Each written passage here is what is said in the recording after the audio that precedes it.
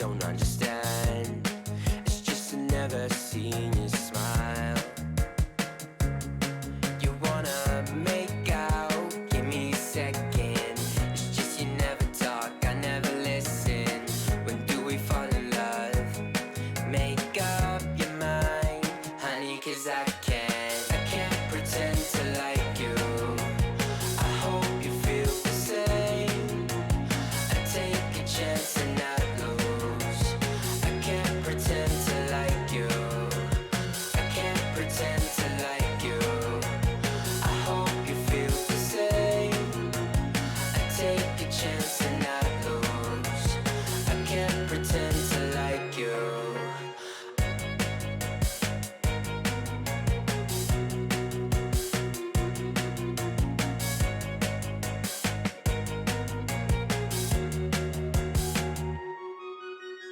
You need a friend, I can't help this time. I'm in trouble. It's your eyes, I can't seem to focus. It doesn't matter 'cause you live a lie. You want attention from every guy in the park, but when you call, I give you my heart. You rip it out. I can't pretend to like you. I hope you feel the same. I take a chance and not lose. I can't pretend to like you. I can't pretend to like you. I hope you feel the same. I take a chance and not lose. I can't pretend to like you. I can't pretend to like you. I hope you feel the same. I take a chance and not take a chance and I can't pretend to like you.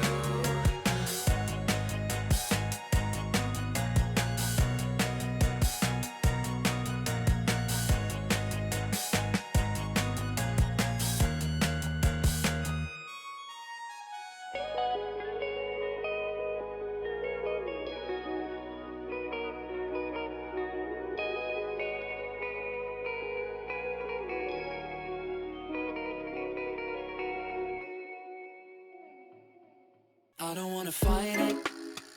It's time to let it go.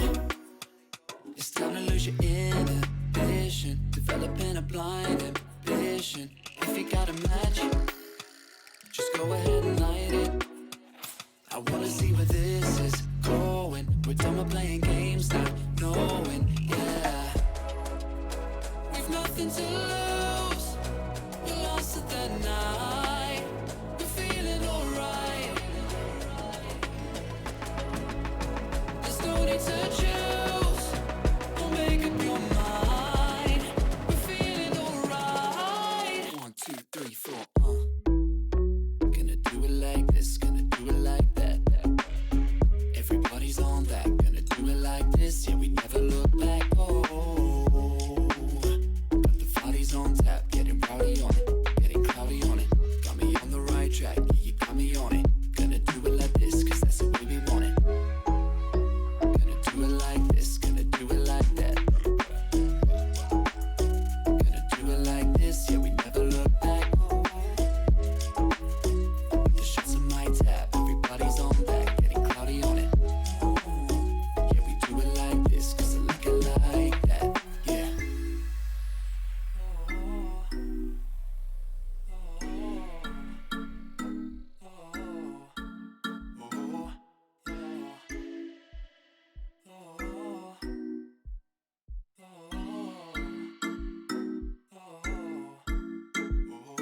We're going through the motions, in super slow motion. It's time to lose your inhibition, developing a blind ambition. Fire it up, ignite it. I don't wanna fight it no more. I wanna see where this can go. I'm done with playing around, not knowing, yeah. We've nothing to lose. We're lost at the night. We're feeling alright. My eyes are on you, and yours are on mine. We're feeling just fine. Just let it go. Gonna do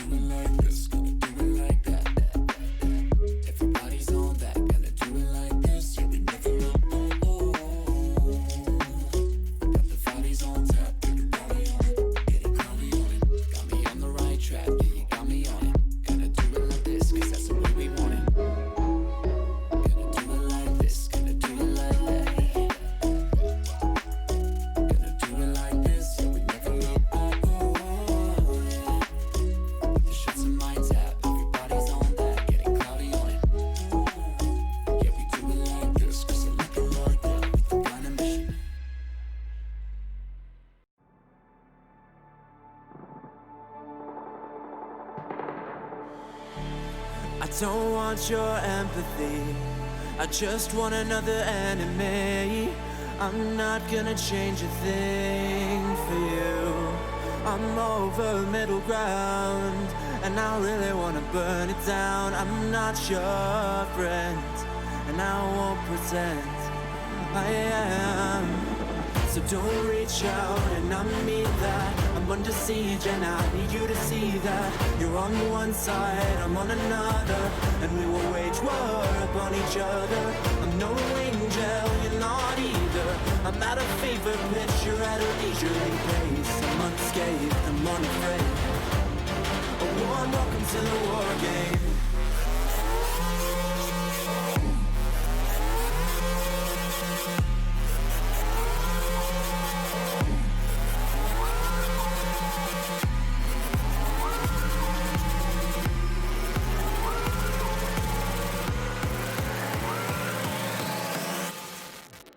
Welcome to the war game.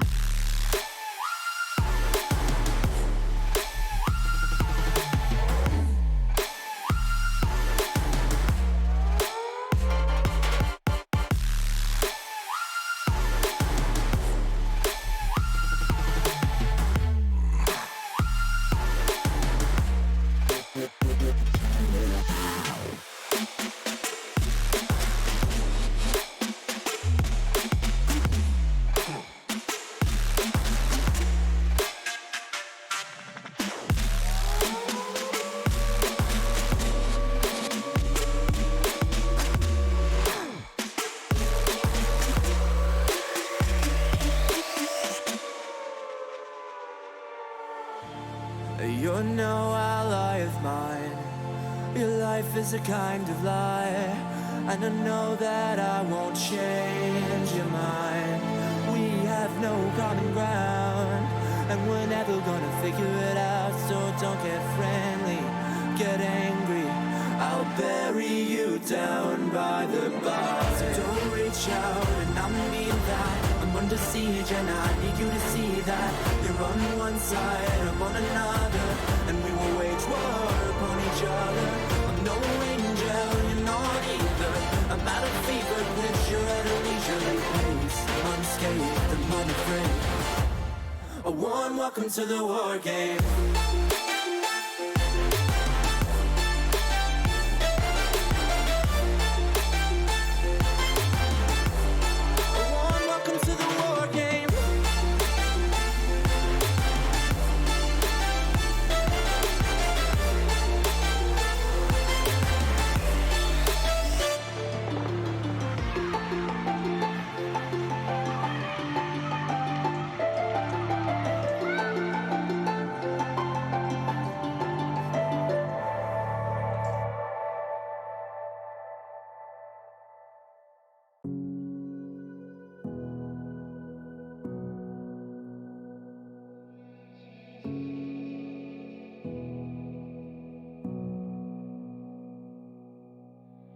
Sitting on a bench, waiting for the time to pass, dreaming of what happens next.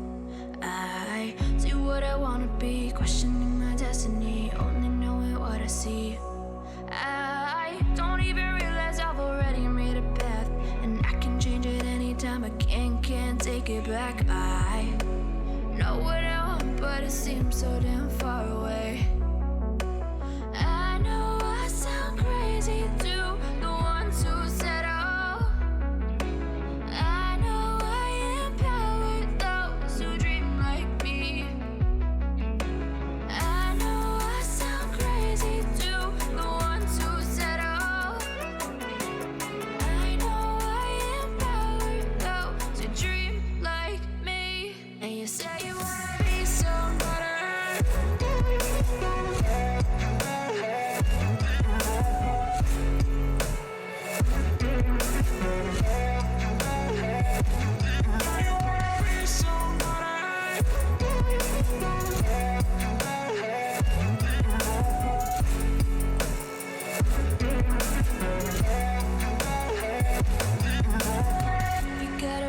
then you better use it. Tell yourself day after day it's time to prove it. No days off, keep the hustle moving. Wanna see you be what you wanted to be, prove it. I know I sound crazy to the ones who said all. I know I empower those who dream like me.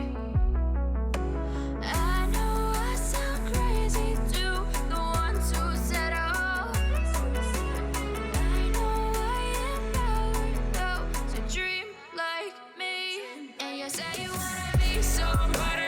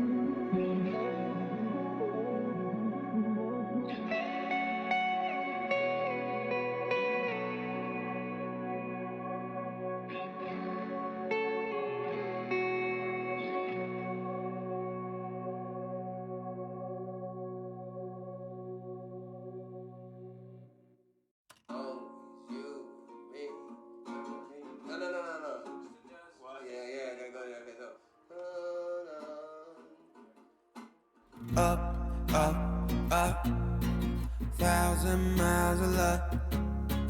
Don't look down, we made it. Feet far off the pavement, and we go up, up, up. 1,000 miles of luck. We stay understated. Pressure feels amazing. Just the dust, just the sand, just the motion of your hands. Travel like lands. It's just enough, oh yeah. Just for you, I'm just a man. Just a notion in the wind. We ain't gotta make plans. Fair enough, it's fair enough, oh yeah. Always you and me, tryna be weightless. Like we're the two surviving pieces of something. Always you and me, tryna be weightless. And I know it feels like a light years in the making.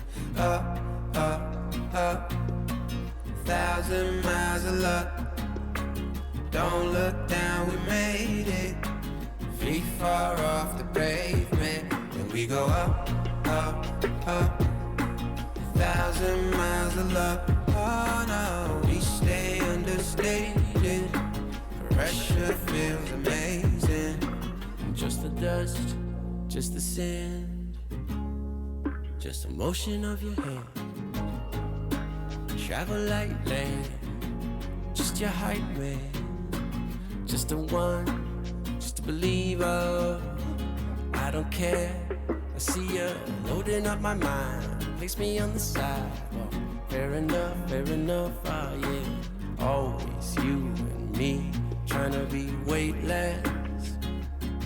Like we're the two surviving pieces of something. Always you and me, tryna be weightless, yeah. And I know it feels like light years in the making. Up, up, up, 1,000 miles of luck, yeah. Don't look down, we made it. Feet far off the pavement, and we go up, up, up. 1,000 miles of luck, oh no. We stay understated. Pressure feels amazing. Just the dust, just the sand, just the motion of your hand.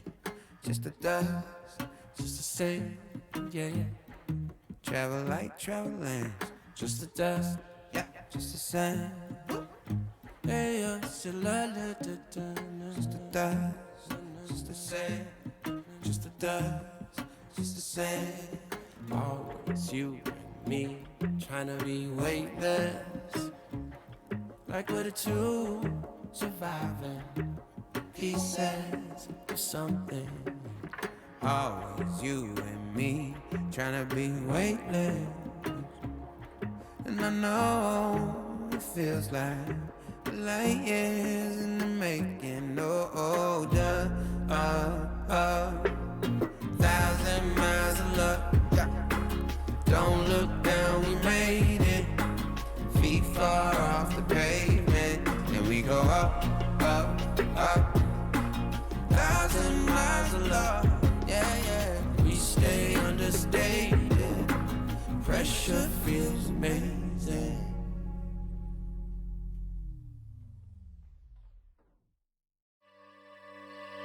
Look above your heads at the moonlit sky.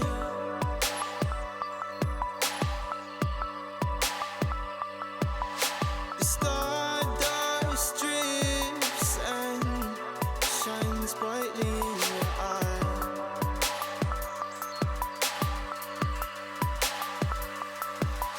So baby, stay with me where the sun doesn't go down, and we will drift away until the day the world stops spinning.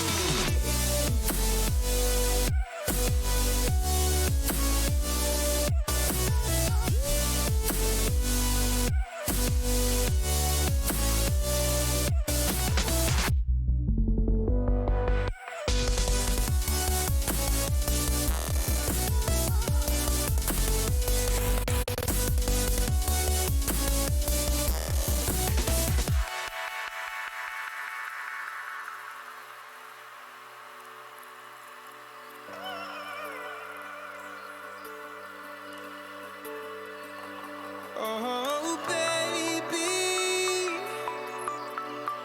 Oh, oh, oh, oh.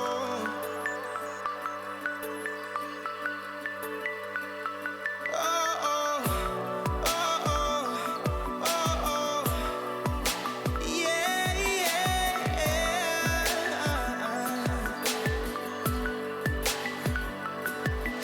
The stars falls around us, entwining us.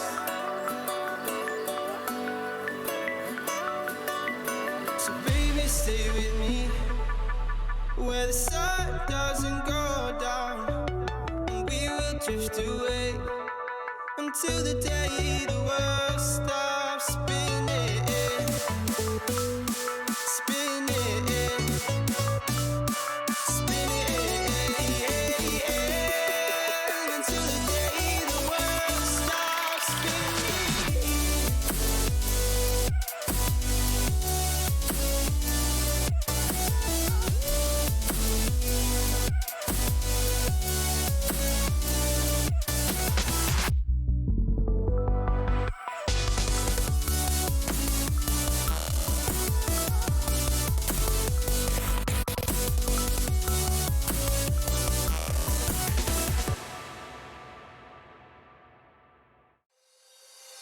You call my bluff for the last time. This ain't a song, it's a battle cry.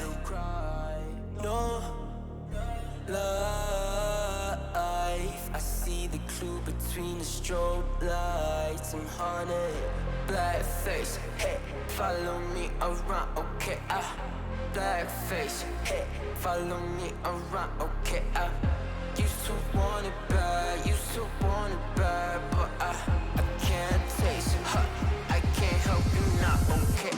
Follow me around, okay? Black face.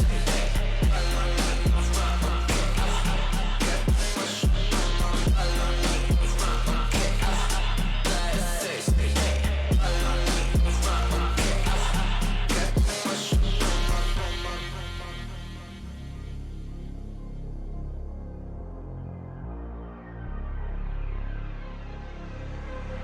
Got too much up on my plate, now I can't think. I said woke up to get extra, now I'm feeling this is it. Want the money, want the rest. I do purse, not no sex. They say Donis, why you sad? I said I just need to think. Red tape, got too close, I hate that.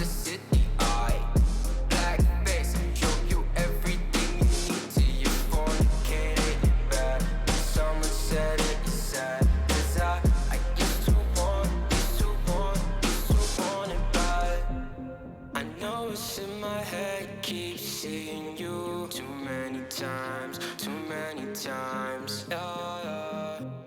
I know it's in my head, keep seeing you. I know it's in my head. Follow me around, okay, bad face, hey. Follow me around, okay, got too much up on my. Follow me around, okay, bad face, hey. Follow me around, okay, got too much up on my. Follow me around, okay, bad face, hey. Follow me around, okay, got too much up on my. Follow me around, okay, bad face, hey. Follow me around, okay, got too much up on my. Follow me around, okay, bad face, hey. Follow me around, okay, got too much up on my. Follow me around, okay, bad face, hey. Follow me around, okay, got too much up on my.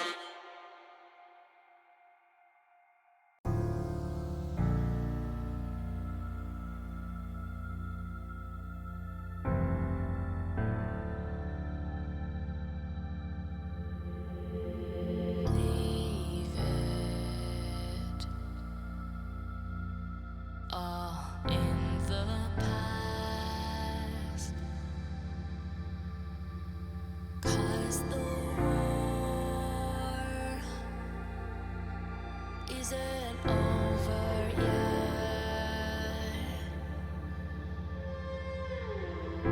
You lost one fight, but it's not the end. So get back up and fight again. Take one step, take another. Find the strength for your brothers. Erase the doubt with your battle cry.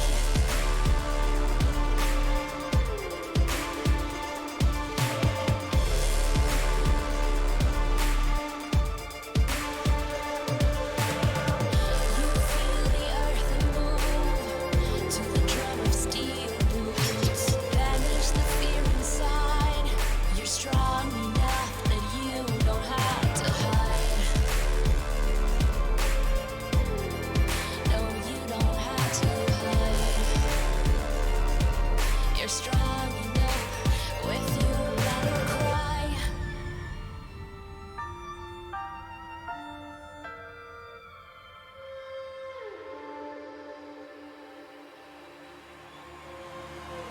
Clash of steel spills your blood. A whisper doubt fills your head, but you have to fight again. So take one step, take another. Find the strength for your brothers.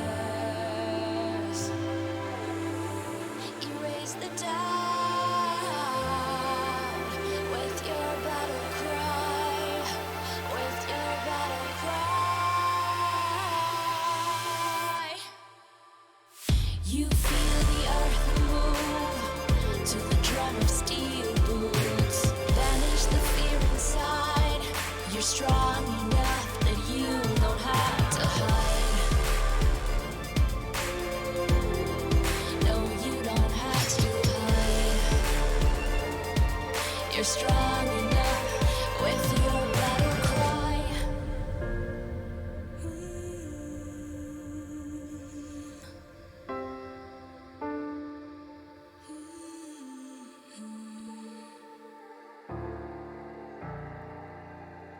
Brings you to your knees.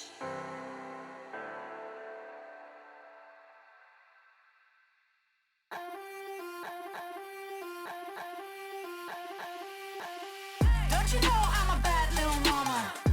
I got moves like Madonna. Don't tell me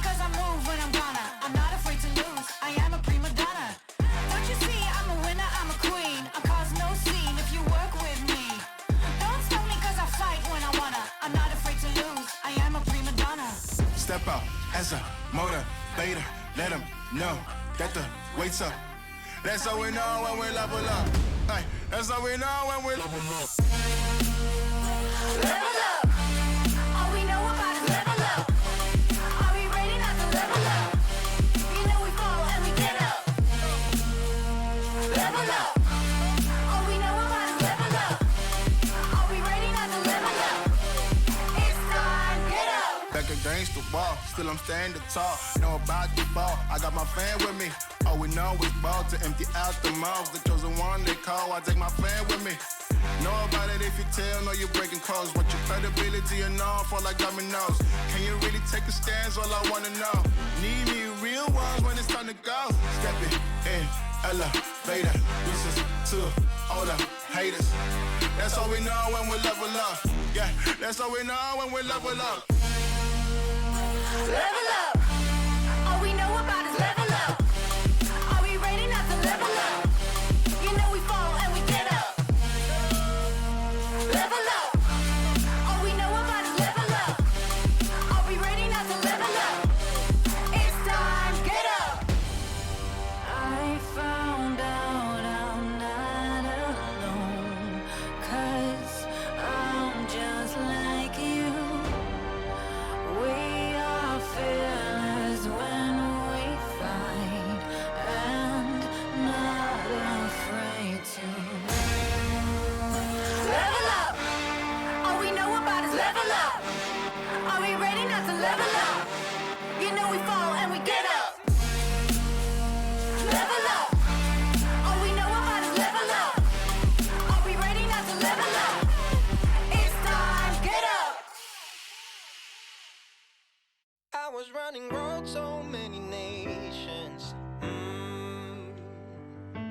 Even when it's so sweet, I end up seeing red. Is it such a ghostly revelation? I may have fucked up all my chances. And we ain't sleeping on the floor again. We never sleeping on the floor again. For the ones who didn't make it out, for the ones that didn't see the life, for the ones that never cared, never gave a thought, found no happiness in that brand new car or the house you bought. I see you talking about the love you lost, and it was gone like way before you ever thought it was. Yeah, I took my time, no quick ones, quick run, quick gas to get back there. Hot roads, I didn't think I'd come back fierce, 'cause I was running road so many nations. Even when it's so sweet, I end up seeing red. Is it such a ghostly revelation? I may have fucked up all my chances.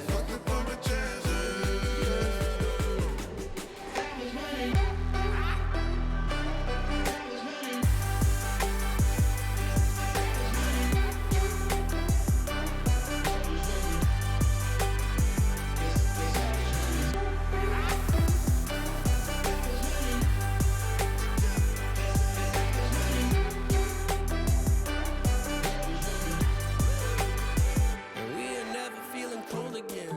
And we are never feeling cold again.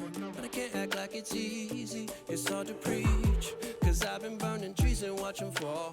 If we cannot breathe out, we go forward. Sure, I was searching for cure. Fishing a little wildlife. And when I'm low on fuel, I'll still be running till my back broke. Halfway, lost hope and I checked it. Hard roads, I didn't think I'd come back fast. 'Cause I was running road so many nations. Even when it's so sweet, I end up seeing red. Is it such a ghostly revelation? I may have fucked up all my chances. been around the globe, looked around, nothing fitted, seen high and lows, but you won't even get it. Been around the globe, think it's time to admit it's not the end, but the road, and you won't even get it. Been around the globe, looked around, nothing fitted, seen high and lows, but you won't even get it. Been around the globe, think it's time to admit it's not the end, but the road.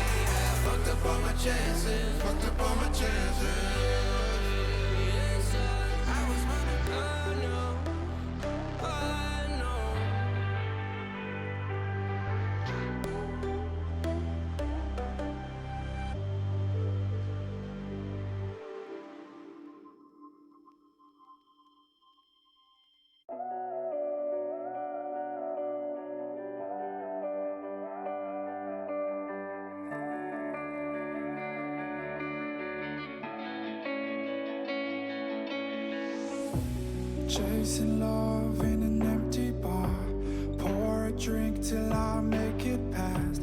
The midnight hour seems to come and go, but I know. Walk on up with a drink in hand, sipping mixes cause you can. And all the lights begin to switch off. You're chasing. These are those moments I don't think anybody else is going to forget.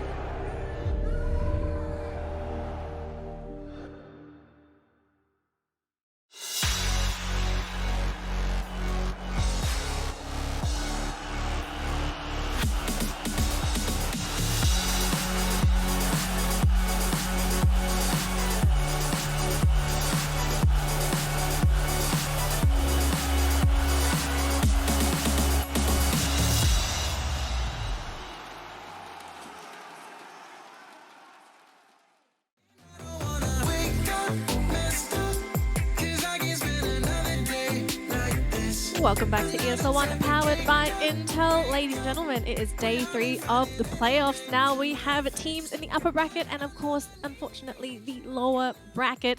But for today, we are going to be playing in the upper bracket matches. Tomorrow will be sad days with the Blues. Someone's going home tomorrow, but not today. Someone's going down today. My name is Danielle, I'll be your host as always, and of course, Ave and Tom will be joining me as my panelists. Welcome back, gentlemen. We have a new patch this morning, and we had a couple of changes. Yeah, I gotta admit, I don't like when Valve does this, like you run a tournament, you got all this preparation, and in the middle of the tournament you do this patch. I find like it's not really respectful to the players. I find that it's much better if you do a patch in between a series. Because, right now you're coddling them. You're giving them way too much space. You have a whole day to think about this. What is this? I mean, this is Dota. So, right? So you're implying that patches should be in the middle of a grand final so that we can see the teams in their natural habitat. Exactly. Adapting. Who's the best player, right? Let's actually put them through a trial by fire. Let's stop this, rest day thing. Valve is being way too considerate. I think that what Dan is saying is right. In the grand finals, like after game 3, if one team has 2-0, you nerf that team. You nerf that team, and you'll see, prove it. Prove if you can do it another time. And then when they lose 3 games, you flame them forever, right? Yeah, exactly. I'm actually surprised you'd say that, Otomo. Anyways, let's head on over to the Mercedes-Benz pre-show where we look at yesterday's matches, and of course, we evaluate today's upper bracket match. So yesterday we had Infamous versus Thunder Predator. Both teams were in the upper bracket. Someone had to go down, and unfortunately, it had to be Infamous because they tried to pull off the Clinks Enchantress, but it failed. Yep. Yeah, IceFrog didn't care though. Apparently not.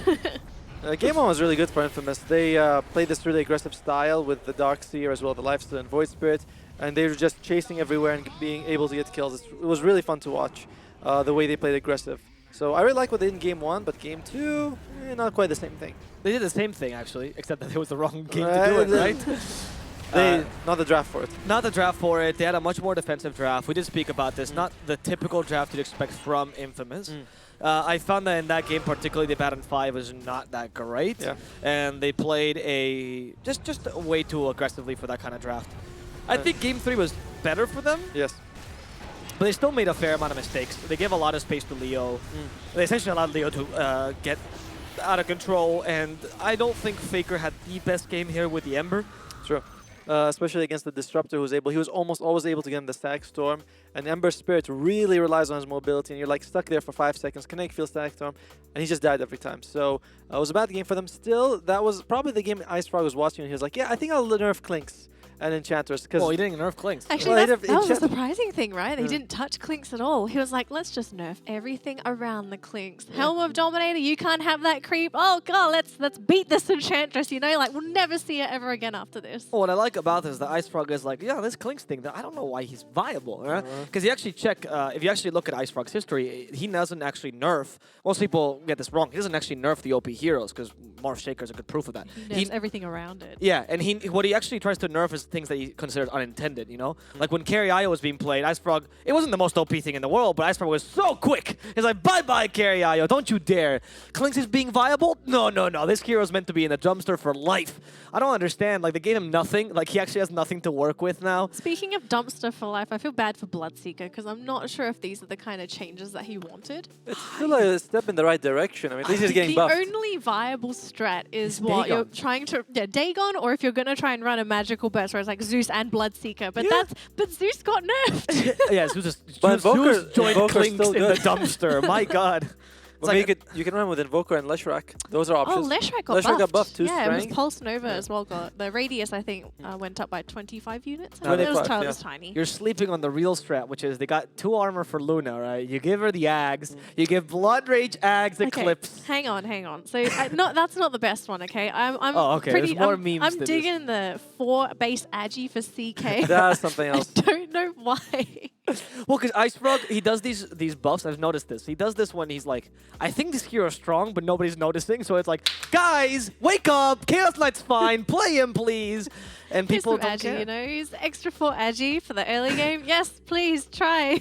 No, He's sometimes the when solution to Terrorblade. Terrorblade got no changes. I don't no, understand. he did not. Him and Sven didn't get changed. One thing I like Asprag doing is that he buffs the hero in something that is not something you would think that hero is known for. For example, Zeus, his base attack kept going high. Now he's like 60, and he hits like a truck for an intelligence hero and not support. But you use him, and you're like, damn, he hits for 65 damage at level 1. And you think that's not what he's known for, but when you use it, it's kind of crazy. So Fine. same thing with like CK, gives him 4 Agi. One day you'll wake up and his Agi is like 30. I mean, There you it's go. 4 base Agi. It's not the craziest thing in the If world. that's the case, It's half an armor point and 4 attack speed. I wouldn't be That's up. surprised if all of a sudden CK, you know, like he's no longer in the little strength pool. Like you see his icon with all the Agi heroes. I mean, that's what he said with Zeus, right? Because they buffed his attack, and then when he got too strong in lane, they're like, you know what? Let's buff his, let's nerf his magical damage. Right. Let's nerf his mana usage. And Zeus is like, am I supposed to be a right clicker now? Is this? He does the same thing. Bloodthorn? He does the same thing with techies. One day where he's like 7 armor, enjoy. Like 7 armor, like techies a tank now, but He is though. You Yeah, blast right? off in. Good luck killing that guy. All right, so of course we did recap the match for yesterday and a little bit of our patch analysis. I think we'll go into this a little bit deeper after this break. But of course, our match for today is 4 Zoomers versus Thunder Predator, our 2 teams that are still in the upper bracket. Yes, both of these teams won against their opponents. Quincy Crew got knocked down, and now Infamous. And I know we were big fans of Infamous actually taking that series yesterday, but Thunder Predator, they just suddenly, I don't know what happened. They woke up. They were back against the wall. I said it. You know, Thunder waits to the last moment. They're like, oh shit, we got to win now. All right, let's do it. All right, it's no problem. Let's turn on our monitors. They do deliver every single time. I actually remember when I was watching them because they play a lot of. They're actually one of the teams that's most active in the local scene. Lots of the teams are Beast Coast, Infamous level. They actually ignore the local scene because they're above it, right? Not Thunder. Wow. And they'll play in a lot of the local leagues, and they will lose against the worst teams in the league, like by 2-0, you know? And then all of a sudden it comes to the final, and they get a 3-0 sweep, and you're like, what? Is this the same team? I don't know. There's something about them that they just know when to turn it on. I completely agree because we saw like Minos and Leostan on game 1. It feels like they weren't even trying. You know, AM half the time he's in the jungle. He's like, are there any creeps nearby? No, I'll just wait for a bit more. But game 2 and 3 he plays. Oh, let me jump. There's heroes there. Right? There's heroes. Let's go. Game 2 and 3 he just destroys with this event. Leostan also with Bat Rider plays like a god, and you're like, well, why? It don't was you night play- and day the first right? and second. So I'm surprised also, like he's saying, sometimes you feel like Thunder Predator, they're not even, the monitors are off. You know, one guy is asleep, but game 2 and 3 they played really well. Well, clearly the band-aid for Minos is that Sven. You really can't mess up with the Sven. It's the seems like Envy. it. It's we always talk about how he's very similar to Envy, you know, and you give him a tankier core that actually can take advantage of the early rotations, which is the exact same thing we said for Envy. That's his style. He even follows a lot of the same item builds. I don't know who made it first, but they both seem to follow the same item build with like a Mask of Madness, Echo Saber, Agams, BKB, which is very common, but the Mask of Madness is kind of unique. Maybe they're the same person. Who Right? knows? Have you ever seen Minos and Envy in the same tournament? No. Ah. I mean, technically we have now. No, but we haven't seen them like on the monitors in the same place. Yeah, exactly. I've not Okay, seen fine. them, you know. Yeah. Fine, fair enough. Okay, now of course we are still waiting for the match to get settled. So before then, make sure to get your votes in for the MVP vote. Yes, folks, we have started to see some names pop up now. Originally, we had the same 3. Ector was up there, he got knocked down, but then, well, we actually got notified from production that a certain someone might might be sitting in that third place, and we were quite shocked. We can't reveal it as of yet. We will reveal it at the end of the day. If it changes again, then of course we will let you know. But yes, make sure to get your votes in, folks. We'll be showing the top 3 at the end of the day. So if you want them to win a car, send your vote in. Have you sent your votes in? No, not yet. But I mean, I'm waiting for the last day. Well, they sent us a text, right? And they go, we need the expert vote. So I'm like, "Alright, so I guess I'm not. The expert opinion. I guess I'm not talking then. I'm not gonna answer that message. We can't vote. Our votes are special somehow. Oh, Yeah, right? there's the special expert votes and there's a special vote. For the special people, you know, that's what we are. Yes, very special, gentlemen. I'm not sure if your special is the same as my special. But anyways, moving forward, make sure to follow us on our social media as well to get notifications on upcoming ESL events. And if you aren't aware, of course, we do have the C League happening as well. Of course, not the same time as us. C in China, excuse me. Thank you. So if you do want to catch the Southeast Asia and China matches as well, do follow us on ESL so that you can get the updates on when that stream goes live, because it won't be happening now. We're doing NA versus SA, but if you want some of that Asian action, then do make sure to get that social media updated. Yes, give us a like, give us a follow. We love you guys at home. All right, so our matchup for today, this is going to be really exciting. Yeah. 4 Zoomers versus Thunder Predator. Now, gentlemen, the Clinks Enchantress, it is gone. Yes. Do you feel like that was a crutch for 4 Zoomers in their match? No. I mean, they did play it against Thunder Predator, so they definitely it's something. No, they played Clinks, not Enchanters. Did they not? I'm pretty sure that was just a Clinks match. No, it was Clinks Enchantress. Oh, it was Clinks Enchantress? Because Enchantress. Their first match didn't work, though. They did lose that game. So it is something that they go back to when they feel like Sammy Boy really likes the Clinks. So it being nerfed, yeah, that's an option removed. That's always a negative. If you have a combo that you sort of not rely on to win, but it's an option, it's gone, you are a weaker team suddenly. Predictions before we go to a break. I feel like if whoever takes game 1 will take game 2, right? Because 4 Zoomers, if they win game 1, right, they'll be like, yeah, we have football at 3 for... I need an answer, folks. Fine, 2-0 4 Zoomers. I think it's a 2-1 Thunder Predator. 2-1. All right, gentlemen, thank you so much. We are going to get... we do need to go for a break, but once you return, we'll jump right into the draft if it's ready.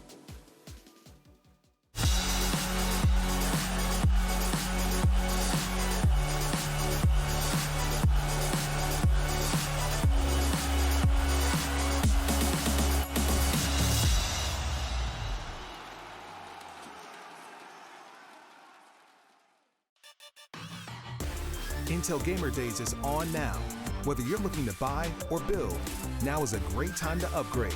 Get limited time offers and giveaways from top names in PC gaming.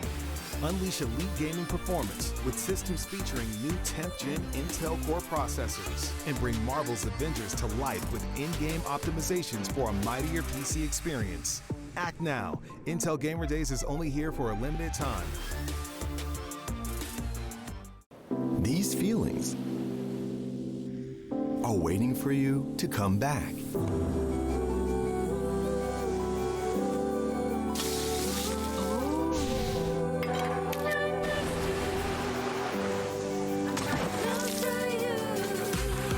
Amazing feelings are waiting for you to explore again once the world is ready. Until we meet again. Amazing Thailand. My name is Jordan Gilbert, aka Nothing. Hi, my name is Sue Lee. My handle is Snix.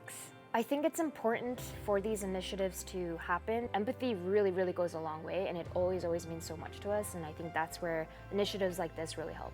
I encourage everyone in the community, anytime they see bullying, anytime they see someone getting called names, I encourage you to step up and say something. Good luck, have fun. Good luck, have fun.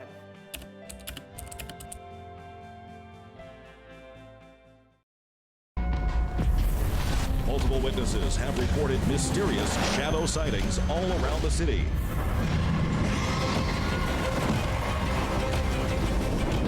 According to experts, the origin of these shadows is still unclear.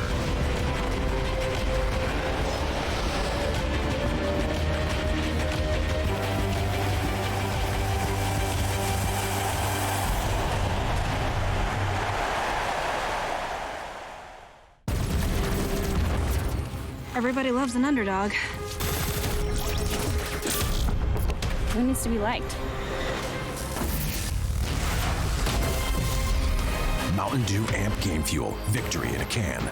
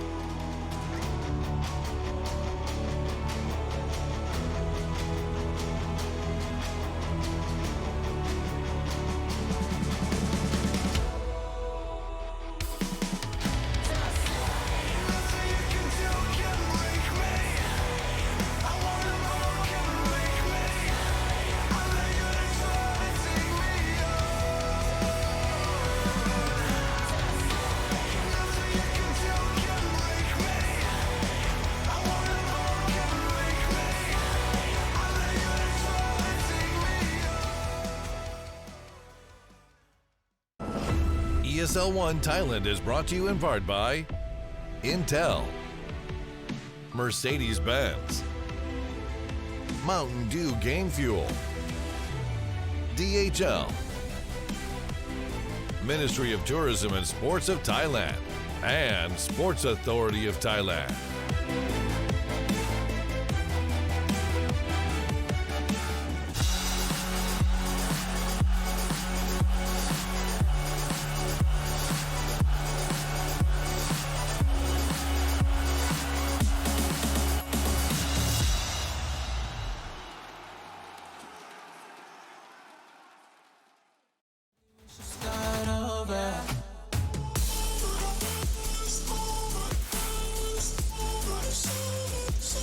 Welcome back to ESL One, powered by Intel. We're just about ready to jump into our upper bracket match, and I know my panelists are really excited for this one because we didn't expect this matchup in the upper bracket.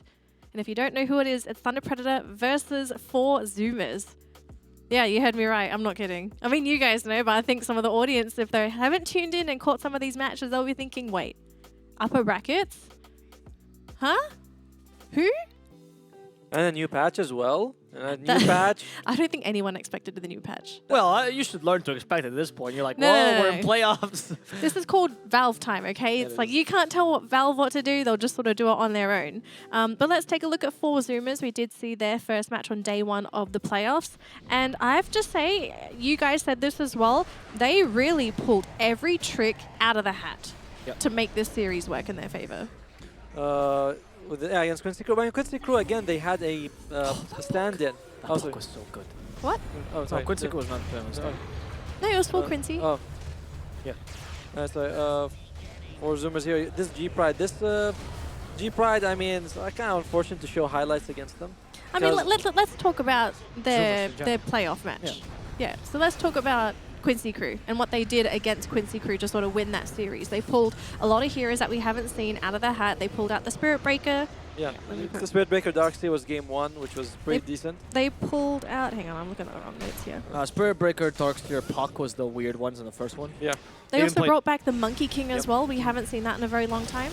Yep. In game 2, they just did the Sammy Boy Clinks, which was so strong. I mean, Quincy Crew really didn't have a chance. Like in this one, he just stands there, tanks 4 people, and is able to get what, an ultra kill or something like that. Yeah. So definitely, this is the match where you're looking like them. Clinks is really strong with Enchantress. Oh, Rampage, sorry. Ultra kill. I was undermining him a little by saying he just got ultra kill. No, it's a Rampage. Sorry. Rampage. Yeah, I find that actually, if you look at all the Zoomers matches, one of the patterns I see is that if you in general, if you look at competitive Dota, I think it's fair to say that in most matches you have one person who's proposing their draft and one person who's responding to the opponent. Yeah. You know, if you actually play a lot of card games, there's the idea of the aggressor and the defender, right? So I'm gonna talk with this terminology. So the aggressor, for Zoomers as the aggressor, is really strong. If they propose their draft, if they propose their idea, and their tactics are good because they're so creative, because they have off-meta picks, because they actually have pretty wide hero pools and some specific comfort heroes, they're very powerful. However, the times I've noticed that 4 Zoomers gets destroyed the most are actually when they misidentify who's the aggressor in that matchup. Against Quincy, it was pretty clear. Quincy plays really standard drafts. They play their carry last always, so they tend to be the defender no matter what. They adapt to the opponents, and because they have a wide hero pool, they play consistently, they win that way. Zoomers could take advantage of that by playing off-meta.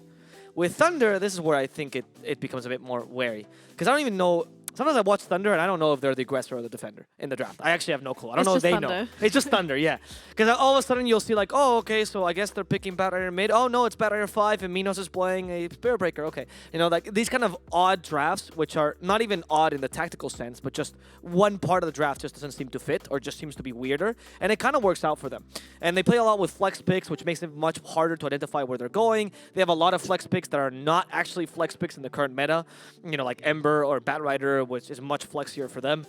I think that's one of the things that can put Zoomers on the off foot. They need to really recognize, do I need to answer Thunder or can I just propose my own draft? Yeah. I think though when you go into that sort of thinking, I think 4 Zoomers has the wackier drafts of the two. They're more creative as with an their overall, yes. Yeah, they're more creative with their drafts. I think if they go that route, especially with a new patch coming out, with their creativity, I think they can beat for Thunder Predator because Thunder Predator is the same thing as Quincy in the more standard sort of drafting stage. And if you say 4 Zoomers is more like Infamous, and Infamous when they won game 1 yesterday was because then they played play this very ultra aggressive, sort of wacky build, and it's worked for them. I think if Four Zoomers does that in this game, they'll be able to take it. Yeah. Let's take a look at Thunder Predator now. They did manage to 2-1 Infamous, and Infamous did technically try to cheese them in that final match, but that mid-Legion commander really carried them through that match and shut down that Clinks. So for Thunder Predator, it's a big win. They're now in the upper bracket still. They haven't been knocked out yet. Now, you did speak on the point that they have a lot of flex picks and that they try to mind game their opponents with all these different picks, making them think, okay, who's going in the off lane, who's going into the mid. I think Carrie's a little bit more straightforward for the team. Minos' hero will always stand out. It never ends up being a real flex pick. But do you think that having that style of drafting could maybe shoot them in their own foot when they're drafting? Because all of a sudden you've drafted all these flex picks, but then what if all the flexes don't work? Yeah, certainly. It's the Beast Coast curse, right? They used to do this all the time when they used to draft, and they were one of the top teams in South America. Beast Coast and Thunder actually drafts very similarly in the sense of flex. They appreciate that position a lot, and they will sometimes flex themselves into a corner when they're like, all right, well, our lanes are great, but our draft itself makes no sense. And I've seen that from Thunder a couple times. I find that the weakness in Thunder sometimes comes when they define Frank's pick a bit too early. I've not liked how they draft for the Venomancer. I've said it multiple times. I think it's one of their weaknesses. When they either define Veno or Legion in the first pick, it's very obvious, and then flex picks like Batrider, flex picks like Ember become much weaker because you already have one lane established so early. And if they can read you, Thunder loses a lot of its power, no? Yeah. So, I don't know. I think against Four Zoomers, though, they do have a bit of an advantage. One thing I do want to point out about Thunder is that they're actually one of the few teams I've noticed that actually chooses to go for first pick all the time, which is rare because second pick is so much stronger. Yeah. So this shows that they have something to show for that first pick. Yeah, I like the fact that they also, when they did play against Four Zoomers a few days ago and they beat them, they were taking heroes like Pango and Batrider early. Then you're like, oh, the Pango is actually mid Pango because we pick Enigma. And then they go, oh, the Batrider is also mid Batrider because we took Centaur, right? Like afterwards. So they are definitely doing better with that, where they're taking a flex pick that is actually flexible and not taking a hero like you were saying, Venom, for example, and saying, oh, well, he could be a support. Like, I don't care. If he's an offline, I care. If he's not, I don't really care about the hero. Yeah, you don't want the weak flex. It was like when people used to flex with the DP or Queen of Pain. You're like, yeah, they can play offlane, but against a lot of matchups, it's garbage, and you don't want that in the offlane. So why are you doing this, right?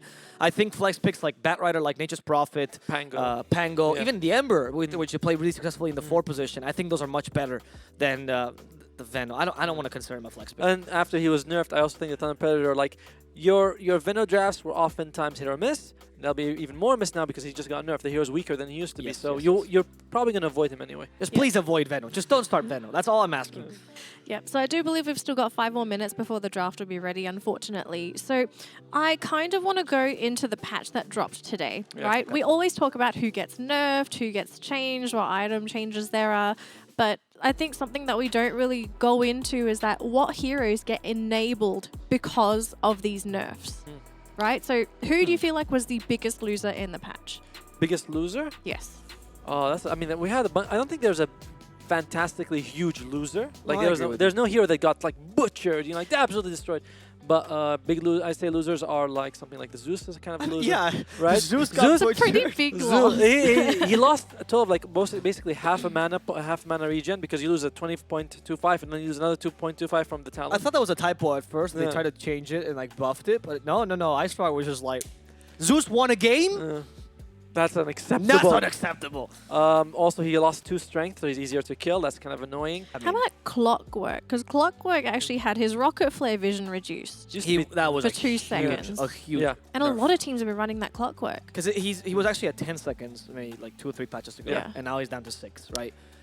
We have actually seen most of the position that are popular have been nerfed. Rubik got nerfed in attack speed, tiny movement speed, Clockwork movement speed. So even Phoenix as well. Who's more of a flex 4/5, but he also got nerfed. Sunray cooldown is kind of a big deal. Yeah, that's the biggest. Also, the base strength reduction and base also damage. Was it base damage? Base damage but it was also strength. His strength gain got reduced. It was like by 0.02. No, sorry, 0.2.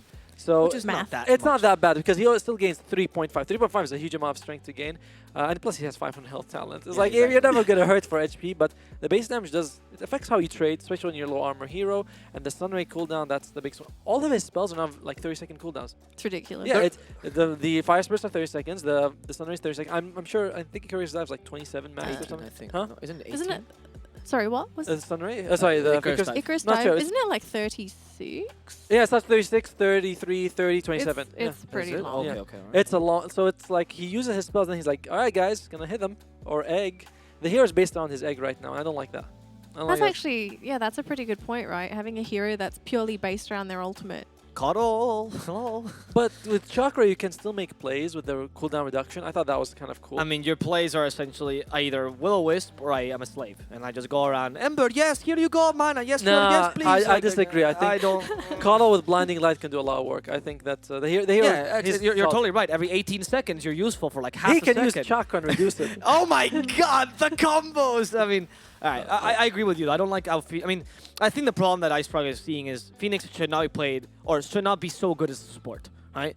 When people started playing him as a support, he was too good. Like he has a great ultimate. He can trade in lane. He has everything. Why would you not pick him? 65 damage talent on Fire Spirits. That's so good. That would get like what 25. Like So him as a core is actually okay, or not okay, but it's still the same. I mean, the Sunray doesn't affect him as much as a core when you're off lane, of course. But as a support, it's a really big deal.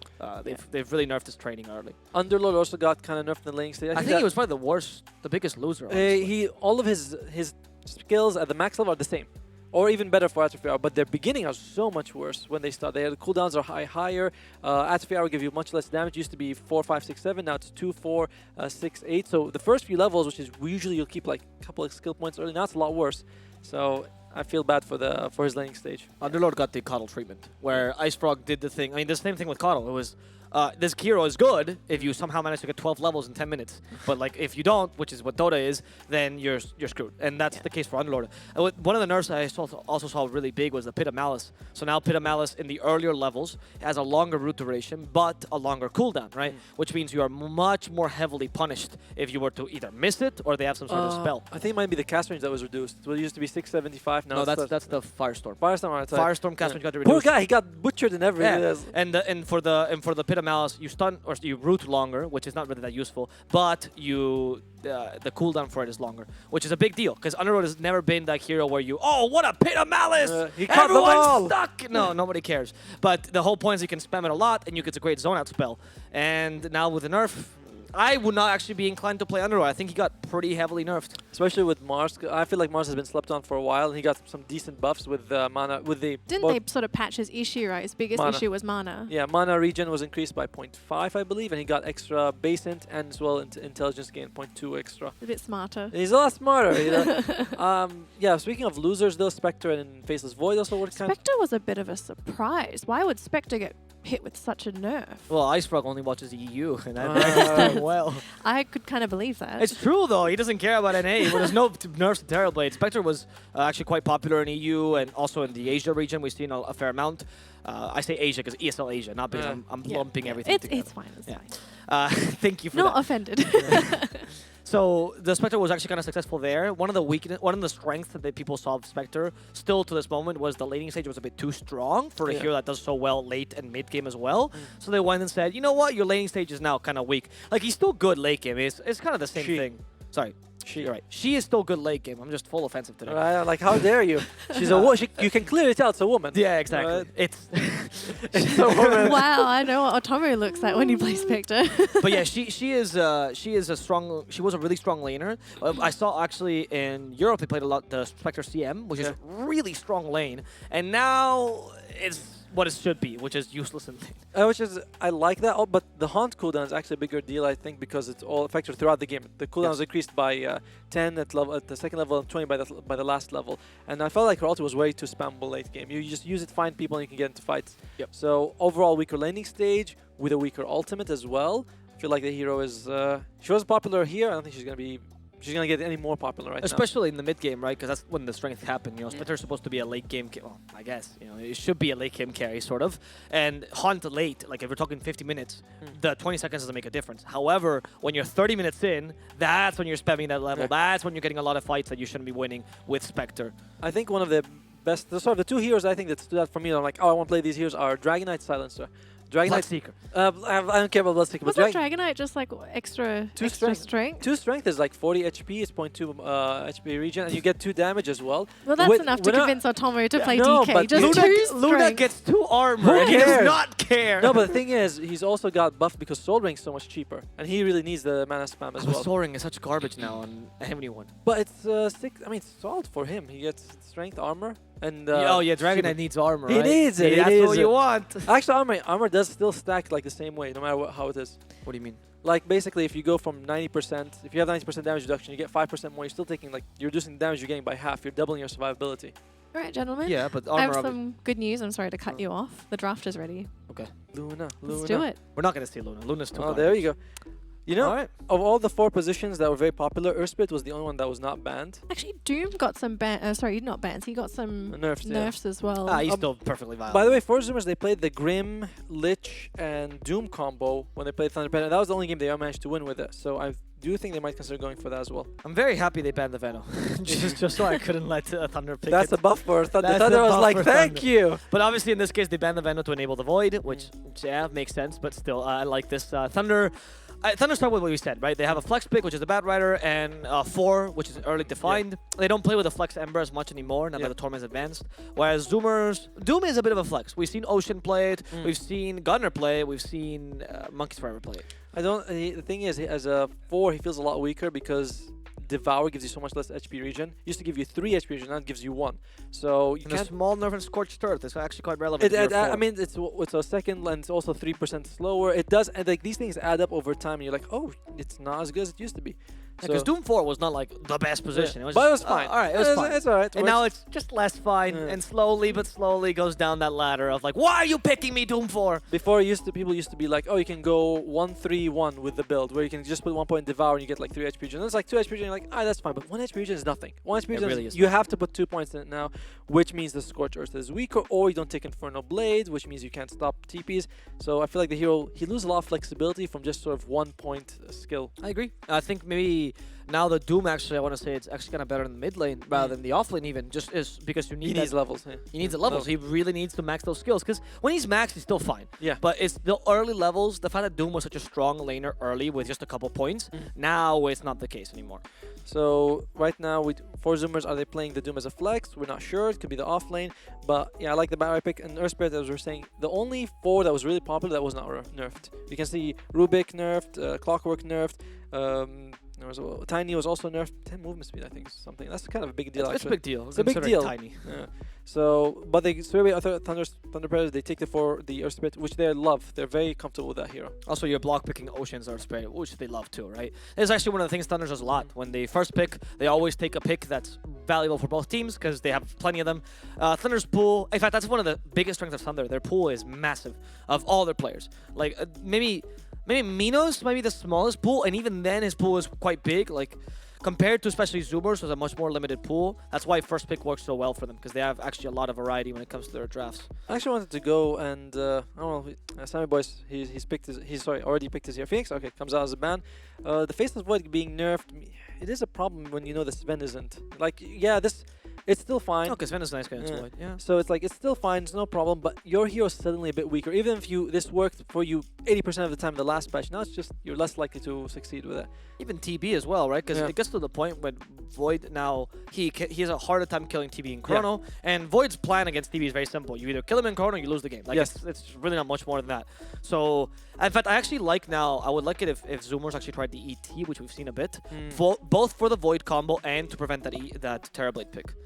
Well, I don't know if they'll go for ET because I'm feeling like they'll go for something like the Grim because that's another way of comboing it. Grim Lich, you like the Grim Lich? I like the Grim Lich. They won with it, so I'm thinking they might go at least with one of them. Grim himself is just solid because you already have, and they go for Ember Spirit. Oh, okay. Interesting. So either you've defined all your cores right now, which would be surprising to me. Your first 3 picks are cores, because then you give Thunder a lot of information room in their draft as well. They can counter pretty much anything.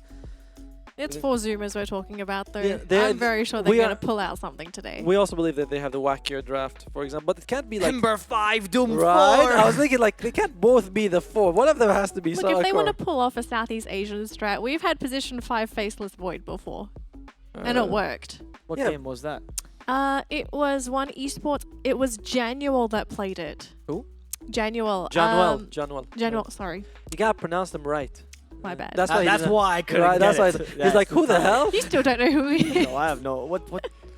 No. Thunder Predator. What are they going for? They're not gonna go for. They're not gonna go for something like the Pango here because you already have the Bat Rider. So LC. Yeah. Okay. Yeah, I mean that makes sense, right? Yeah, You see up the Ember against mid. Ember. This is the problem though. Like they defined the Ember mid, so I'm thinking Zoomers must have baited this Legion pick because they've said it too often, and they play it themselves too, so they know it's good against Ember. I'm guessing this Ember's 4, honestly. Yeah, I would like them to pick the 5 now because that way you keep it a bit Keep it hidden. guessing, yeah. So Lich or Grimstroke would be my guess. I feel like Grimstroke feels better now that you have the Ember Spirit, you have the Faceless Void, and of course Doom. You have all these. Lich is so good against Legion. Yeah, you also have like both of these are really Even good options. Winter. You have 2 really good shield options basically, or ink options, whatever you wanna use. Well, all 3 are really good. I like the choice of Winter Wyvern as well. Anyone who gets dueled, you can save them, or you can just turn it around with an ulti. You set up for the Chrono as well. It's pretty nice. And for Zoomers, I think Husky is a pretty defensive player. Oracle is an option, but I don't really. It's solid because if you put it up against the Bat Rider, you force the Bat Rider mid, and then like LC will have to go offlane. You don't really do you want that? So Thunder Predator will be forced sort of into that position where we're like, well, we can't put the Bat Rider offlane now. Yeah, could be an Oracle. I mean, you could put him 5, right? You could always put Bat Rider 5, which Fire, is one of the yeah. things I think they're considering. I don't know. Oracle is okay, but I would like to see Husky the more impactful hero than Oracle. I mean, Oracle is impactful, but you know these big team fight heroes. I wouldn't even mind seeing a Disruptor, honestly, just because of Husky. That 12 kills game, right? It was incredible, right? And it's not a bad game for Disruptor either, because you do bother a lot. You can actually break a duel because Glimpse sends you back far enough that you actually break duel. Although it has to be a certain distance. I think it has to be like 2,000. I think it's I was going to say it's 1,200, but maybe. Oh, it's pretty far. It's though. far. It's far. Yeah. It has to be Legion running for like miles, and you're like, no. And then blinking. You know? Exactly. Yes. Okay, go for Oracle. Okay. Right. Oracle. I felt the Oracle love because as I was saying, they want to put the Bat Rider mid because if Elsie goes any side lanes, Oracle's gonna follow her. Yep. But if she goes mid, he'll be like, all right, well I don't care. You know, I'm not gonna go mid just to deal with the Bat Rider. So he wants the Bat Rider to go mid and Elsie to sort of go the side lanes. I mean, the Oracle is a good pick. I just more for Husky's playstyle, but I will say that now you just put Bat 5 though. I don't think it's that big a deal. But even like again, it removes a lot of the laning presence of the Bat Rider. No matter what, if he's 5'3", 25, it doesn't matter. He against the Oracle, he's I know, right? What position is 25? That's what Paladai plays. Hey, poor guy, he's not here to defend himself. All right, Thunder Predator. It's a joke. I love that guy. I'm a big fan. I think he's great. Thunder Predator, if they go for a 5, we'll know that Barrier is one of the cores. Otherwise, they might go for a carry because you have, then you won't reveal what the LC Bat Rider is. So I think a carry. Life Stealer is, I guess, kind of okay. Oh, wait, what do they have here? They sometimes go really hardcore on the Void, and they go for like Wraith King and stuff like that, right? Because they seem to be really afraid of the Void. I like Sven. Oh, they go for Nate. Ooh, wow, that's different. Ooh. That's very different than what I was thinking. I think that's their offlaner then. Okay, so well, actually, it could be offlaner 5. It is a flex. This is what we're talking about. Right? Thunder loves flexes. They love these heroes. Right now, I'm actually thinking Nature's Prophet for Frank, Legion Commander mid, Bat Rider in the 5 position, 4 Earth Spirit, and you pick up a carry last. Yeah, but it could also be the Minos or Nature's Prophet, right? Like that It could be. It could be. I mean, we've seen it work. It's not bad. But this is definitely a crazier draft than I thought from Thunder Predator. It's unique, for sure. Wow, these guys flex all over the place, man. They're just going around. This is how they draft. They're just drafting like this all the time. I went to the gym yesterday. I was like, oh, you check out my Bat Riders. Oh, God. But I don't know how I honestly feel about this over, like, feels too much. You know what I mean? You think it's too much flex? I think so. I think that at this point you want to start defining your lanes a little bit because you might end up with a draft that doesn't really make much sense.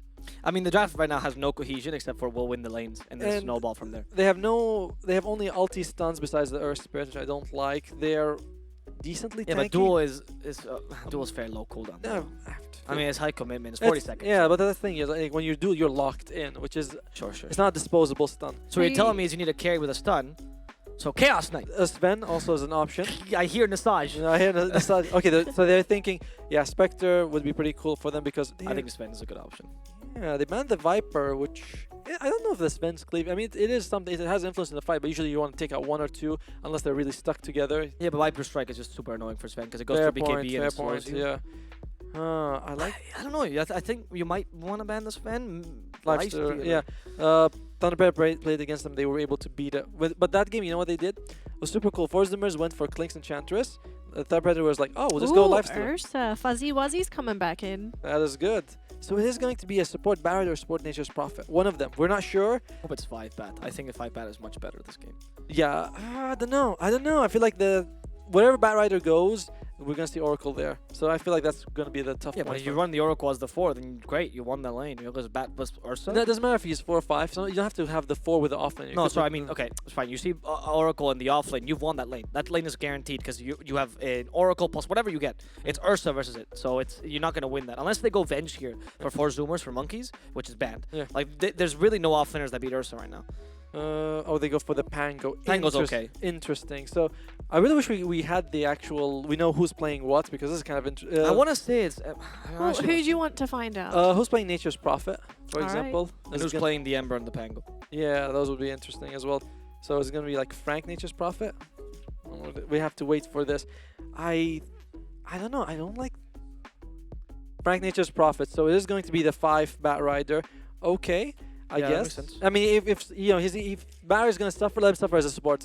Gunners on the Emperor Spirit. Gunners, so it's gonna be the 4 Pango probably, or is it gonna be the 4 Doom? No, it has to be 3 Pango because then Doom in the lane is gonna. Right? Yeah, let's wait. Let's wait. This is the advantage. Ocean's playing Pango. Ocean's playing. Okay, I like that. We've seen it with when he goes for. I'm not sure for him, but one of the players when go for Basher and so good with him. Yeah, but 3. It was him. 3 Doom though against Ursa. Yeah. I mean, okay, so for Zoomers, I think they have a viable strategy mid-game, but your lanes are trash. Legion will destroy the Ember. The Doom has no lane, essentially. You have 2 lanes are essentially auto-wins. Like, I would be very surprised if Thunder lost those 2 lanes. And the off lane is not even that great for you either. I know. I like four Zoomers. They're very tanky. I think I like the control they bring. You have Pango Spin, you have Chronosphere, you have Doom, you have a good amount of control and mobility with the Ember Spirit. I like four Zoomers a lot more. All right. So Atomo for 4 Zoomers. Yes. And Avo? Put me in for $10. I think Thunder beat them in the lanes. We saw the power of Legion Commander. I see the cohesion in their draft, which is a snowball draft with around Legion and NP. So you're leaning towards Thunder? Quite a lot, yes. All right, then. Well, interesting. My panels...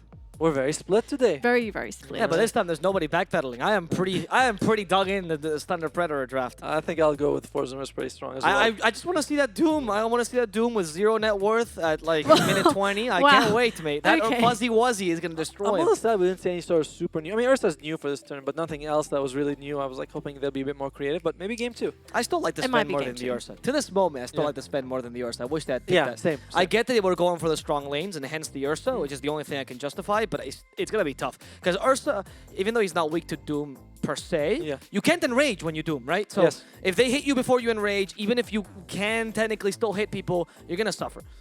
Right, gentlemen, thank you so much for your analysis. Looks like the panel is tied. We do need to go for a break before we jump into the match, but once you return, it will be casted by the wonderful Moxie and Purge.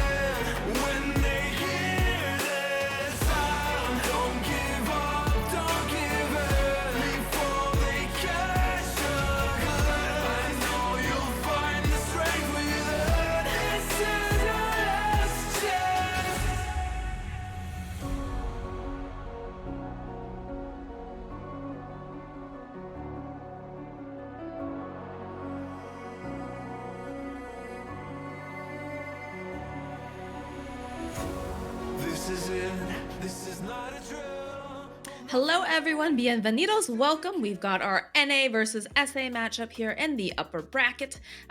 We've got some very interesting drafts coming out. We also had a little bit of a mini patch too, but seeing some things that we saw before, we're seeing the 4 Pango again, and interested to see, you know, is he going to be able to make enough impact? And the panel seemed very concerned about that Doom versus the Ursa purge.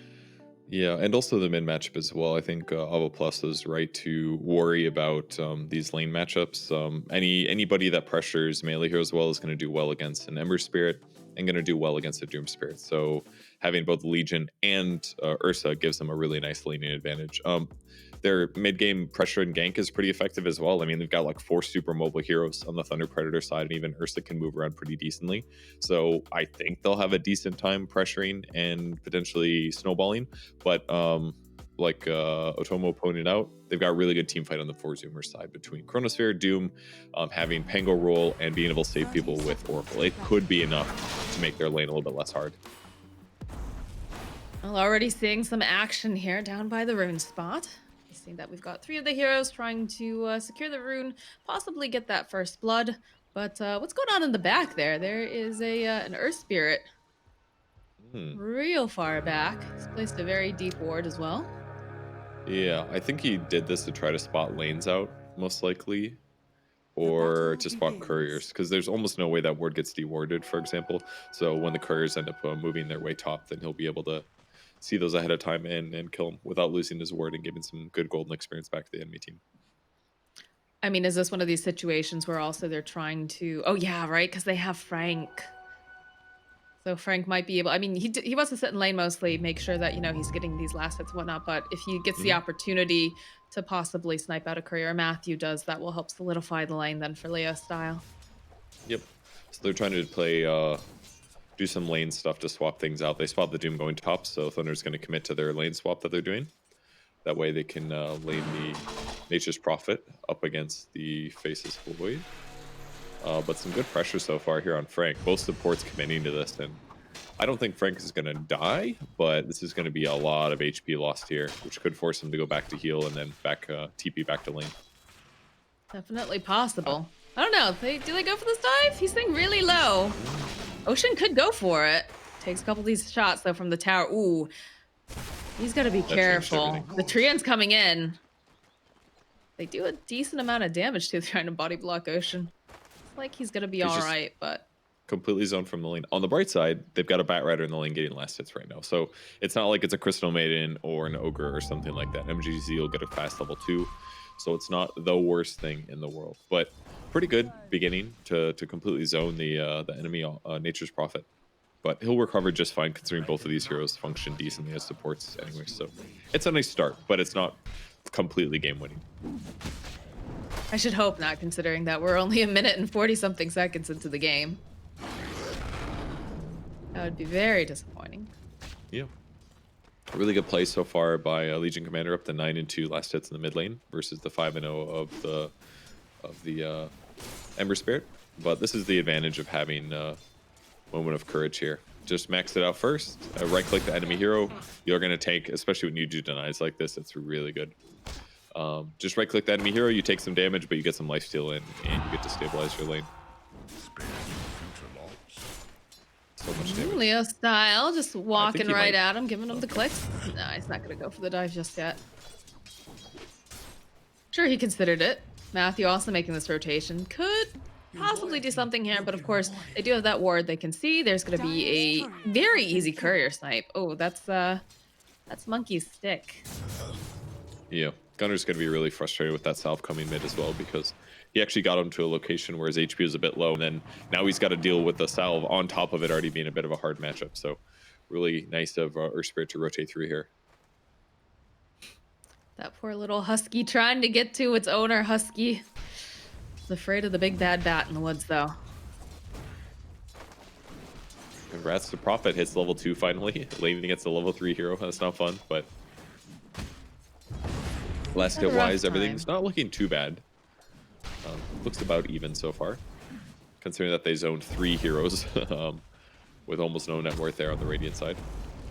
Monkeys has to TP out. Gonna be very close, and it is indeed the first blood going over to Minos. Very crucially, Overpower costs less mana to use now. That's not the only reason that happened, but it did save Ursa 10 mana in that kill. Congrats to him. Nice buff. It's all about efficiency. Radiant structures are fortified. Good glyph here to prevent him from getting those easy range creep kills. He will still clean them up though, but he takes a bunch of damage in the meantime. Basically trading glyph for like 3 or 4 extra right clicks on Gunner. It may not seem like a huge deal, but now he doesn't have 250 HP and isn't going to feel comfortable coming up to last it for a bit longer. And that's going to delay his bottle timing. Oh, and Leo Style just gets super lucky here. Finds himself that regen rune. He's got to be very pleased about that. Did you see how he hesitated to grab the rune? He was like, didn't want Gunner to come up and use Sleight of Fist right after. So he walked at it and then paused for a moment just in case Gunner was still there. Smart. Just little safe things that are quite effective.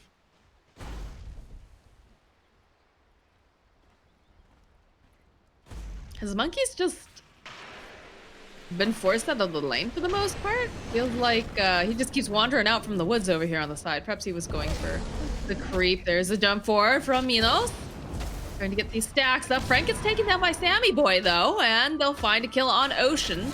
Monkey's trying, but he just cannot survive this Ursa. It's too difficult. They try to finish off here over onto this Bat Rider, and they will be able to nuke him down. But again, it's a position 5 Bat Rider. It doesn't matter when Minos is getting double kills. Yeah, it's not great for sure. Ursa with Orb of Venom in this lane matchup is just so easy for him. Just so easy for him to control up against the Doom. So Doom now only level 3 still. He's having trouble contesting the wave. Ursa's almost level 6, and he's a level 3 hero. How can he stop this? I mean, he's got a great creep. Being able to have the Hellbear is excellent because it's going to give him some potential for harassment, but really, really rough for Doom. On the bright side, he still has 16 last hits. Some of that's going to be like neutral creeps most likely, but Ursa's going to have crazy net worth this game. I mean, that's one of the problems too, is I feel like Zoomers do very, very well when Monkeys has an excellent game. And we going for the duel in the mid lane. This is gonna be a dead Gunner. Good rotation coming out from Matthew, and our first duel. 2k gold advantage already at 5 minutes is significant here. The game is looking iffy for Zoomers if this gets more extreme. Ocean wants a little runs free the kill, heck out. He knows. He knew someone was on the way. Husky though, oh, this is not looking good for him either. They're gonna bounce him right back into the arms of Minos. How many kills do we have on Minos now? We got 4 kills in 6 minutes. That's very worrisome for the 4 Zoomers. Yes, it is. And the scary part as well is that Ursa doesn't just he's not a slow farmer anymore now that he goes the Battle Fury build. So with all these kills in this great lane, if he just grabs the Battle Fury, then he's gonna be able to push lanes stupidly fast and jungle in between and channel that into items that'll make him harder to kill. On the bright side, they have decent solutions against him. Like Ursa is normally one of his big issues that he's got tons of status resistance. Chronosphere doesn't really care about that much. Doom doesn't care about it as much. If you can use Doom before he uses Enrage, for example, then you can usually kill him before he's able to cast spells and keep himself alive. So they have some things to deal with him. Rolling Boulder on Pango could be really effective too, but they've got some solutions, but it's looking pretty dangerous right now. I think it's also taking some time for sure for the Zoomers to get online and start having these solutions. I'm also interested to see, what the response will be, because I'm sure that Thunder Predator realizes this is, oh no, MJZ trying to steal some of these stacks. That's not good. That's a support, by the way. You'll support Bat Rider. Level 5, same as the Ursa here. Frank rotating up to the top lane. There's nothing that they can do about this. They can fortify their tower, but it's going down eventually. Gunner forced off into the woods as well. Power of Nature's Prophet leaves his lane that's a little bit tough, and he goes to push other lanes to help get advantage. Feels like they don't have quite the same availability on their side. No one says guaranteed. He TP's back somewhere else. See if MJZ dies here, but I feel like it's going to be a bit tough. There's 3 heroes, and they're too afraid to fight the position 5 Bat Rider. That seems not particularly great, although Gunner is putting some pressure down. Frank gets taken out, or rather they go and they find Okay. I was like, who died? I don't see any dire names. It was Faceless Void. They weren't afraid to fight the Bat Rider. They just knew that they weren't likely to get the kill, so it wasn't worth their time, and therefore better for them to run away. But it's definitely a bad sign for sure when you get 2 rotations over like that and it's still too scary. But really big kill on the Faceless Void there. That was the most farmed hero on the Zoomer side. So really nicely done to get that dual kill and to continue to take the scary heroes out on the enemy team. Sammy Boy does have his ulti. I don't know how they get a kill though. They don't really have good follow-up damage within Chronosphere outside of like Sleight of Fist maybe. Oh, Husky. Husky just wanted to walk into his woods. Looks like Minos will have a little bit of mercy though. Goes right back to hitting the creeps, but that must have been terrifying. Light comes out.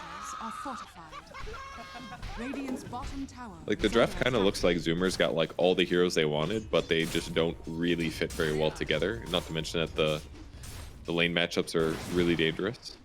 This has definitely put them on a major back foot here. But maybe once they get a little bit more damage, they can start getting Chronosphere kills and things like that. Ocean also a little under level, only level 4 here. Radiant structures are fortified.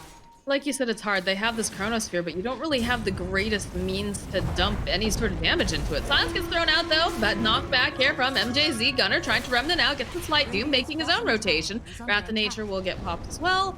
Gunner just going to TP on home, drops the Remnant, so that way he can just come right back to lane with full health and mana. Even if he gets dueled there, I don't think he dies, probably. I'm not sure if there was necessarily enough damage, but he's got 3 points in press attack. Maybe he does. He's got pretty good DPS on the Legion right now, but Oh, Gunner zipping back into the mid lane. They just need to try to like keep equal on farm and ideally turn that into team fight kills. Still looks Man, bad. Gunner's just getting all the pressure in the world right now. MJZ snapping up that double damage. And the Chronosphere, though, on the bottom lane is going to be able to save them. They're not going to get the dual damage off of this. Do they have enough damage, though? Matthew, yes, the Ocean will be able to swashbuckle his way towards a kill. Now Leo Style trying to run away. Gets a couple of these nice bashes. In comes Monkeys. Trying to find the right angle here to get in on the rest of the Fortress South. Oh, but the tree comes in on 2 of them. It's going to separate Monkeys away from everyone else. MNZ joining in the fight, turns his attention now over to Sammy Boy. They'll have to go. They pull that ultimate over on from the Oracle. Sammy Boy trying to just stay alive a little bit long. He's going to try to TP out. They don't have anything. Oh, it doesn't matter. He pops. Too much damage and not enough healing. So you might be thinking, why does Doom not have Doom? And the reality is that he probably doesn't need it, and it probably wouldn't have done anything anyways. It might have gotten them closer to killing the Legion, but it was unlikely anyways. It's like one of those moments where they actually had a good fight, and they weren't really expecting it considering how far they've been behind so far. So all things considered, that was actually not bad for them, getting some kills in this fight. Their disadvantage is not as extreme right now, so not all terrible. They have lost some big ultimates, of course. Still not picking up Doom yet because he knows it's not very likely to be effective. If you're playing against like spellcaster heroes with low HP, no problem at all. But he needs to be able to defend these towers. So he needs to use Scorched Earth and his little thunderclap to do it. Never feels good when you refer to Thunderclap as something little. I feel like that's got to be something, you know, like supposed to be really awesome, but Gunner trying to make a couple plays here. Leo Style, though, jumping forward, considering going in on it, but MJZ just a little bit too low, and they have friends in the vicinity, so looks like Thunder. I don't know about this Gunner. He's thinking about it. I'll back off, though. Just go back Just to needed hitting like creeps. one more slight and he would have had it. Oh, actually the so snap funny. up here. Still manages to get the Invis rune, though. They literally couldn't grab the rune because he was going to do a slight snag. So they walk away from it and he's just like, yoink. It's like when you're playing Pudge and you're running at somebody and they start juking left and right. And then you just walk into melee range and dismember them. And they're like, oh shit. Okay. And then they hook you afterwards, you know? Yeah. Wow, that is a fast Battle Fury. 3 I mean, minutes he went faster. 4-0 in lane, and he's had so much room here. In fact, he's 5-0 right now. He's even got treads. Like, and his skill build is like full farm speed for the Cubs is happening in this game, that's for sure. So the pretty standard Ursa build, I don't know if this is fully up to date, but you'd go like Battle Fury, you can go like Sanj, Yasha, Satanic, something like that. So you just have lots of tons of status resistance, good lifesteal, good movement speed. You are just like way too annoying to kill. Tons of HP. Why would you bother messing with him, you know? He's got slightly different talents now, though. I believe the mana regen talent is at 10 instead of 15, and the other one at 10 is the Fury Swipes one. Yep, the reset time one. So he won't be as tanky at the 10 to 15 mark as he used to be, but I like what Gunner's doing though. He just wants to be like up front in the enemy's faces to make them think that he's going to be jumping on them or to make them go on him, because he's so much more likely to survive than his teammates. So that's what he's trying to guarantee by being aggressive like this. I mean, that's one thing that we've seen him do in the past as well, is he's just the very in-your-face, not necessarily, you know, having the most damage in the beginning stages, but just making them chase him around the map and allowing Sammy Boy to get all that farm. Yep. And we do have the Midas online for him now, so we'll be seeing that accelerate. Spot some JZ over here. Immediately time dilate, trying to get a couple stacks over, but Husky not quite ready for that engagement. Neither was Ocean, so they'll just stay behind them, try to protect him. They really want to get this free kill, but it's so hard. His raw HP is pretty darn high, actually. And now they're starting the rush.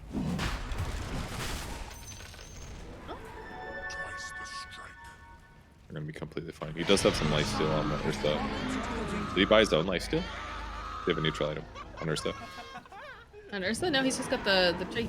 I swear I saw him healing from Overpower. I'm not sure. Maybe Vlad's on Prophet. Yeah. Okay, there it is. Could be what I'd assume. Lights though. Good stomp here from Monkey. Get the kill on MJZ in the bottom lane. No chrono required. Try to go in for that tower. Not going to be able to quite deny it. Gets taken down.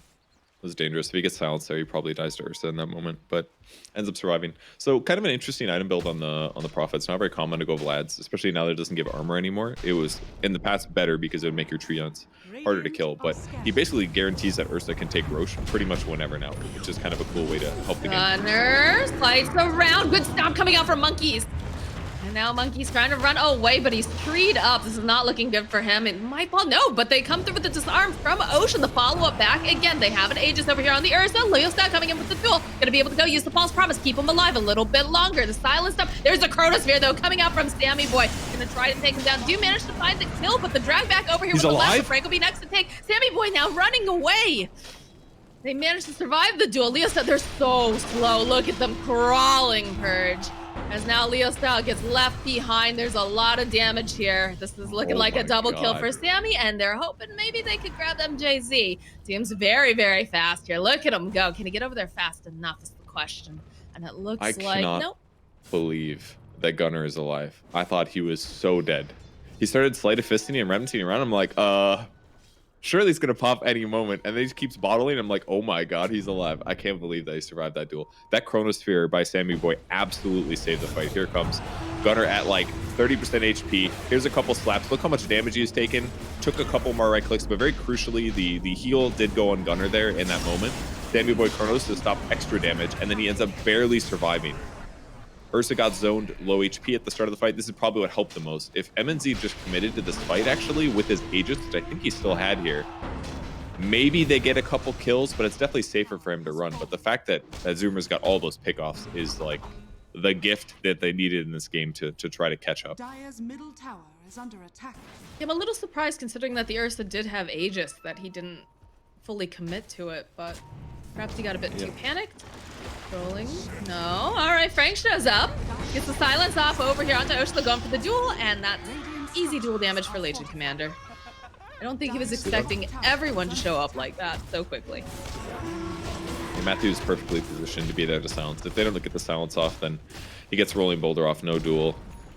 Wouldn't be the worst for them to waste Rolling Boulder like that, but still, Zoomer's losing a little bit of ground with that movement. 2k gold now behind, but they're stabilizing enough where this could end up being a game that they can win, considering their really strong team fight.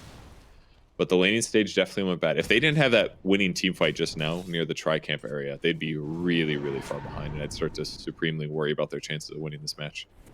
But they have some tools here.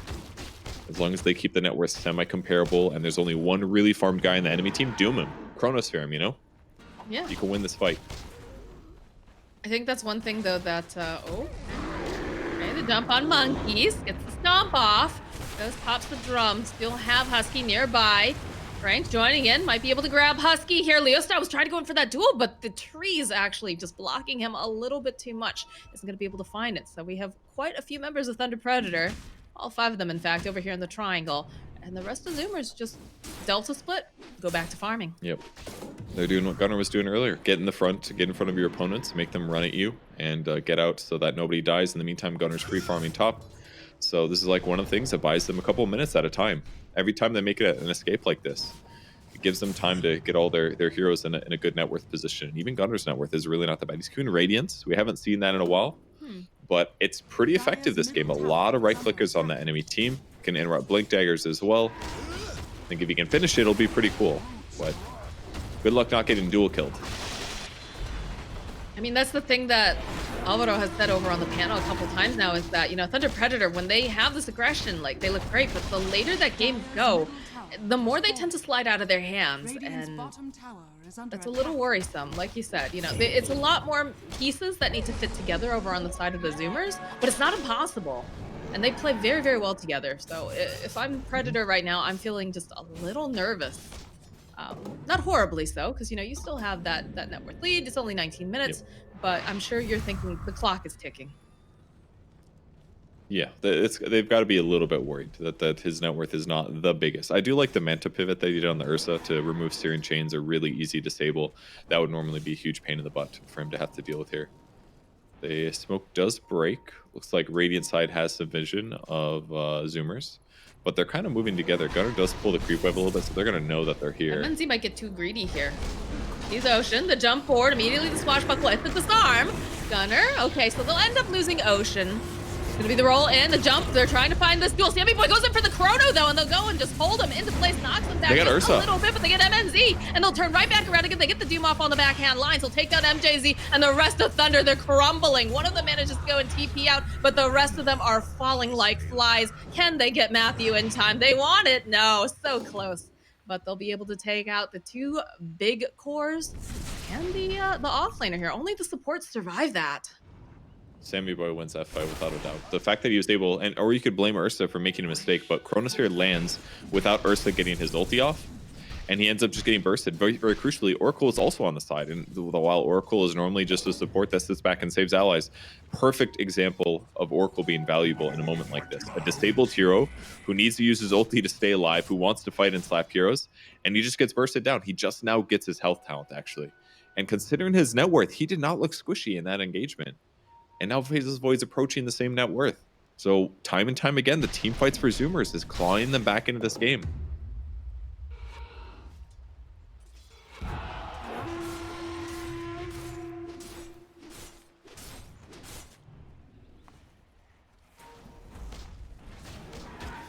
Feels like Thunder Predator playing very tightly together. They do have the opportunity, right? You know that your Chronosphere is down. You know that Doom is down. Perhaps they can make some sort of pick-off plays, but do have to be careful. And I do like the way, again, for Zoomers, moving together, staying to, you know, one side of the map so that way they can go. Frank down here. Monkey's making his way over too. Because the Outriders TPing in. They get the stomp off. They need maybe one more hit over here to finish them off if they have the Yules. Gonna be the drag back over here. Still managing to nuke down Frank, and there's a lot of people joining in the fight though now. Matthew finding the kill over onto Ocean. Gunnar, not quite sure he wants to be a part of this. We'll activate the double damage though. He's thinking about going in, and he'll go stomp. Oh, it's beautiful. The slight, the stomp, and all the damage coming out from a double damage Gunnar. Find themselves a nice pick here. MNZ though gets a nice bash off. They get the duel. MNZ and Leo Style now on the hunt. A little bit of a root thrown out here by Husky. Oh no, Stomp comes out again from Monkeys. He's gonna just TP away. Husky not looking too healthy here though. He might end up being the one who gets taken down. Yeah, they get the bash off. No problem. Yeah, that basher against Gunnar was really the crucial part there. I mentally cast or cursed Gunnar. I was like, man, he's been playing so good. He keeps being in the front. They keep going on him. He's dodging these disables, and they just gets bash dueled. But he's done a great job on a lot of these fights to waste the initiations of Thunder Predator. And one thing that really hurts Thunder Predator with this 5-position bat is it feels like we haven't seen Bat do anything in this game. Other than some like laning shenanigans and stuff like that, have we seen a crucial lasso yet? No. I don't think he's got Blink Dagger yet either. They're going to try to get a duel off though. Silence the duel over onto Matthew Franks here, and you just can't be alone against this Thunder squad. They're just everywhere. Blade Mail is just way too powerful against right click carries. Easy kills there. Good map control there, and that's gonna really separate the Void a bit more from the Ursa. Ursa's had a good couple minutes here, getting crucial kills on the Ember Spirit. and the Oracle. Now Roche is their next goal. It's not up yet, but it is on the way. And that's going to be the Cheese Roche.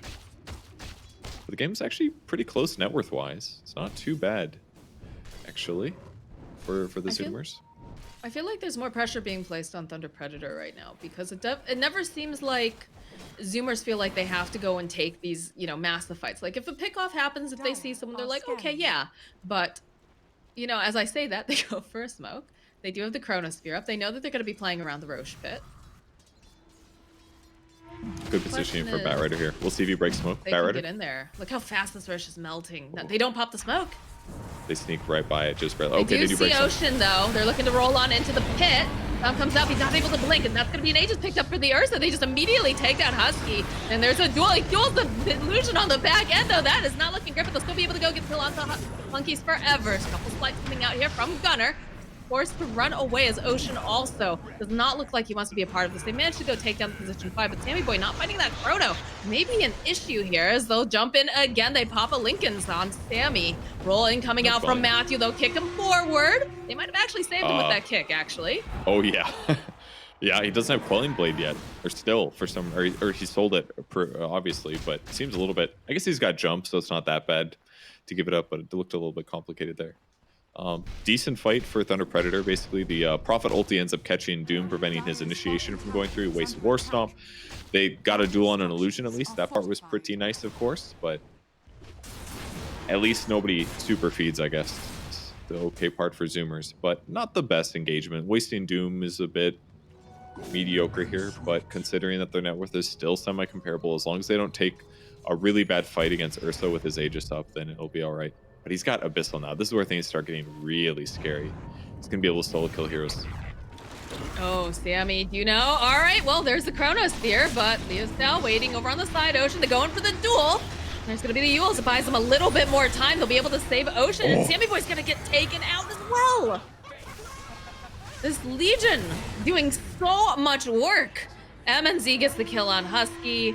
Leo Style now says that was cute, Gunner, but come back here. Zip in right into the arms of Minos. Oh my goodness. He is playing like a madman today.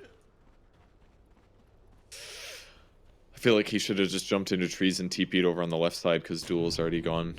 But yeah, he ends up jumping back, trying to get back to his tower, and he ends up getting killed. Didn't want to waste the Fire Remnant, I guess. And all of a sudden, wow, what a game changer. That fight was so one-sided for Thunder Predator. Now they're just high ground. 4 dead heroes. Tower's dying minimum. They don't have Glyph either. It's already been used. So melee racks. That's what it's looking like. They'll have that Aegis online for the Ursa. Do have the Pangolier back up and running, but they have to be careful again with that Abyssal Blade, with the fact that Leo Style can hold them down. So he'll do what he can. Monkey's down here on the bottom lane, though. It's going to run into Matthew. It's silenced up. Frank is here, too, and they've got a lot of damage here, Purge. This is not looking good for the Doom. He's just permanently silenced. He gets the stop off, but he's just so dead now. Ocean with the roll. And they're just ignoring what's going on in their base, which is very, very strange here. Sammy Boy hoping for a bash. Not going to be able to get it. Matthew now disarmed. And they've got a lot of people TPing back to deal. But again, that Yules coming in handy will give them a little bit more time to run away. Leo Style getting into vicinity. He sees Gunner. This light comes out. They don't want to get held down. Can they get him out in time, though, is the question as they dive behind their tier 1, trying to just kite this Ursa as much as they can. But look how tanky he is. He's basically untouchable at this point in the game. He's such a huge threat with the Abyssal Blade. So easy even for Gunner to get killed. He's got to worry about Duel and the other Duel, Ursa. Except it's like a one-sided duel. It's like he just shows up and gives you a little cub paw over the head and says, for the cubs, and he eats you. I mean, it's bring your cub to work day. He's got to look good for his kid. Yeah, and he's looking good right now. It's net worth advantage is huge. They just got so much and advantage. Sammy, the Lincoln's gets popped immediately, and Leo Style just follows it up with all this damage. He didn't even need Frank there, let's be really honest. Just like that, Sammy's down for 60-something seconds. The Lincoln's is smart, surely, against Legion Commander and Batrider Lasso, but the problem is, I mean, I would argue he doesn't have very much damage, and now the Halberd transition, even though it's a little bit more expensive now, the perfect Lincoln's Breaker, and it's an item that Legion wants to buy anyways, so all these items come out on Sammy Boy, and he's gotten a couple good chronos, but it just feels like they're too far behind now after losing these last 2 fights. Monkey's jumping forward. War Stomp comes off, but got the Doom off. Like the Ursa is gonna have some difficulty. The buyback now from Sammy Boy. Leo Style joining into the fight. Sammy Boy goes in for the chrono. Needs to go and finish off, but he's not hitting anyone. To turn back around, sees the Legion, the bounce back here. Chasing after Frank. Looks like he might be able to get this Rolling Thunder coming through though, and they managed to do. They take down Frank. They'll go right back in for Leo Style. The agent spots on the back lines. Ocean taking so much damage though. They go and they get this the ulti off over onto Gunner. But they end up losing Matthew. They end up losing Gunner too, and it looks like Sammy is next. That's a triple kill, and that's GG. Yep, felt that one coming. The Doom was effective, the Chronosphere was okay, but once again, I think not keeping his Quelling Blade definitely cost him in a couple moments. Not that that was like the biggest reason that they lost at all. The laning stage was really rough. The Ursa was the last pick. It gave them all the matchups that they wanted. You know, it basically said, oh, you have, what, 4 melee heroes? I guess Ursa is good anywhere. And so the hero ended up doing great. They got ahead. And yeah, there were some really good team fights from 4 Zoomers, but there was the point of the game where the solo cores on the Thunder Predator side were just way too strong, either from Blade Mill Duel or from Ursa having a pistol. So really good draft, and it gave Thunder Predators a great advantage. It definitely felt like, you know, that Doom face-off with the Ursa just was a huge problem. I believe he got 4 or 5 kills just during the laning stage alone, and Ursa's a hero that loves to snowball. And you saw MNZ, like, he took full advantage of it. He kept up that momentum. It just looked so incredibly good. And a couple, like, little misplays here and there coming out from the side of Zoomers. But of course, you know, guys, this is a best of 3 series, so there's always time for the Zoomers to get back into this. And we're going to take a short break. So when we come back, we'll have the panel break it down for you here at ESL One Thailand.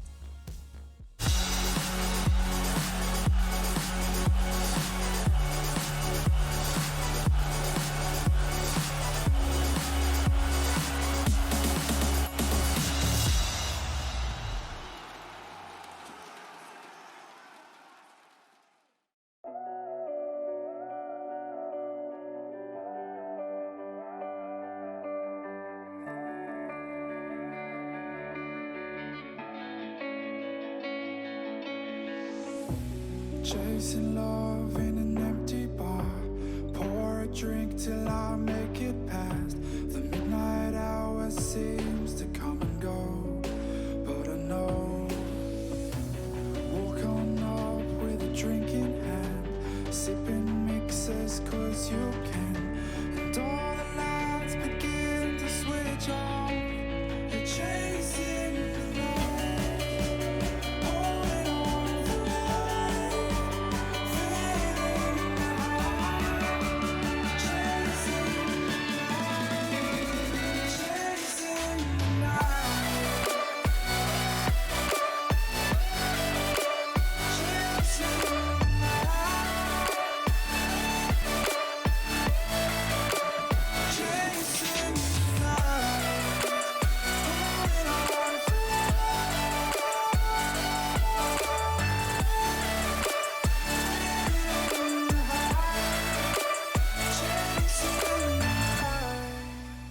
holding on for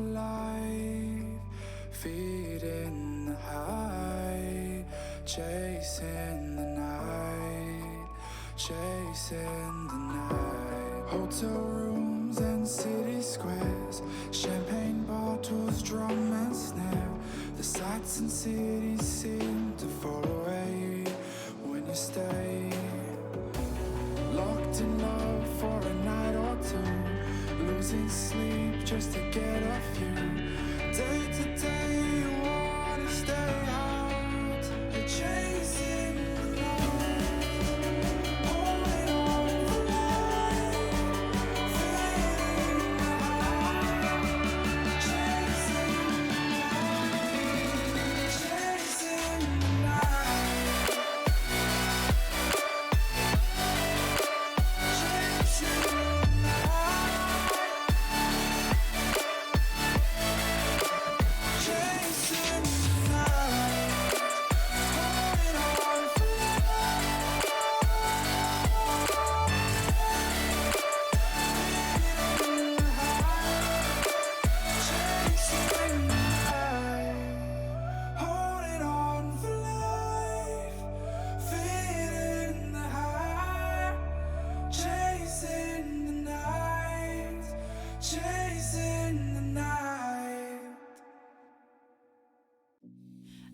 working part-time jobs, chasing all my dreams now lately.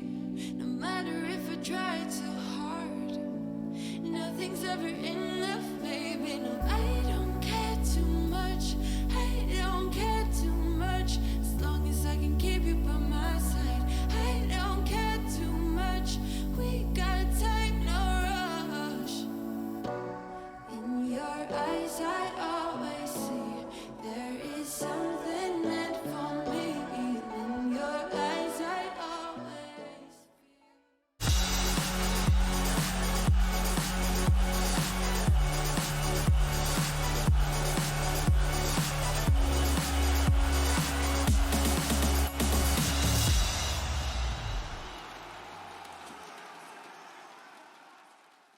Tell you the truth.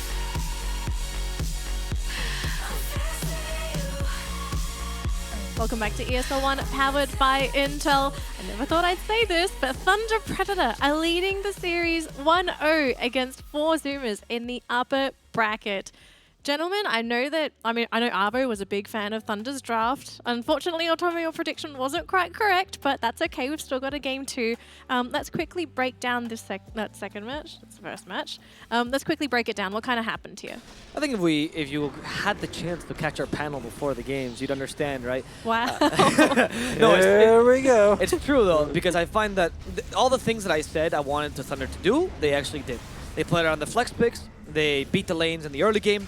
They got a little nice snowball draft there, and they played a relatively easy to execute draft. You know, it's not complicated tactically speaking to execute a Legion NP draft. You're playing a very simple dual core lineup, but with good lanes and taking great advantage of the flex picks. And overall, I find that if all those things happen, yeah, it's not that hard for them to beat 4 Zoomers.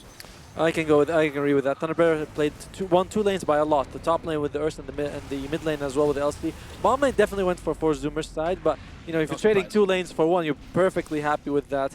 Faceless Void, he's very strong, but he doesn't have that always uptime, sort of like the Ursa. Ursa can fight all the time. He was able to get a fast Battle Fury. That's true. And they were just able to crush them.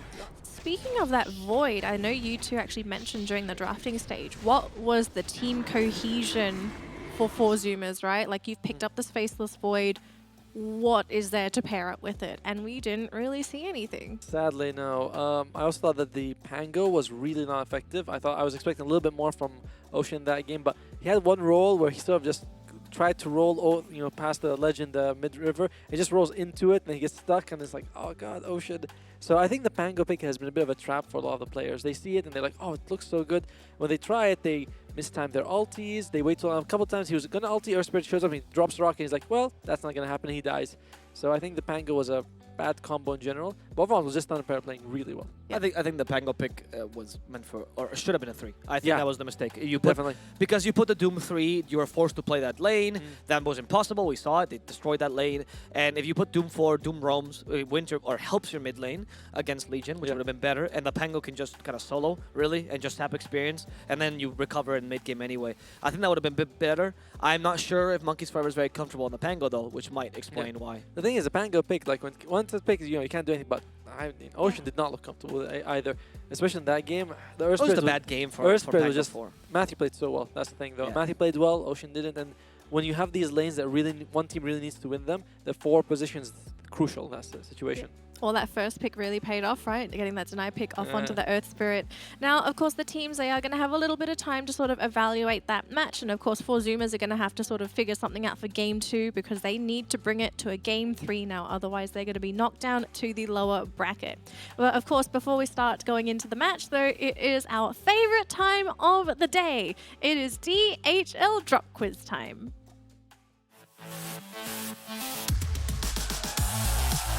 Are you the biggest Dota 2 fan? Then look out for the DHL Drop Quiz and show off your incredible Dota knowledge.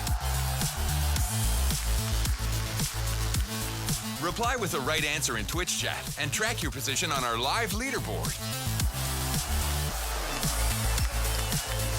Will you make it to the top and win the €1,000 prize? Hashtag Gamers Unite.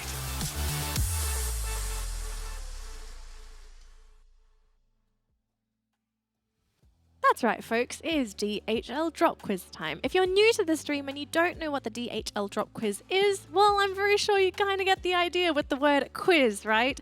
Well, or if anything, we are going to be showing you wonderful people in chat a question, and of course it is going to be Dota related, so make sure you have your brain switched on right now, because if you answer it correctly, and of course the consecutive questions over the course of the week, you'll be in the running to win a DHL drop box, which is full of surprise goodies. Now, gentlemen, are you ready for the question today? Of course, let's bring it. Okay, is your brain switched on? Not yet. No. Well, that's probably it's a booting up. It's booting up. Yeah. Okay. Windows 98 brain. I picked 4 Zoomers game 1. Let's take a look at the question for today. Welcome to the DHL Dota 2 quiz. I hope you're ready for some more questions, so you can put in your answers in chat by typing DHL drop, DHL drop that is, followed by the letter of your corresponding answer.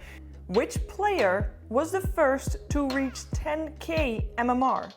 Was this A, Abed? Was this B, Sumail? C, Miracle? Or D, Sir Action Slacks? We rise up from the dust and claim our throne. Intel Gamer Days is on now. Whether you're looking to buy or build, now is a great time to upgrade. Get limited time offers and giveaways from top names in PC gaming. Unleash elite gaming performance with systems featuring new 10th gen Intel Core processors, and bring Marvel's Avengers to life with in-game optimizations for a mightier PC experience. Act now. Intel Gamer Days is only here for a limited time. These feelings are waiting for you to come back.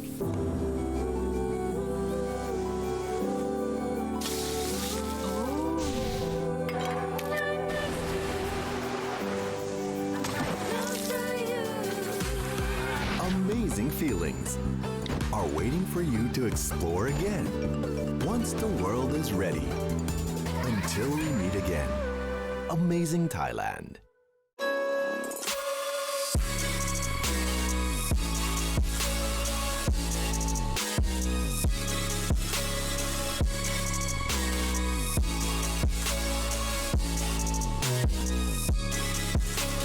You love it, you wear it.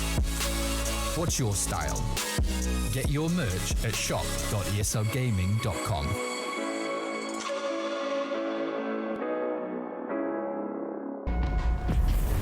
Multiple witnesses have reported mysterious shadow sightings all around the city.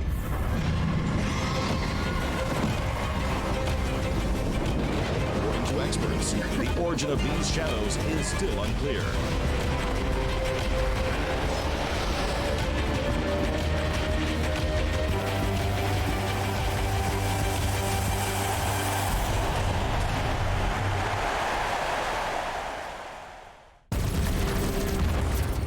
Everybody loves an underdog.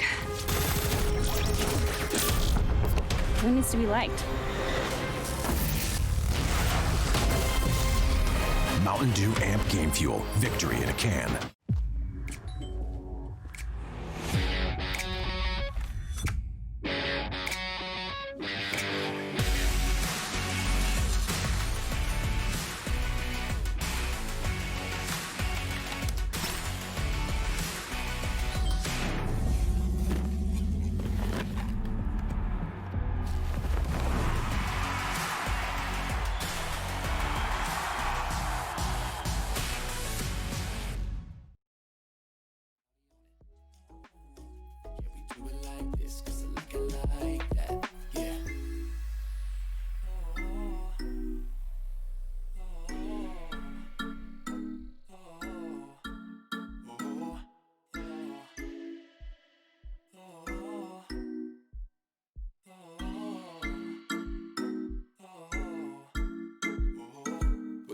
The motions, the super slow motion.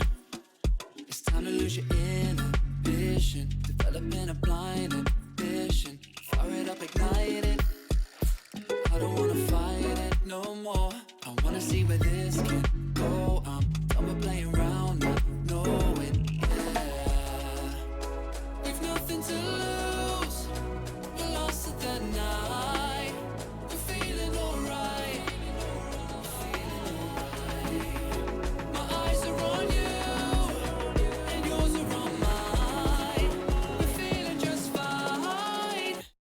let it go. Gonna do it like this, gonna do it like that. Everybody's on that, gonna do it like this. Yeah, we never let go. Got the bodies on tap, get it body on it, getting cloudy on it. Got me on the right track, yeah, you got me on it. Gonna do it like this, cause that's the way we want it. Gonna do it like this, gonna do it like that. Gonna do it like this, yeah, we never let go. The shots in my tap, everybody's on that, getting cloudy on it. Yeah, we do it like this, cause I like it like that, with the blind ambition.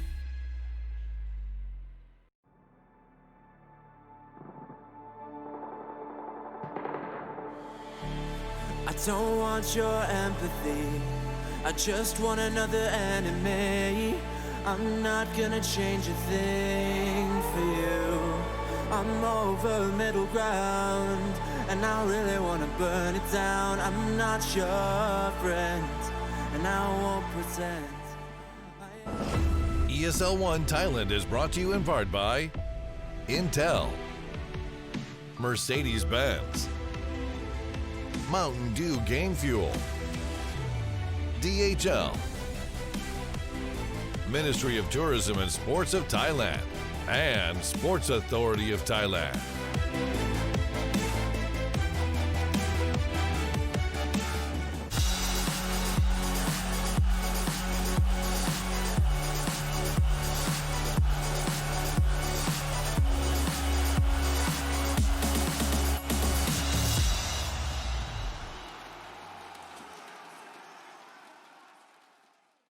Can't say why.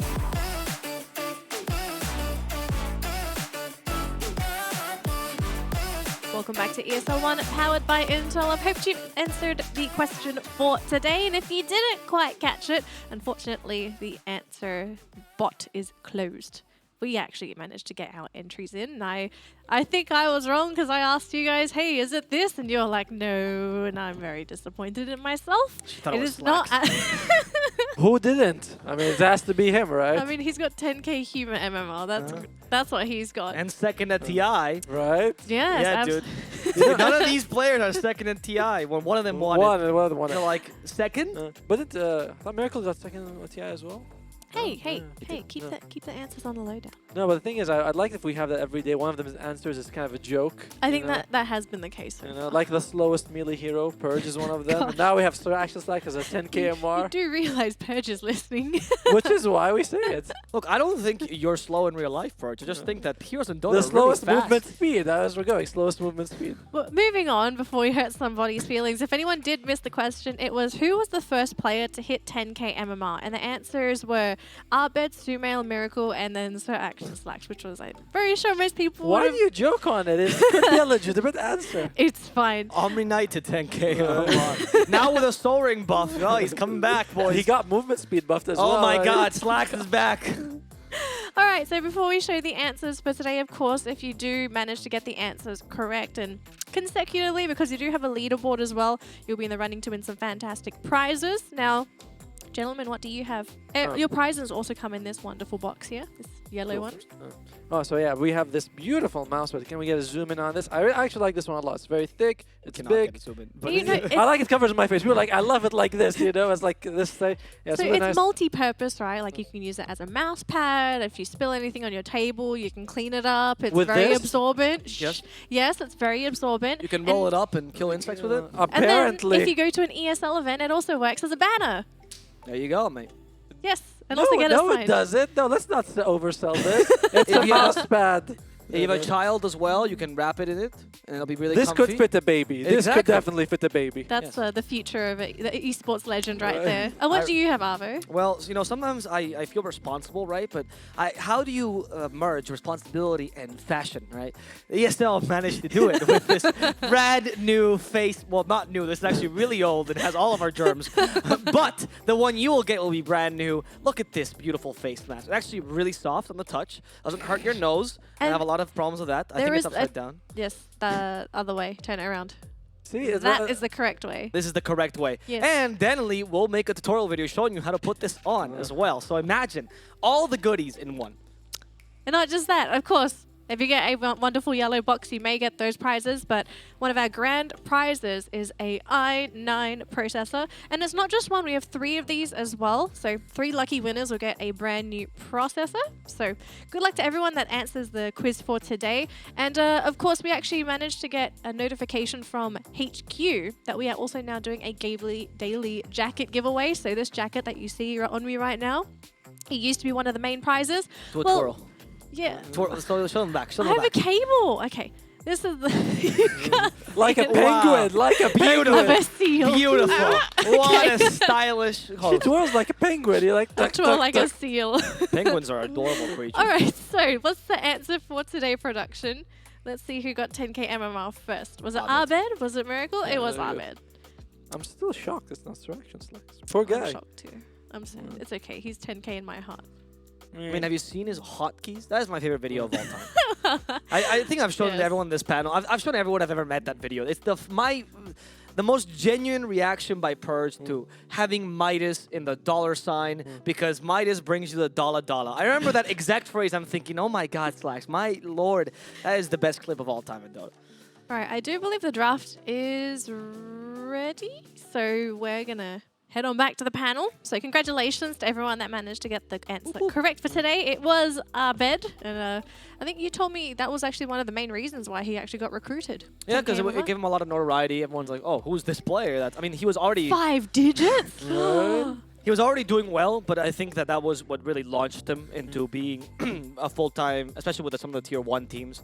It's just flashy, right? At the end of the day, MR, I mean, joke aside, it is kind of a number. It doesn't really matter if you're 10k or 9.9, right? That's not the biggest difference, but it makes you noticeable, much like a buff to a hero. Sometimes it's not necessary. Could be for agility. Could be a CK pick. Who knows, right? That 10k MR is your 4 agility. Speaking of picks, the draft is ready. So let's jump into Game 2's draft and see if we're going to be looking at a Game 3. It's now really up to 4 Zoomers. They're under the clock to bring it to Game 3. And now, they first picked the Earth Spirit. That's 3 picks. But the Venge for Thunder Predator, it's a pick we haven't seen a lot in this tournament. It used to be a very woo pick. So before the tournament started, how Thunder Predator essentially drafted it is that it was first 2 picks. They would always pick Wu's hero, or almost always, and it was always Venger's hero, essentially. Nothing more than that. Sticking to that Gunner Ember Spirit, because I mean that's probably what it's going to be.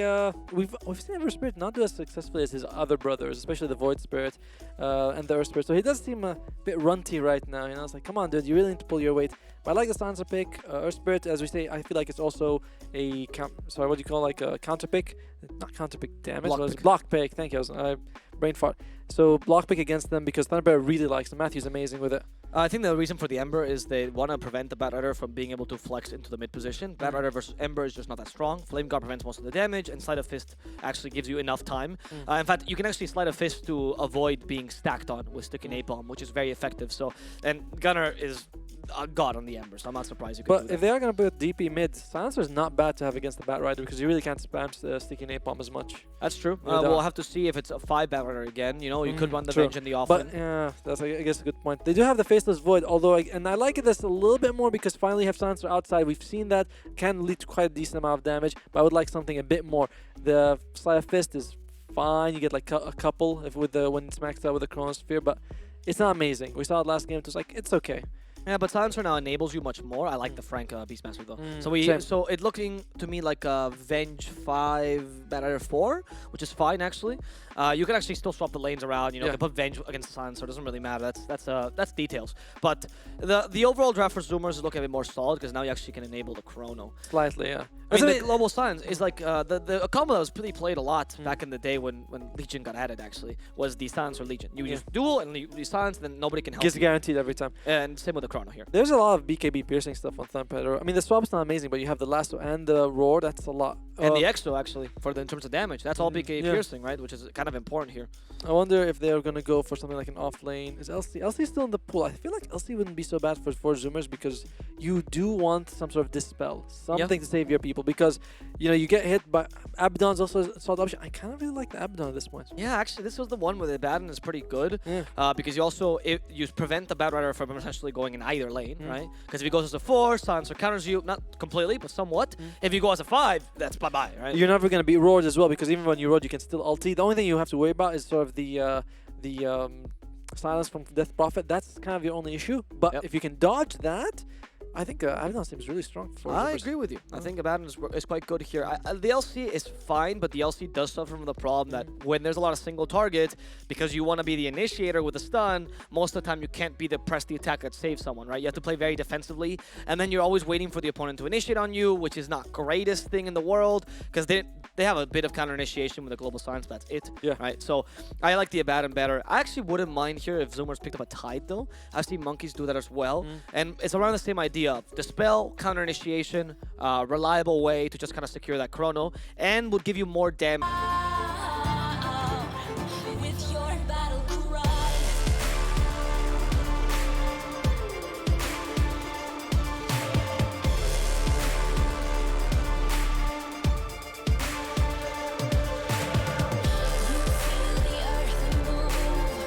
To the drum of steel boots, banish the fear inside. You're strong enough that you don't have to hide. Welcome back, everyone, to ESL 1 Thailand. We've got game number 2 coming at you right now, and we finish off the draft with a Monkeys Forever Tide, but a Minos Sven. So, I don't know, Purge, what do you think about this? These are some pretty big heroes coming out.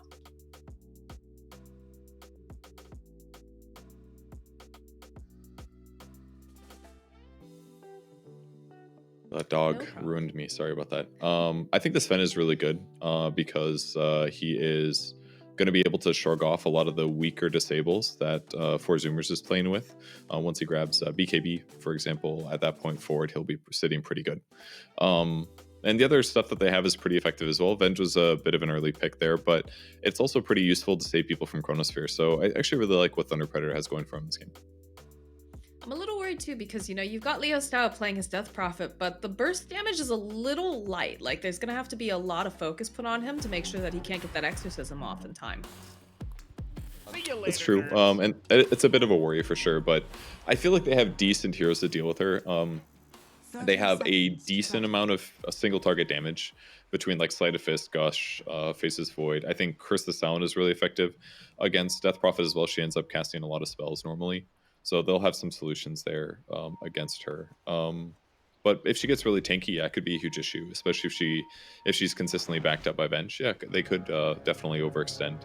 But that's kind of where Ravage and Earth Spirit ends up being really effective, and even Global Silence too. It makes it a lot easier for Zoomers to initiate and have a really solid team fight. This is interesting. I kind of expected Wu to be playing the Vengeful Spirit. But it is Matthew, and again, that happened with the Disruptor too. These are two heroes that we see him play a lot of generally. Yeah, it's fun watching him play these 5-position heroes in 4, just to see how he can try to make it work. But typically, Venge will fall off in terms of net worth because you can't farm super fast by yourself. But hey, if you make plays constantly and you're there in the right place at the right time to affect team fights and ganks, then your net worth is going to be completely fine. So for Matthew, I could see that working out for him. Also interesting to see the amount of value that they place on the Stat Rider. In fact, both of the teams do. Ocean, though, rolling on in, putting a little bit of harass onto Matthew. But we've seen, you know, Gunnar has played the off-lane Bat Rider. We've obviously seen Monkeys. That's one of his best heroes. But then also on the side of Thunder Predator, you know, we've seen Leo Style play a lot of it mid. Now MJZ playing a bunch as well as Frank. This is kind of interesting to see how much value this hero has for these two particular teams. Yeah, lane-wise, it's pretty effective at the right times. Lasso is obviously incredible, so at some point you will get a Blink Dagger, and it changes the calculus of every team fight by a lot. Don't know if they're going to be able to get this one. You have to get another Lucky Bash, I think. Good juke there to go bottom. Yeah, the salve is just not worth chasing, and actually they don't have time walk, so no way to get that kill. Matthew, though, sitting very low. Yes, this is where Venge is really struggling. He went boots first as well, so once he ran out of mana, he's going to have a bad time, but... Oh, missed his boulder. Big mistake there. Matthew ends up dying still. Oh, I'm sorry, wait, did that snipe Matthew? Is that what happened? I don't know. I didn't see the... I was just focused on the... No, oh, he died to tower. Okay. I was like, was that boulder aiming for somebody off the screen that we didn't see? Okay, he just suicided the tower. You're right. But Matthew did need to get back in the lane. Yeah, they forced MJZ to TP top to help out Minos, which means the bottom lane is a lot more comfortable with Sammy versus Frank. Although, okay, so we do see a TP coming back down in. Looks like Matthew's going to be supporting Frank now. So a little bit of a retrieval time for Sammy boy, but Yeah, it's okay. I just am not really sold on the Venge yet. Laney wise, Venge is pretty weak as a hero, genuinely. In a tri-lane, Venge is great. You're amplifying the damage of up to 3 heroes. That's really useful. But in these dual lane scenarios, Venge has low damage. Her movement speed isn't anything special, and her raw damage herself isn't really anything special. So she just kind of ends up being a little bit vulnerable. all the body blocks on monkeys. It's too many stacks of sticky, and it looks like Ocean is not going to be able to survive this either. Rolling forward, they tried to block him. They need maybe one more hit. Not going to be able to get it. It's insane that a 5-position hero can kill an offlane like that. Actually, it's bonkers good. A little wave of terror to make the trading better. Husky in a lot of trouble now. This is a very dead Husky. Careful that courier, Sammy. You don't want to lose that. Well, doesn't matter. He's gonna lose it anyways, and I don't know he's not even able to get a kill off of this either. Yep. Well, wave looked really good there with the Beastmaster to back it up. He ends up dying to the tower. No big deal. Shared bounty goes around. But Beastmaster has really good right-click damage, so amplifies his damage, amplifies the wolf damage as well. And against a hero like Silencer, who can't defend himself very well, the smallest disables can be enough to get him killed. So killing Silencer are very doable. I don't think they're going to be able to touch the Faceless Void without getting like a level 6 or something. But as long as the Venge gets a part of a couple kills and gets a 6 at a reasonable time and is in the right place at the right time to swap, then he can be very useful, Matthew. 4-minute runes are coming up. Looks like this is something, again, Thunder Predator loves to do this. They love to make sure that they can secure these runes. Leostel throwing out the Spirit Siphon, just going to try to bother Gunnar while this is going on as Matthew goes and collects himself the Illusion Rune. I believe there's a bottle on Leostel just yet, so he's going to chase behind the tower. Let's be careful, though. He's going to be taking some of those tower shots. But just a bit of a dive. Nothing comes out of it. Probably a bottle coming here for Gunnar, so he'll most likely be fine. Yep. No rune for a while, of course, but with these bottle charges, oh man, another kill for MJZ. What a good game for him. He's doing a lot with this hero. Monkey's not quite gonna be able to finish off MNZ here. Monkey's pretty hard to kill though. Max Wand. He's got lots of mangoes sitting in his backpack too. He a big boy. Yes, yeah. How much they can do to this Tidehunter at this time. 5-minute runes are up. Runes coming up. Looking decent for Radiant. Gunnar being pressured once again by Leostel. He's gonna maybe go for this. Yeah. Fairy Fire actually a waste there. He had 76 HP. And we know it did save him because the Fairy Fires heal like 80. Okay, Gunnar, you made an okay play. Never mind.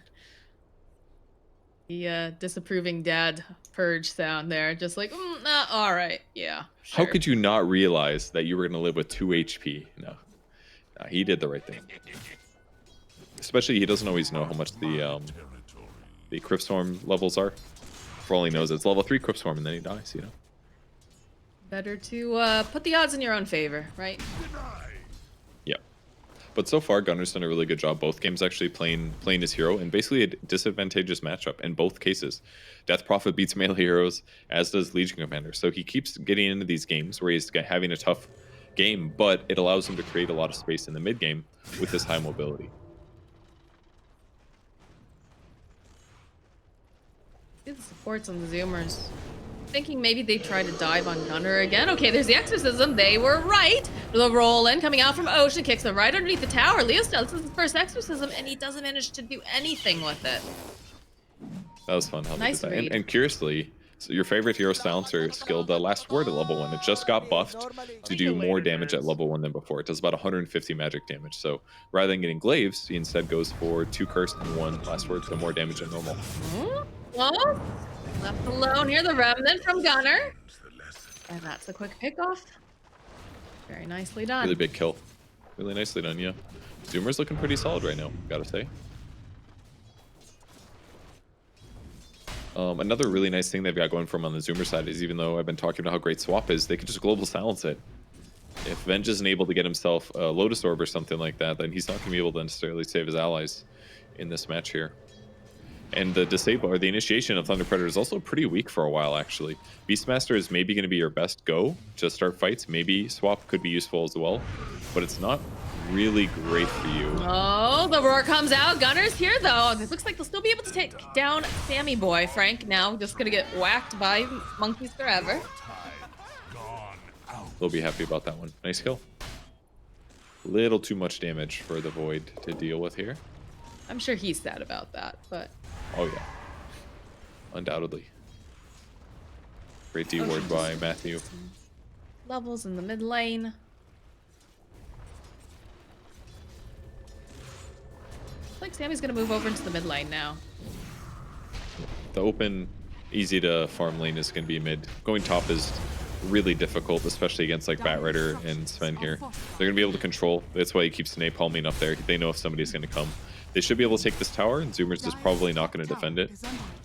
But in the meantime, they can maybe do the same thing on the other side of the map.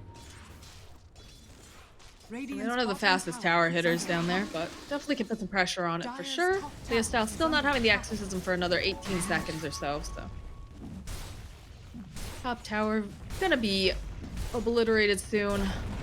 No one's coming to defend that. They don't want to deal with Batrider. Again, doesn't have the lasso just yet, but is annoying enough. You definitely don't want to have all those stacks sticky and then Firefly and a Stormhammer on you, because you'll definitely die, so. Tower gets taken top, tower gets taken bottom. Frank gets spotted out here by Ocean, throws out one of those stones, slows him down a little bit. Does have Roar again, so he's got some threat of getting kills. It's going to be a hard catch.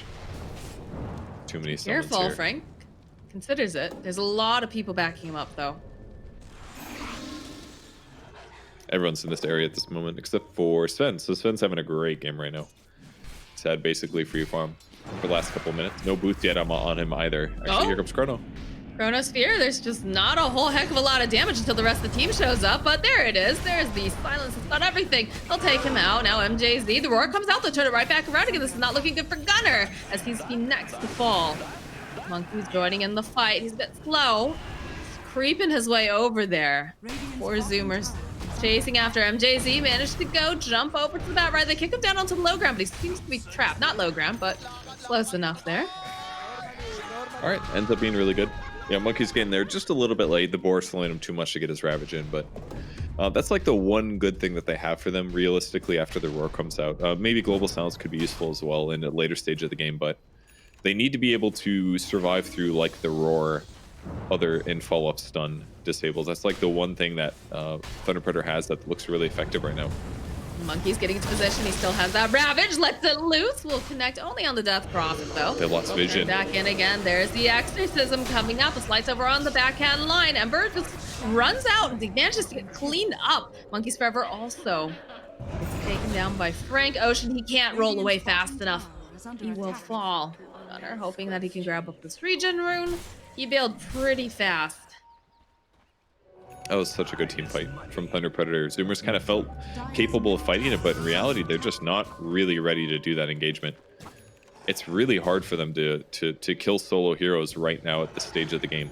Like, they don't really have that much burst damage on their lineup. You saw it the first time they went on the Death Prophet.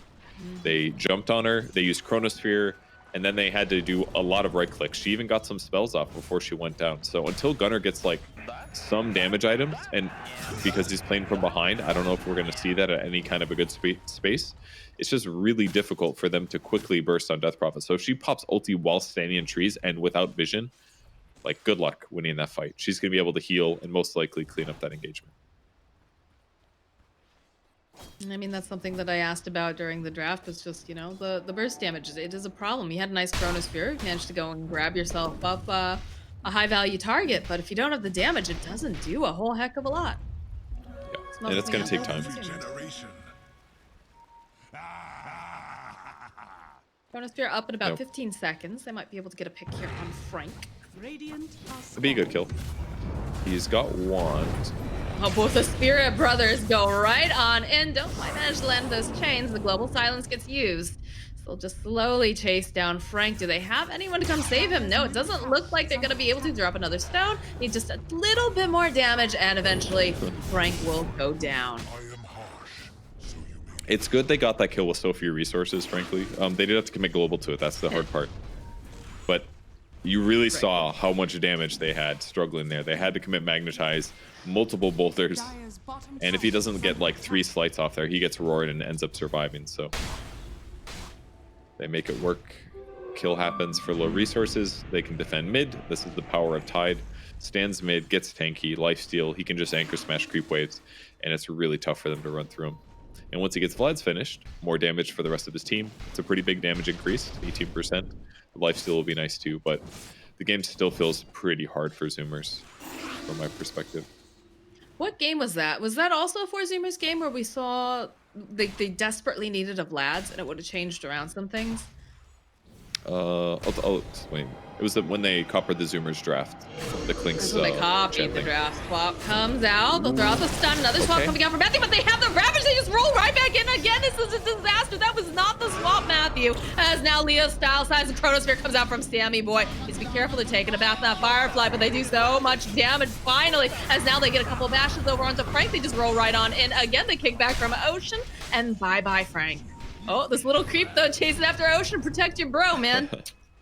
It's fine. I mean, it was a cool attempt by Venge to start the fight, right? There's no other way that engages if he doesn't go for the double swap there. But it definitely felt a little bit weird having to swap the Death Prophet who just popped ulti away from him, you know? Away from the target they wanted to kill. So they put all that effort in. The Ravage comes out, and then great Chronosphere follow-up as well to offset that roar and make this fight pretty amazing for them. They didn't punish Sven, though, but they will get the tower. With the tower being dead, look at these new items picked up. Veil now for Earth Spirit and Vlad's on Tide. Just the fact that they were grouped up after the Chronosphere was perfect, because then the Earth Spirit gets to roll in, get a double man, 2-man silence. All that stuff was really effective. Uh-oh. Minos. Minos, what you doing in that jungle? Oh, that was Tidehunter. My bad. I saw the colors and I got thrown off. Smoked up though, looking for a potential pickup. They don't have the Exorcism. Roll in again. They're hoping to grab up MJZ. This is looking like it'll be a quick pick. Silence gets dropped over into the side. Global Silence is going to get dropped as well. Gunner just zipping up to the high ground. He wants his kill. MJZ. He's just playing on that ice, but manages to go and drag him back while there's a fight down on the lower end. Again, Ocean though, his Earth Spirit's so good. Sammy Boy chasing after Matthew. Gunner going in, and there's the big Storm Hammer, but it doesn't matter. Go right back in. All right, they'll be able to finally take down Sammy Boy using that roar. Well, they bought so much time with that bat right. Oh my word. They did, yes. Gunner even jumped over towards him to try to end up picking him off. They did eventually get him, but that could have been time to do sliding the rest of the fight. And it looked okay for Zoomers until the roar on the Faceless Void came out. It's really making Void look squishy, I gotta say. He did get a strength nerf, I believe. That's basically the only reason he's been dying. He's got 40 less HP than normal. That's just a joke, guys, promise. But he definitely has looked really squishy this game. Having Midas is going to help offset that a little bit because he's going to level a bit faster. But he's had some good Chronospheres, but he's not going to have net worth comparable to Sven this game. It's kind of feels like a repeat of the last game where there's one carry on the Thunder Predator side that has way more net worth.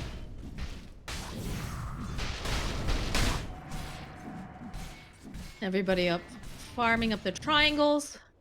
Trying to keep that advantage over there for the Sven. Daisy doing a little bit of scouting here. Throws down some wards. Gets a nice D ward. That's really nice.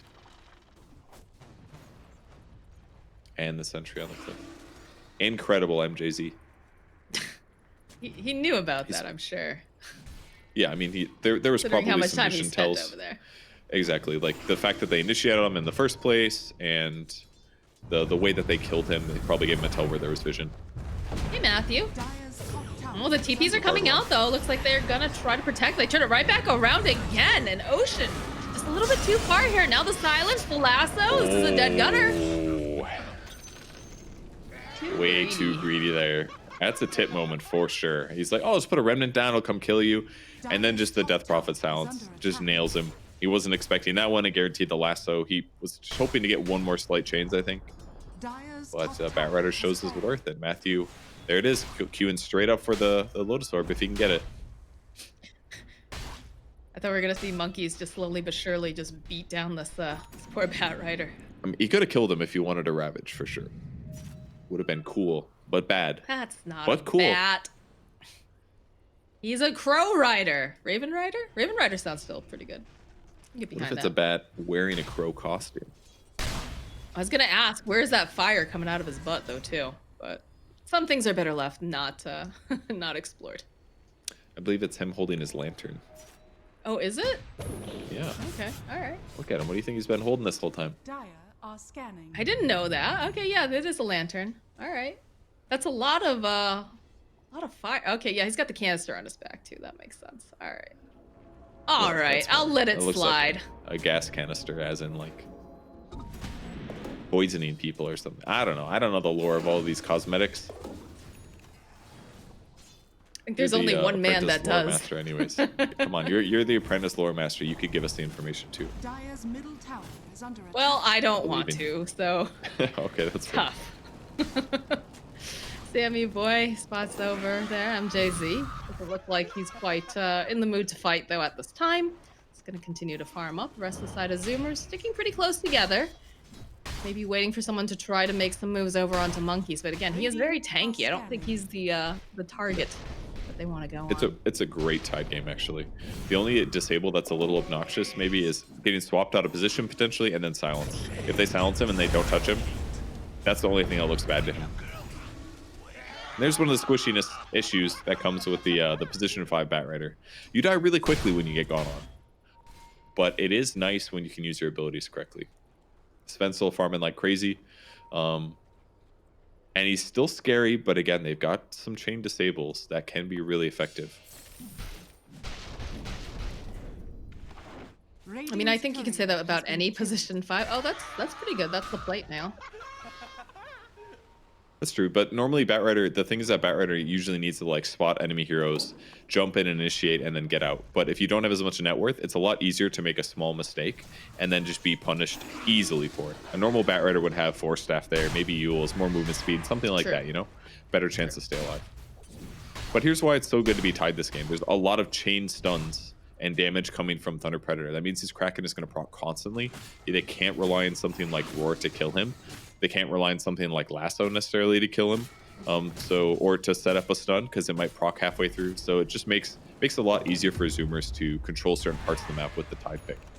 It actually makes it a lot more justified here. When Sven gets insane damage, then it's going to start hurting because Sven's going to start like proccing a Kraken shell with every slap like we saw yesterday. But for now, this is a good part of the game that it makes it easy for Tide to slow the game down and buy time for his Void and his Ember to get back into the net worth lead. And they've done a great job. Monkeys impressively, definitely one of those offlane players that like routinely stays on the high net worth position despite being in an offlane. So good for him. Almost got Greaves now.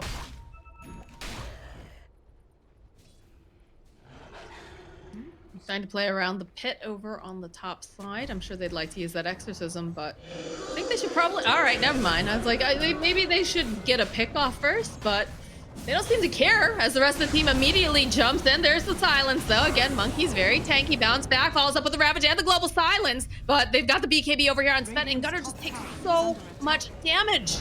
They aren't able to do much of anything. MJZ over on the cliffside still gives a little bit of vision here. They need to finish off this Roach. Swap coming in over here. Follow up. Sammy Boy going in with the Chrono. He's going to try to take out some of these supports before they can do anything else. Managing to get 3 of them. Can they finish off Frank? No, they don't have the damage. He's taken down to the magnetic, but he's still taking so much. Sammy Boy jumping and Monkeys gets taken down. They'll be able to go get Frank, but MNC, he follows up. And look at this damage coming out here at first. They just cannot fight against it. Gunner now trying to run away. These boars are slowing him so badly. Husky, he drops a very big curse here, but he's going to need some assistance as there's the silence though again. And look at this. He can't even be anywhere near him. He has to run away. There's a whole other fight going on the other side as Ocean's just rolling around in circles. Gonna have to TP out. They have the damage though. He will fall. Dude, Sven is so far ahead. It looks like he always just has his ulti on when he hits people on the Zoomer side. Fight did not start amazing for Zoomers. Ravage doesn't catch Sven. Ember lost a lot of HP to that first initiation. And they also popped mech almost right away too, which meant that it wasn't going to be healing anybody else other than Tidehunter. So rough engagement for Zoomers there. Chronosphere was great, but just a little damage short to kill the Beastmaster. And then getting roared and having so many boars in the fight like really affected the game in a big way. If they can kill those boars, they're going to be in a much better place with Faces Void. But just having a little 40% slow just really limited what the Faceless Void could contribute after Chrono is gone. I just think they did such a good job of also kind of spreading out the fights, making sure that, you know, you had your #1 target. And the way that they held some of those spells too, honestly, I felt like that was done very, very well on the side of Thunder Predator. That BKB though made such a huge difference rather. It does. Against Tide, it's amazing. That's probably why they went for the fight. Still Aegis on Sven, so they're going to try to take another engagement here. At the Invis A little hard to catch him. Not with Invis. I mean, yeah. All right, there's a good... Oh, nope, not a save. He tried really hard, though. Ocean, they're just going to chase him right down here. Has to go Scepter. They drag him back. It doesn't matter. He's just going to get held in place for a little bit longer here as the Yule's coming out again as well.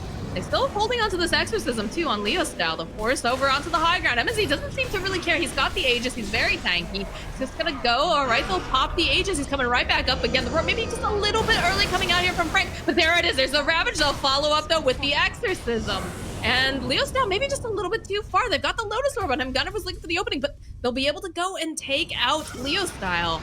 Perhaps too much aggression here. The roll forward again. This is not looking great for Matthew. They'll turn it around, though. Manage to get the Stormhammer off. This Ghost Scepter doing a lot as the body blocks come out. MNZ popping his BKB will turn around, try to go and get the kill over onto Monkeys. But Gunnar chasing after Frank in the back lines. It looks like MNZ has decided he's had enough, so he's gonna just end up leaving Frank behind. Dude, they fought so well in Zoomers. That was all Ocean, basically. That fight was just completely one-sided Thunder Predator, but he just ran in, he snatched Sven, and he punched him in the base. And then they follow up with disable after disable after disable, forcing Thunder Predators to fight in an engagement that they weren't quite happy with. Perfect Ravage catches everybody. Then they punch the Death Prophet back under the tower, I believe, and end up killing her just barely with the Gush and last tower hit. Incredible fight by Zoomers there. And now the game is looking a lot closer to even. I have to say, Ocean's Earth Spirit continues to impress me every time I watch this guy. Yeah. And it's been a kind of a popular pick too within this tournament, especially with, you know, being able to have the Ags, being able to kick people away, turn them to stone. But just some of these engagements, he really manages to turn around with just punishing any sort of just bad positioning. I think one of the other really crucial things that Thunder Predator has been doing is just the silence follow-up on any stun. It makes Faceless Void look so bad when you just have to hit him with one stun, and then you get to follow it up with a silence from the Death Prophet. Because all of a sudden you have this really inexpensive, like 6-second disable that guarantees that Void can't time walk whatever damage he just took. So the fact that Leo Style's always been in position to follow up with those silences has been really big so far for their game. But after losing that fight, things are definitely going to be a bit more iffy. They got BKB on Death Prophet, so she'll be pretty survivable. Almost Ags on Sven. That's going to be a huge deal. It's going to be a lot easier for him to say, oh, there's Silencer? Okay, Silencer's dead. Or, oh, there's Earth Spirit? Earth Spirit's dead too. What have we here? Dire are scanning. They're hunting. Trying to find someone in the triangle. No one is there, though, because the Zoomer is already playing on the other side of the map. Dire's bottom tower is under attack. Dire's bottom I'm a little concerned because Death Prophet has that BKB. And a lot of the things coming out from the side of Zoomers are magic based. Yeah, they are. But I mean, you can. The nice thing that they do have is they have been able to delay fights pretty well. The Hawk? Did the Hawk spot that? Oh, look at the way they break it. They just go right on in. Ocean, kick back immediately over to Matthew. They don't have to worry about him. Dizzy holding Husky over onto the cliffside, though. Global Silence is going to come out, but they just start shredding through. And again, that's Ghost Scepter just saving their life. BKB coming out from MNZ, and they're just kiting him so well. He doesn't have a solution right now. Followed up with a beautiful Ravage. They go, they get the kill on MJZ on the backlines. They've got all these ghosts going on. It's a little bit iffy right now. Trying to just finish off over here onto MNZ. They need one more hit to do it, but the roar comes out. They'll turn it around. Oh my goodness, the roll coming out now from Ocean. He's trying to get away, but it doesn't matter. They have the axes. And then Sven just man-fighting Gunnar. There's only so much that Gunnar can do, but he's getting silenced up. He's slowed. He's trying to just purge stuff. He's not going to be able to do it. They eventually managed to take down MNZ, though, thanks to the silencer. Gunnar trying to climb away. But it ends up being a team wipe on the side of 4 Zoomers. They tried to buy as much time as possible before Chronosphere and the Sven there, but it unfortunately kind of resulted in Tide being dead for sure because the Death Prophet ulti was already active at the point. So it looked kind of good for the Zoomers at the start. They jump in, they kill the Vengeful Spirit, so they don't have to deal with swap at all. But they also lost a lot of health out of the Earth Spirit right at the start of the engagement as well during the global silence because Sven almost killed him by himself. So bit of a rough fight there for Zoomers, and some of their damage problems are starting to show through in that it's really tough for them to deal with both the Sven and the Death Prophet right now, unless they get like an incredible chrono.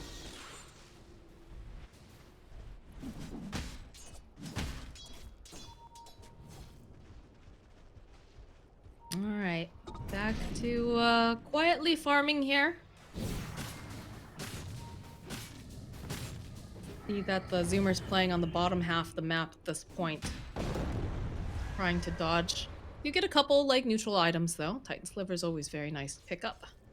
Yeah, it's quite good against Unvenge this game. It's got pretty good agility built up right now, and having a little status resistance against silence could be nice. It's only like 10%-ish right now as a neutral item, but could be one way to help stay alive in this game. I like Gunner's item so far. He's decently farmed, has good damage potential with Spirit Vessel. His net worth isn't looking very high, but he's got a lot of utility with what he's working with. He's got good levels too. Quiver pretty good too though. Oh, they missed it. I think. Did they get it? Oh, looks like they did get it. I'm sorry. They picked it up. Okay. It's like another smoke. Another smoke. I like it on Earth Spirit. It's a good idea. Helps give him good burst damage when he initiates. All right, let's see if they grab the Death Prophet here. She shows briefly. He's going to be looking to roll in. Yeah, they're drawn on the map instead. Thunder Predator expects them in their jungle, so they are predicting this correctly. But they're going to swap it and maybe go high ground against this tri-camp area. This is pretty perfect so far. They're going to be able to get high ground without smoke breaking. Did they notice that the boars got... Oh, MNZ hiding in the corner. BKB comes up, immediately jumps forward, but Gunner dodging. Again, back lines are going to be the roar. Global silence. Sammy Boy, though, he gets the chrono, but do they have the damage? The swap comes out immediately, trying to protect MNZ as he jumps over onto the silence. There's a follow-up with a beautiful ravage, but where's the damage? All right, Matthew's going to be first to fall to go right back in again. The BKBs are popped. MNZ tries to fight, but they finally have the damage that they've been looking for. And now MJZ trying to run away. This Exorcism Ghost, they're doing as much as they can. They take Dan Husky, but they're just not managing to go and land on the rest of these heroes that they need to go and grab. Ocean just going to roll on out. Silence wears off over on the Sammy. Goes for it again. Gets a nice dash up over here as he'll take down Frank. Ocean also falls. He's chased down by Leo Style. Can they grab anything else, though? That is the question. Death Prophet Exorcism is done because Gunner have it. Is going to be able to grab her. Not in time. There was like two super crucial moves that happened in that Zoomers fight. The first was that Gunner was ready to drop the Remnant and dodge the stun. If he gets stunned there, the fight is probably over. He probably dies in that moment. The other one was that Sammy Boy had the read to realize this is the right time to chrono. He chronos everybody on his team basically, but it allows them to waste like seconds of spend BKB, which is super crucial when he's not attacking, and it keeps Earth Spirit alive. So by chronoing there, he guarantees that they can buy time for Ravage to actually be effectual and for everyone to stay alive long enough to slowly work on their team. So that's how Zoomers wins these fights. They need to drag them out for like 10 to 15 seconds every time because eventually they're going to be able to work on their opponents. But it's also so important that they don't die in those moments ahead of time. Everybody, like Husky can die, but the other guys have to be really careful. I don't know how you get in that pit, but they're gonna try anyways. They're trying to get the final hit over onto the rush. It's gonna be the Radiance. It's gonna be a snatch from Gunner as they just go and bash Matthew to death. MJZ next to fall. Leo Style trying to run away. They still have this double damage over here. Follow up though coming out from MNZ with the roar. This is looking like a dead Sammy Boy. As he's gonna get murdered, they'll be able to get the kill over onto Leo Style. Global silence gets used. The rest of the team, they're trying to kite, trying to just run away. They do have the Lotus Orb over here on Gunner, but it's not looking like it matters too much. He has the Yules though, buys a little bit more time. That is the Aegis that's gonna get popped. Ocean's scanning nearby if they decide to re-engage on them. Looks like they haven't decided though. They're happy with just getting that Aegis. Looked really bad for Thunder Predator there for a moment, but the Sven comes in and just starts cutting through heroes against Zoomer. But Roche was taken by Thunder Predator, Aegis snatched by Gunner, so pretty good considering for Zoomers that they did that when that was a little bit contested. But what have we here? one of those moments where they just jumped in a little bit too early. They go in, Roche isn't quite dead yet, and it buys Zoomer the time to walk in and finish it off. The flame break was excellent if Roche was dead at the same moment. And now with the E-Blade picked up by Earth Spirit, he's going to be the one that tries to save either himself or others from Sven when Sven goes in. He's got to land the E-Blade immediately after the stun hits. Very crucial part. If he doesn't do that, it's going to get removed. But more and more tools going into the Zoomer hands to give them a chance to win this game. The BKB on Sven's got to be low duration as well at this point. Yeah, 5 seconds. And now an Orb of Destruction picked up on Zoomers as well. Excellent pickup. Very good on Tide. He can use it with Anchor Smash, or he can pass it over to either Ember or even Faceless Void. Probably better for Ember, though, I would think, since with Sleight of Fist he can apply it more. But we'll see.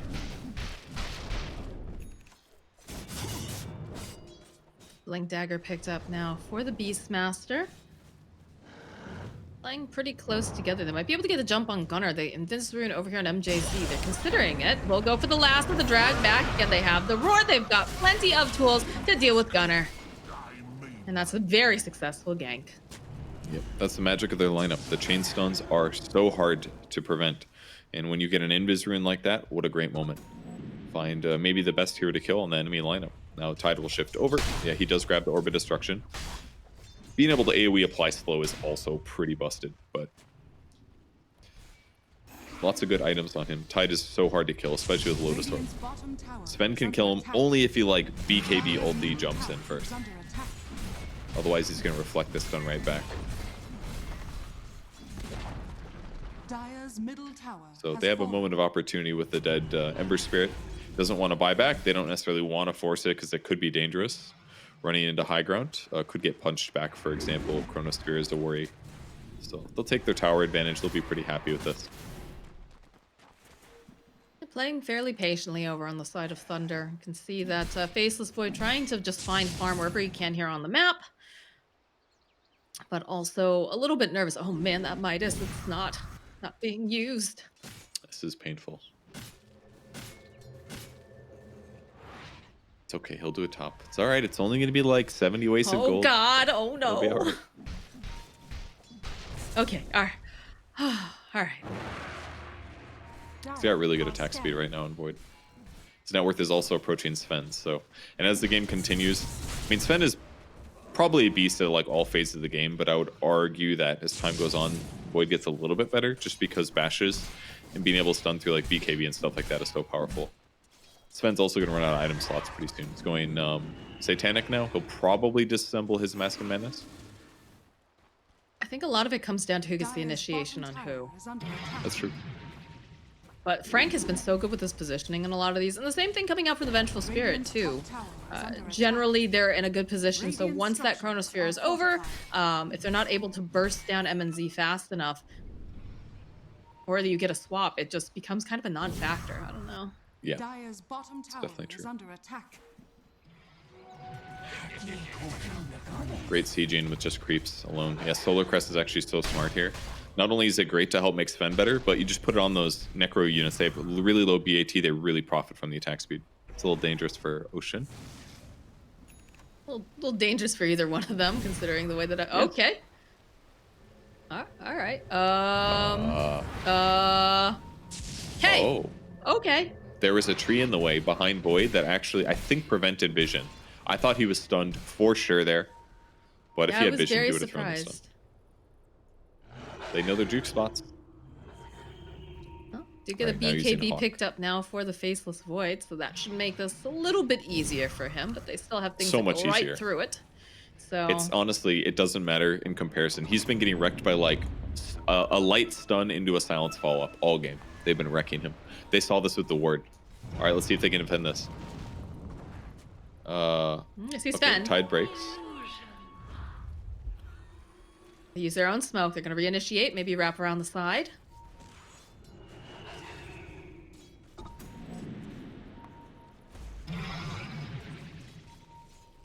No one's taking the bait, though. I'm a little confused by that move. They're kind of waiting for somebody on Zoomers to go up and hit creeps, I guess, or to get bored. MNZ, again, first forward. These monkeys. The Biba Lotus bounce right back at him. Izzy looking for the opportunity. Blade coming out immediately, hopping down. Oh, there it is, though. That Able to Yules. save himself. Global Silence coming out as they roll on through onto the back lines. They see the Bat Rider. MNZ, though, running for it. Sammy Boy looking for this moment of opportunity. Gets the chrono, but she's already up in the air. They need to burst her down. The swap comes out, though. It's not going to be able to work. Followed up with the Roar, with a Ravage. They'll turn it around. They'll be able to take down the Vengeful Spirit, but they need to do so much more. Can they get this kill onto the Sven? And they're just hiding him left and right, Purge. It's looking pretty okay, but he jumps over onto the back line. He goes, he takes down Sammy Boy, takes down Husky. They can't seem to kill this man. Get Minos, they can't do it. He's just too powerful. Ocean falls next.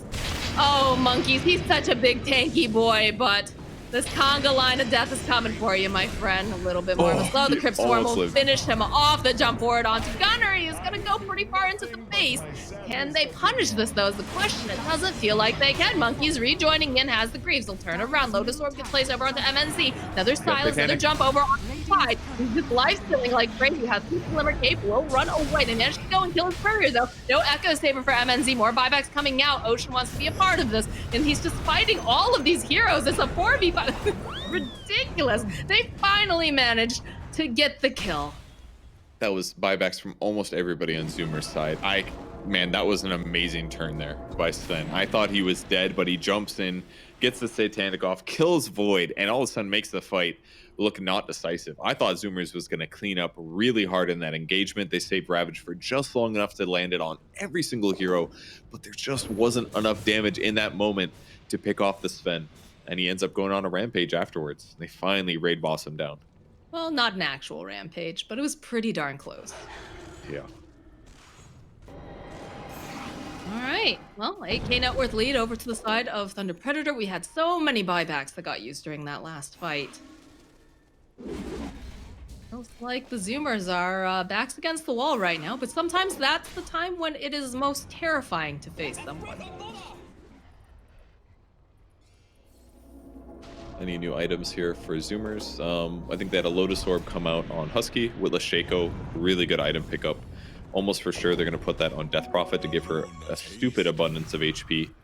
Could be good on Bat Rider too, though. They'll probably have an abundance of armor. Leveler picked up. Great item for Faceless down Void. in. They're trying to take down Frank quickly. Gets the roar off, but isn't going to survive the engagement. So now they don't have to worry about Frank for 90-something seconds, unless, of course, he buys back. Huge pickup. Ninja Gear is really nice on Void, actually. It's actually so good. Movement speed to help him chase better, and he can use smoke to prep for his initiations. Make it a lot harder for his opponents to spot it. Really, really good this game. Timeless Relic now. Pretty solid. I don't know who they're going to put that one on. Probably leave it on the Earth Spirit, I guess. Just increases Spell Amp even more. He's got 30% Spell Amp now on the hero. He picked up the 15% Spell Amp talent. Now an extra 15. That guy can do a lot of damage with his ulti. But they've been doing great jobs just keeping their important heroes alive through all of these nasty disables that Thunder Predator's been dealing with. It's actually made their heroes look less valuable in the sense that, like, Sven doesn't look like he can just kill anybody he wants. They're just playing around it great consistently. A Minotaur Horn. Oh boy. Global Silence comes out. There's not going to be any save. The follow up with the Ravage, though. Can they kill him fast enough? And they do. They take down MNZ. MJZ, look at Gunner just zipping around. He's trying to go and grab MJZ, get a couple of these hits off. And they're chasing after this position 5. Looks like they get the last though. It doesn't matter. He's just going to burn to death. And just like that, I don't understand what happened on some of the other sides here, but there are 4 heroes dead on the side of Thunder Predator. Just a small moment of weakness there where Sven feels comfortable going for a bounty run here, and they just say, duh, we kill him. Chronosphere him guarantees the Ravage stun follow-up, and the stun stats resistance is massive on him, but it was more than enough with the rolling and all of the mobility on Zoomers to punish this mistake. It felt like they were surprised to see him for like half a second, because it felt like that chrono was just like a little slow, and then the Global Silence also just a little slow too. Like, I can't believe he's actually here. Cat that just fell asleep with his paw open, you know, and a mouse walks in. But it's gonna make a huge difference here for the side of Zoomers.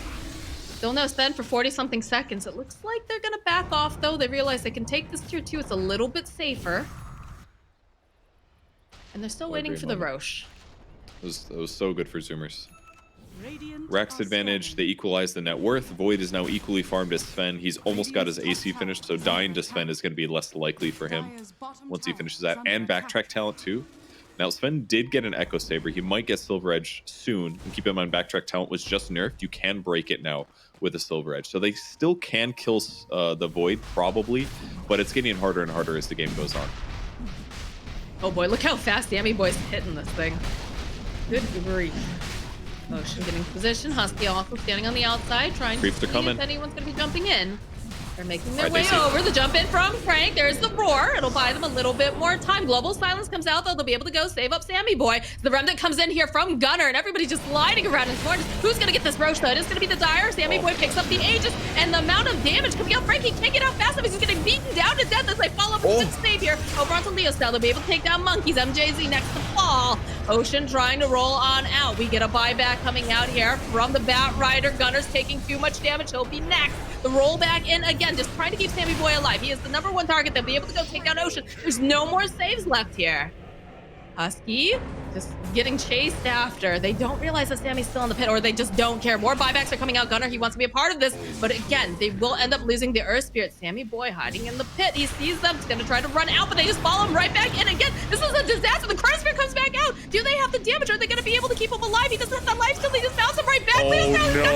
He's still alive. Oh my God, it's a disaster. Ember, he cannot get away. He's going to try the best he can, but they just lock him into place. Remnants through, gets Matthew, but he just gets stunned up. I think that might be game. Oh, never mind. Actually, they don't have creeps. They're not pushed out. That is the one thing going for Zoomers here. And the fight looked okay. It was I had no idea who's going to grab Aegis in that engagement. Like, what do you even do? Everybody's on Roche. Nobody's really disabling. They end up getting the Aegis, but once Sven came in, the fight tone just completely changed, especially with Tide getting killed early on. They need Tide to stay alive, giving armor to everybody, anchor smashing the Sven, gushing him to make it harder for him to chase, but Sven got a perfect engagement here, and now with these creep waves crossing the map, they will have the opportunity to take Megas, maybe end the game, but I think because the waves were so towards their base, they might not be able to end it here. Dire's middle It's going to be really close. I mean, if they had any sort of life steal for Sammy Boy, that might have gone a little bit different, but like you said. I mean, it was dangerous what he did. Either way. All right, here they go. They just want to finish it. They know they don't have buyback. They've got All that's Cliff. going to be able to be here is going to be Monkeys in about 9 seconds. Husky on the silencer. But what can they do against this Fury? It's going to be really hard. They've got no Chronosphere. They've got so much damage. Look at this Tide Tide. goes He in. wants to be in there. They put down the repair kit. He gets silenced up immediately. Get a big tanky boy. Has the Lotus War. Follows up with the Ravage. We'll be able to slow them down, but not enough because Thunder Predator bringing the Thunder are going to 2-0 this series. Zoomers are going to feel really bad about this one for sure. A crushing loss in game 2 when they had some measure of being able to win this game, but the Roche fight went too bad for them. And then all of a sudden, after all the buybacks and the previous fight as well, it's just a couple of fights where Sven just felt untouchable in this game. They played it so well. And I mean, we saw so many good plays coming out of Ocean. He had a lot of positions like where he almost was able to get the saves off. He had the E-Blade doing so much to keep Sammy Boy alive. But at the end of the day, they just didn't quite have enough damage to be able to take down, you know, the Death Prophet or, you know, the swaps. The positioning was just so good. I can't tell you how many times that Frank went in with the reinitiation with that roar and they just turned things right around again. So just very well played coming out from Thunder Predator. They're going to 2-0 this series. And you have any final parting thoughts on that, Purge? Bless me. That's all. Okay. Well, we are going to take a short break, guys. And when we come back, we'll have the panel break it all down for you here at ESL One Thailand.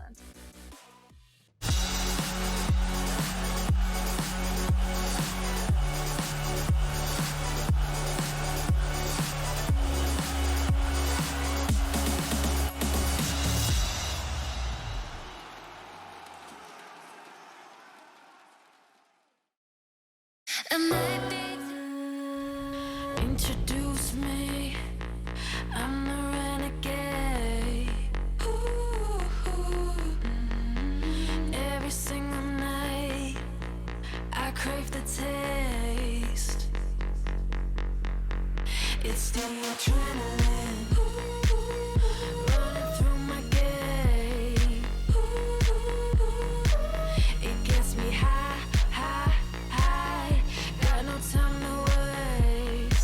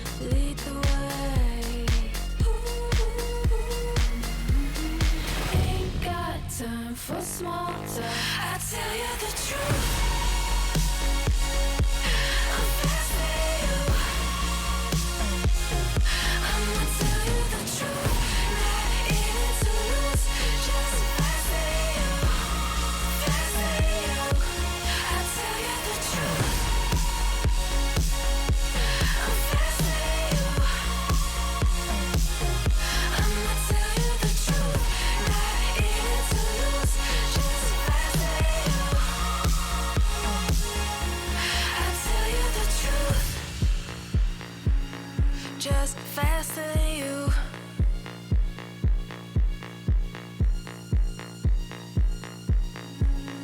Just faster than you.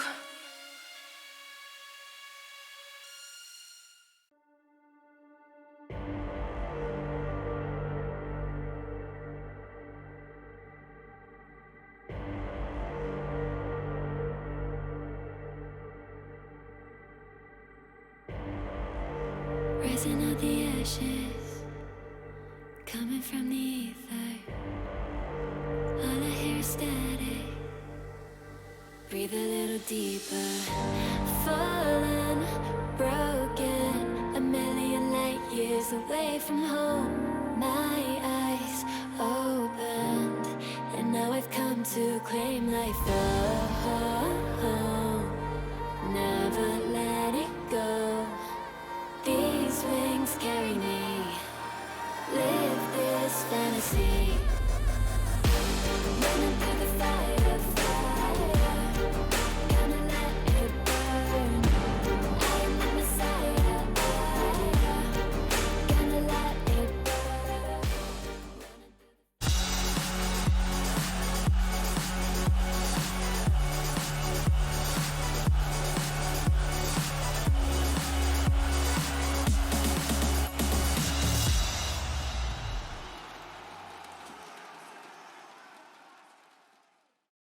Start over.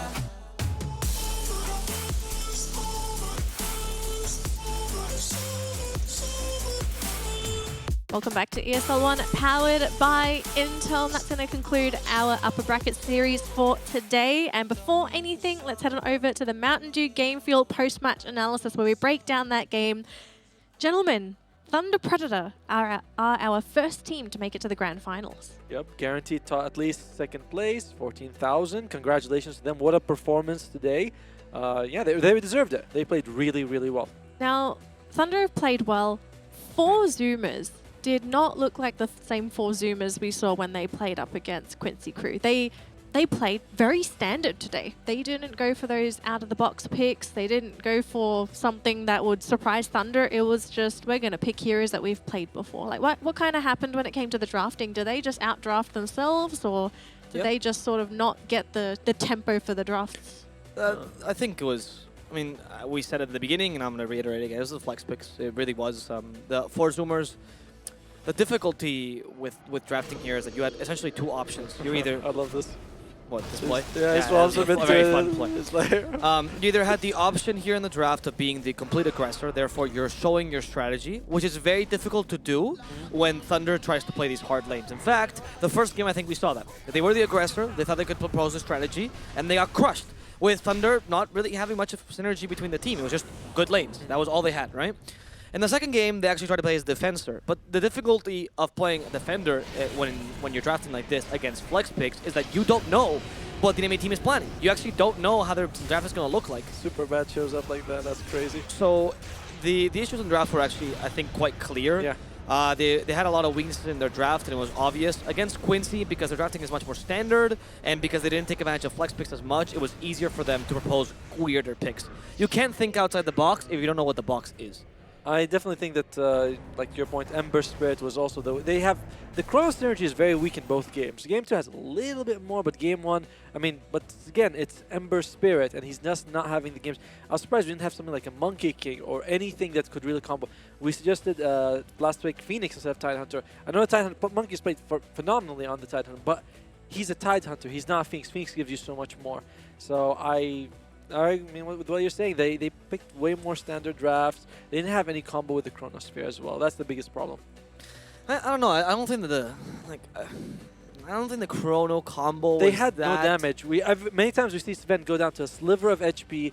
He either cheeses or uses Satanic, and he can fight no problem. What if they killed him? They had a bit more damage. Certainly, they lacked the damage, but that was also because, again, you had a Void that was playing with 2 items behind, you know. Yes, you can play with, like he was literally 4K to 5K behind. Really. I mean, he was like 3K a bit for a lot of the game, but they were for the caught up. majority of the game, he was 5K behind. And then for a small portion towards the end, he was a bit less. He was 2 irons below. He didn't go for an offensive build either. He didn't go for, you didn't see an early MKB. You didn't see these hyper-offensive items. I agree with you, they were lacking damage.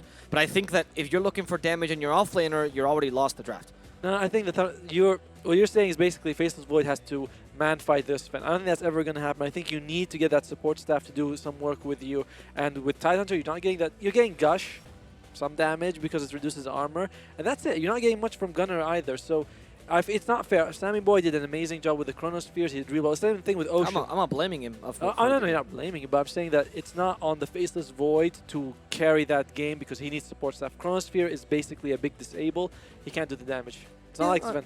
I get that. All I'm saying is when you're playing a Faceless Void against Sven, and we saw this multiple times actually in this match, you can men fight him. He actually beat him multiple times outside of the chrono. The big problem was, as you mentioned, your support staff. Yeah. Your support staff is not just not dealing damage to Sven, they're not doing anything. Yeah. They're not stopping the rest of the team. Look at the comparison of the Tidehunter versus Beastmaster. Like, it wasn't, you know, and Monkeys did actually a really good job with the Tide. He did amazing. But you have this issue that your support staff is not doing what they're supposed to do. You have a literal Tide and Silencer. These guys should be enabling your chronos. They should be enabling your plays, and it keeps not happening. This was also partially because Thunder played amazingly well. Of course. I think they had great pickups on those Lotus Orbs. They had a couple of those Lotus reflections that actually turned the game around. Yeah. Those swaps were amazing. The playing around the Void was difficult to begin with. It was a really difficult game for Sammy Boy. But I was expecting a bit more out of the support staff, to be honest. Ty did a decent job, especially early game, of mitigating Sven's damage, which allowed the Void to man fight him. And we got a couple team fights that worked. Yeah. But it wasn't enough. One thing I want to go is Husky's item and skill build were both confusing to me. He never took glaives early on. I heard Purge was saying, "Oh, it's really good because it last word in Arcade Curse." The problem is he was getting kills, but he wasn't stealing intelligence. So it may not sound like a big deal, but later on when Sven has 100, 150 less mana, he's throwing 1 less Storm Ball. That makes a difference.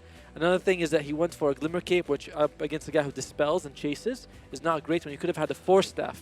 Yeah. So I feel like Husky, I don't want to say dropped the ball, but he could have done a little bit more as the Silencer because damage could have been added because of the glaives with that stolen, and the Force Staff could have helped a bit more. Yeah, that's fair enough. I can see that. I would say though that to me that game, the Ember just stands out so much. Not because of Gunner's performance, but because of how weak the hero himself. The hero doesn't give you anything. And I felt that if you watch that whole game, it almost feels like 4 Zoomers thinks the Ember's gonna do more because they give him a lot more protagonism. There's one time when he jumps in the bottom lane, jumps forward like into the tier 2. I'm like, you're not amazing. You're not Sven. You're Ember Spirit. Is this an issue that we're starting to see with Ember Spirit now? Because the same problem happened when Infamous took on Thunder in their game. They had an Ember Spirit as well, and the hero just felt very underwhelming in all aspects of the game. Is Ember Spirit now just starting to fall off? Yeah, because I think 2 things, right? First of all, his brother, Void Spirit, it just does a lot of what he does. He's way cooler, better. right? Yeah. He's the younger, better brother. No, the oldest. The oldest. Is he the old? Oh, yeah, okay, sorry, I forgot. Void, Earth, Ember, then Storm, right? Yeah. Because the beard makes sense. Because Void actually, when he was born, he made time. So before that, there's no such thing as time. So there was no older or younger until he existed, right? Imagine the conception. Anyway, Void Spirit is, I think, a better option than Ember almost always, right? But to me, the real big drawback Ember has, and that I think Thunder has really abused here, is Ember used to be good, not because Ember does so much, but because Ember is a consistent mid laner. He's a mid laner that most matchups he does well, if not, he recovers. That was the thing about Ember, right? It was the trio, now with Void Spirit, 4 heroes that were the consistent mid laners. Kunkka, TA, Ember, and Void Spirit. TA is garbage, Kunkka's garbage, Ember's slowly inching towards that dumpster. So this is what happened. Every day he's like going closer to the dumpster. Closer, right? And the problem is that I think that consistent mid laner changes because now that Legion is available, now that pick exists, now that we're seeing a bit of the Death Prophet, we're seeing that there's actually matchups Ember does really badly against, and he sucks at recovering. And then you question, well, if his biggest strength is that consistent mid lane, why am I picking him? I want to go to Thunder Predator because I feel bad for 4 Zoomers now, but Thunder Predator, Minos was amazing on the Sven. I mean, he was able to, a bunch of times with the Satanic, just able to go back to full health. And when he also makes Ember so useless. And of course, yeah, because we saw him, he was able to follow the Ember. With the Satanic, he was super good. I also really, some of the Sven's Venge swaps were pretty nice. I don't know, Matthew did well, but I feel like he swapped. He swapped. That's what you do. You know, Leo's style really did well on the Death Prophet. It's crazy good. One mid, in a couple of fights, he was able to use himself just as Chrono landed. There was that fight top lane where Sven dodged it, he just moved, and the Chrono landed on Leo's style. He's like, oh, I'll just use myself right before. That was so well played. Yeah. So, and Frank, of course, giving them vision. Not as flashy because it's harder to look flashy with the Beast Master, but that constant vision, multiple slows on the Void Spirit every on the Faceless Void, and the ulti, just the lasso into Roar.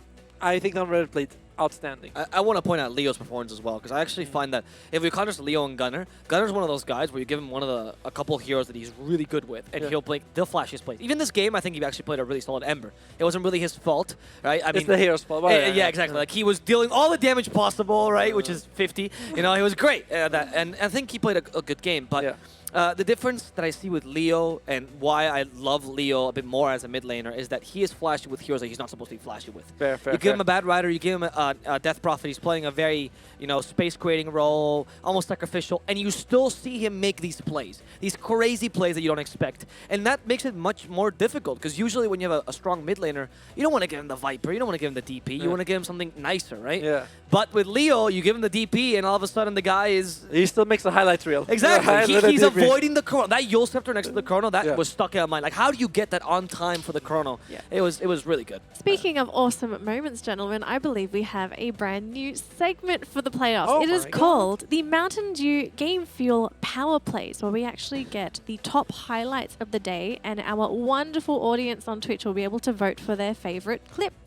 Are you excited to see which of clips qualified for today's Power Plays? What do they get? What does the favorite clip get?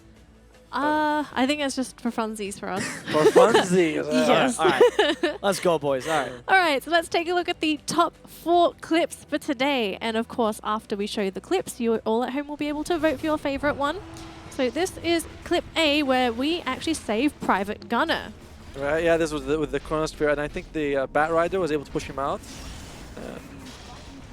This was really cool. That was nice. Yeah, see, this is what I mean. Like, Gunner's doing... He's moving heaven and earth this year. Okay, he's doing so much on Ember. And he's still not that useful, but he's doing so much on this Ember. He's like, I'm using the hero here to maximum potential. The thing is, he's always behind net worth. I think that's the biggest problem.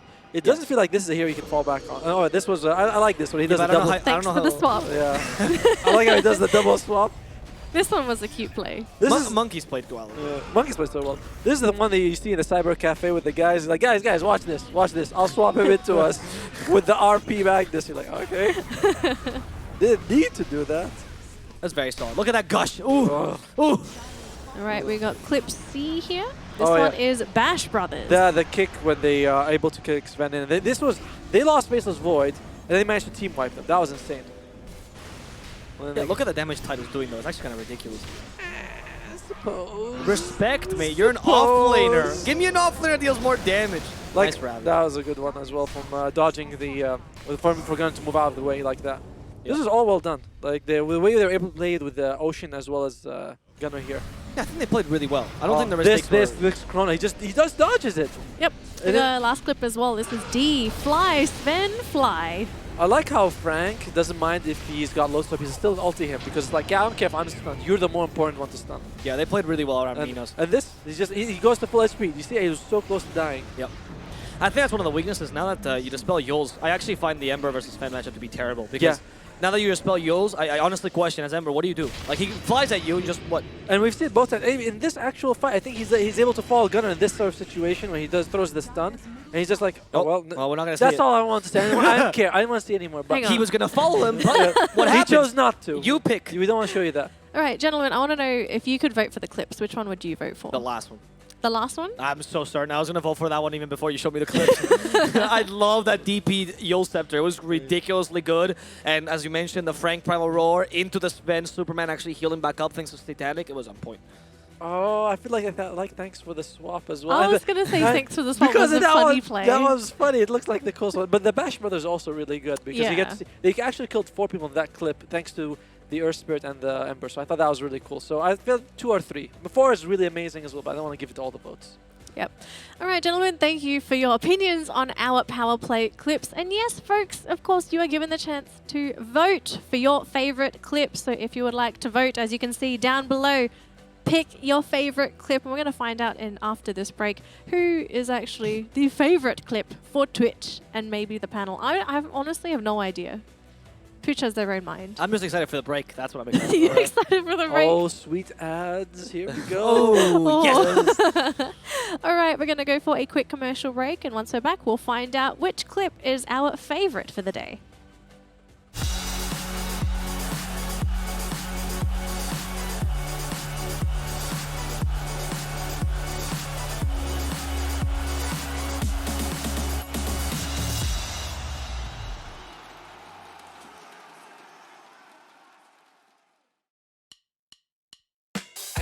Pretend to like you. I hope you feel the same. I take a chance and not lose. I can't pretend to like you.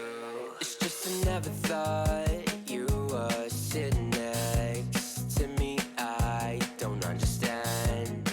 It's just I never seen you smile.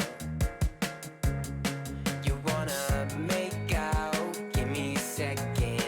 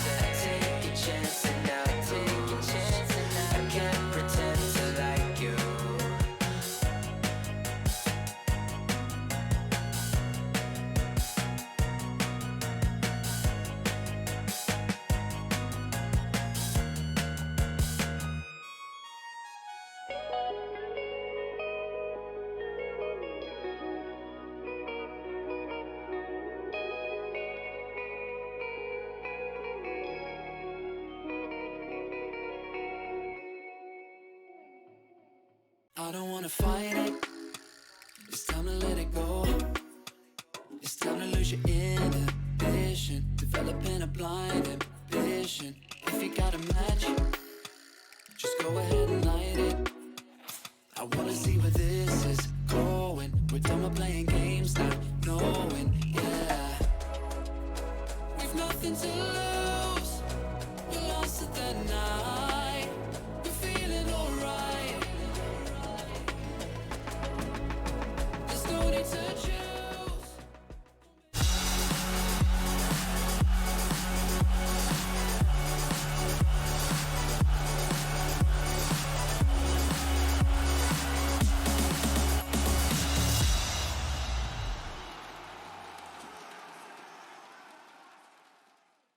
Can't say why.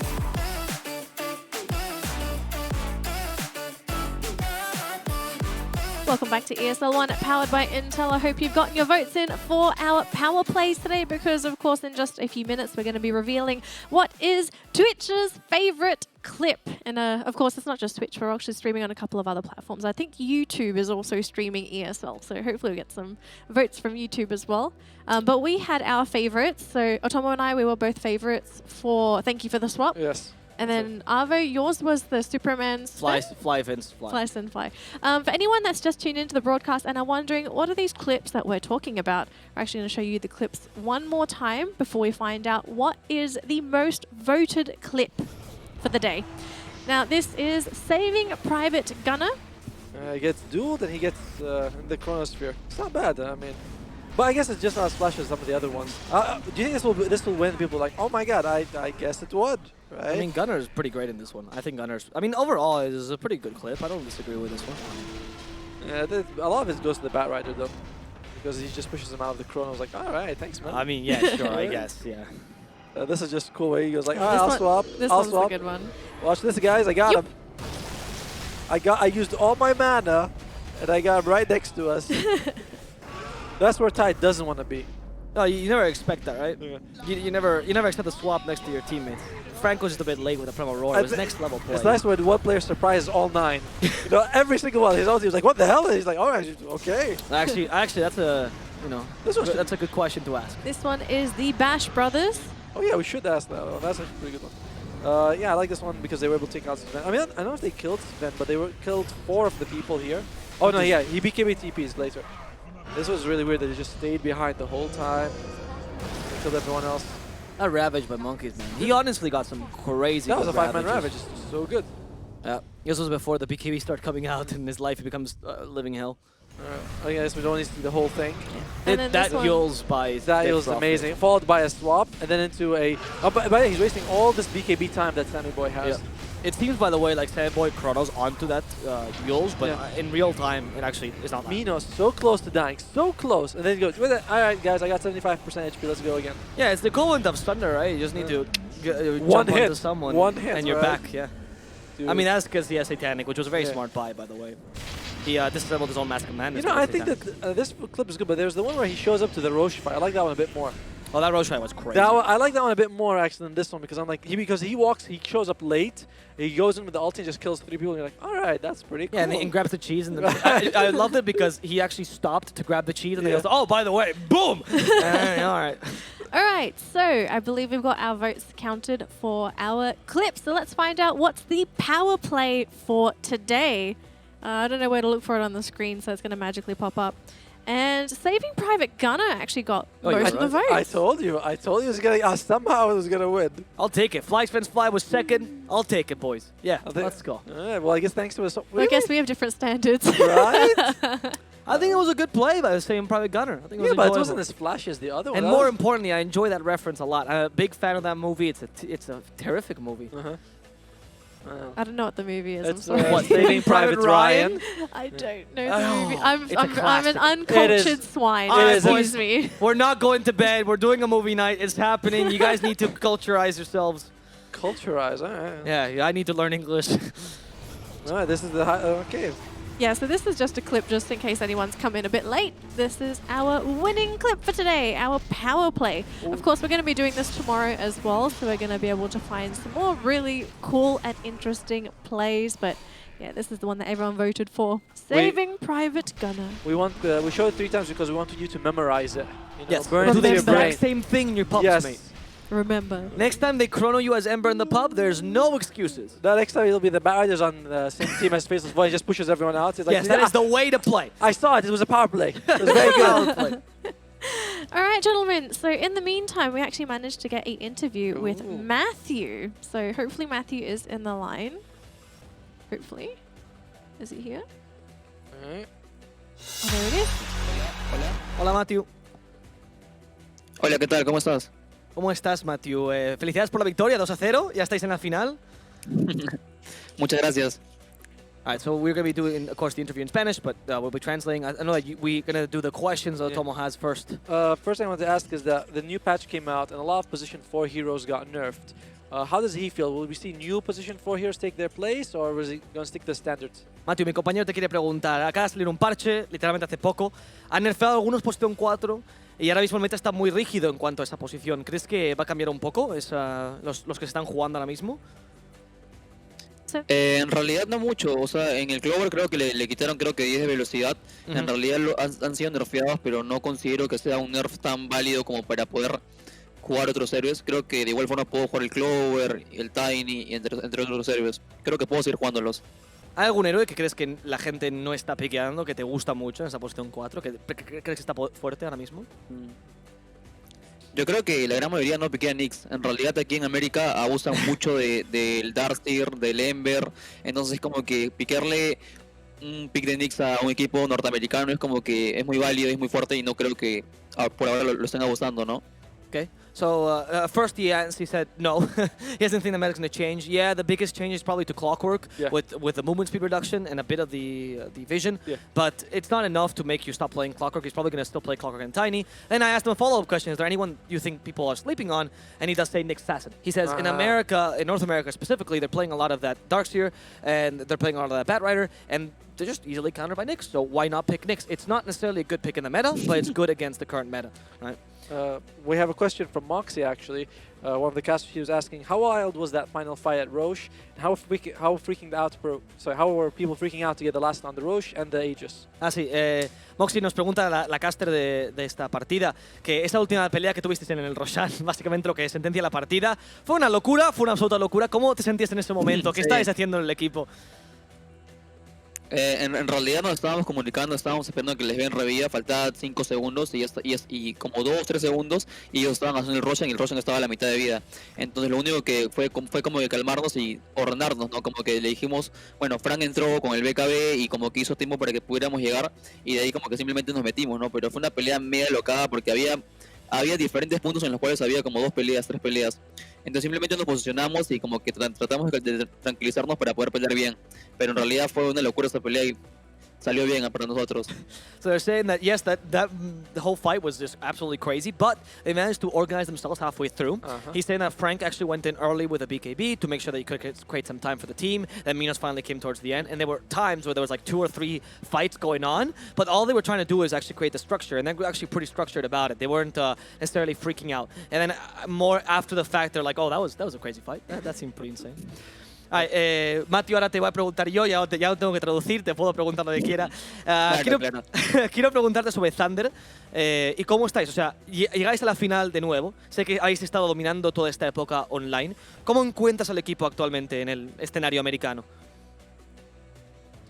Nos encuentro muy fuertes, con mucha más confianza. En realidad, cuando recién se formó este equipo, como que fue un poco difícil. Pasamos por Open Qualifiers y perdimos una Open cuando yo llegué. Antes de que yo llegue ya habían perdido una más. Entonces fue como que al comienzo comenzamos muy bajoneados, pero poco a poco fuimos construyendo la confianza, fuimos practicando y como que actualmente siento que estamos muy fuertes. Y creo que el equipo que más como que nos da ganas de ganarles es Quincy Crew, ¿no? Que es el equipo que nos parece más ordenado, con más estructura y con más estrategia.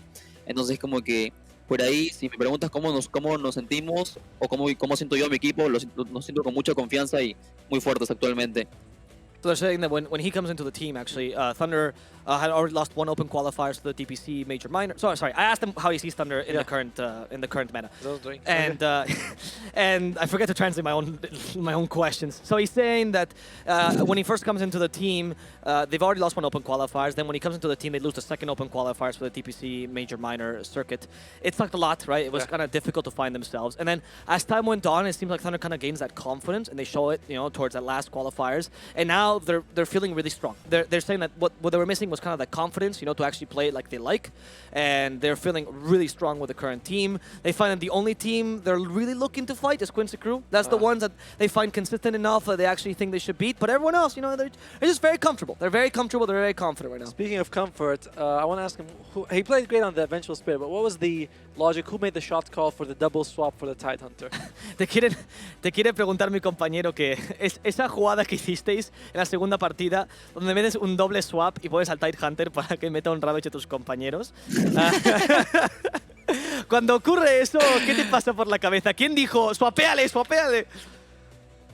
Es que lo que pasa es que, o sea, siempre cuando yo soy más que todo el que colea con Leo y con Wu, entonces es como que en ese momento del Dota como que dijimos, vamos a pushear medio porque ya habían usado, si no me equivoco, el Global y la Chrono, si no me equivoco, no me acuerdo muy bien, pero la cosa fue que queríamos ver al Tide Counter y como que se estaba yendo al Tide y yo swapié a la DP y luego swapié al Tide y como que lo posicioné para que lo pusiera todo el equipo. Pero en realidad fue como que una mala comunicación de todo porque no era para pushear esa torre. Y también fue mal swap mío, ¿no? Porque debí haber reconocido la jugada, pero fue como que una jugada muy alocada y falta de comunicación entre nosotros, por así decirlo. So he was saying that actually in the team he communicates the most with Wu and Leo style, right? And so when they were actually fighting that, they knew that Chrono was down, or he thinks, because it's hard to remember, of course, he thinks Chrono and Global Silence were down, and they're looking to push that tower. And so they're telling him, we can kill the Tide, let's just go on the Tide, let's go on the Tide. But there was a miscommunication there because he did this double swap, and he was thinking, well, I'm just going to go on the Tide now. And at one point, his plays got above what the team was thinking, and you kind of just find yourself in the position where, we swapped him here, and I guess that this is going to happen. So, yeah. There it is. As they say, está bien. Está bien, yeah. I'm going to ask him now about how he felt against Four Zoomers and how they were so comfortable getting the 2-0 against them. Ya es la segunda vez que superáis a Four Zoomers. La última vez 2-1 en las group stages, ahora 2-0 contra Four Zoomers. ¿Qué es esa llave que habéis encontrado contra ellos? ¿Cómo es que no pueden contra ustedes? En realidad, yo creo que Force Summers como que se encierra mucho en tres estrategias que tienen, a nuestro parecer, o a mi parecer por lo menos. En realidad, me parece que los combos más fuertes que tienen ellos son su Darkseid 4. Bueno, tenían el Clinks Encantres, que ya lo han nerfeado un poco, la Encantres la cría, y juegan bastante Terrorblade. Entonces es como que nos proyectamos más que todo para eso y sabemos a qué héroes ellos le tienen como que un respeto o un temor, ¿no? Por ejemplo, casi todos los equipos nos banean Beast. Entonces, estos dos juegos fue como que tratamos de baitear mucho a los héroes como para que se olviden del Beastmaster y cayeron en la trampa, ¿no? Yo antes nunca había jugado la Dengue 4, pero había visto que teams europeos lo habían piqueado, entonces fue como que le hicimos un bait y como que cayeron, ¿no? Porque se olvidaron de banear el Beast y lo piqueamos y como que las auras son muy fuertes. Entonces, como que sabemos las estrategias de ellos y ellos no están aplicando nuevas estrategias, están siguiendo como que en su círculo, ¿no? Y siento que por eso lo tenemos muy estudiado y le hemos ganado 2-0. It's actually crazy insightful, by the way. I'm sorry. This is a lot of information to process. He does not come back whatsoever. He revealed the plan. So they're saying that they knew Four Zoomers. They knew Four Zoomers had three basic strategies, which are the Clink Enchanters, the Darkseer plus carry, and the Terrorblade, right? The Clink Enchanters got nerfed. Darkseer was also not that great. So they knew what they were afraid of, and they knew what they were strong against, right? And they knew as well that the Beastmaster keeps getting banned for them because Frank is so good on the Beastmaster, and it's quite the threat.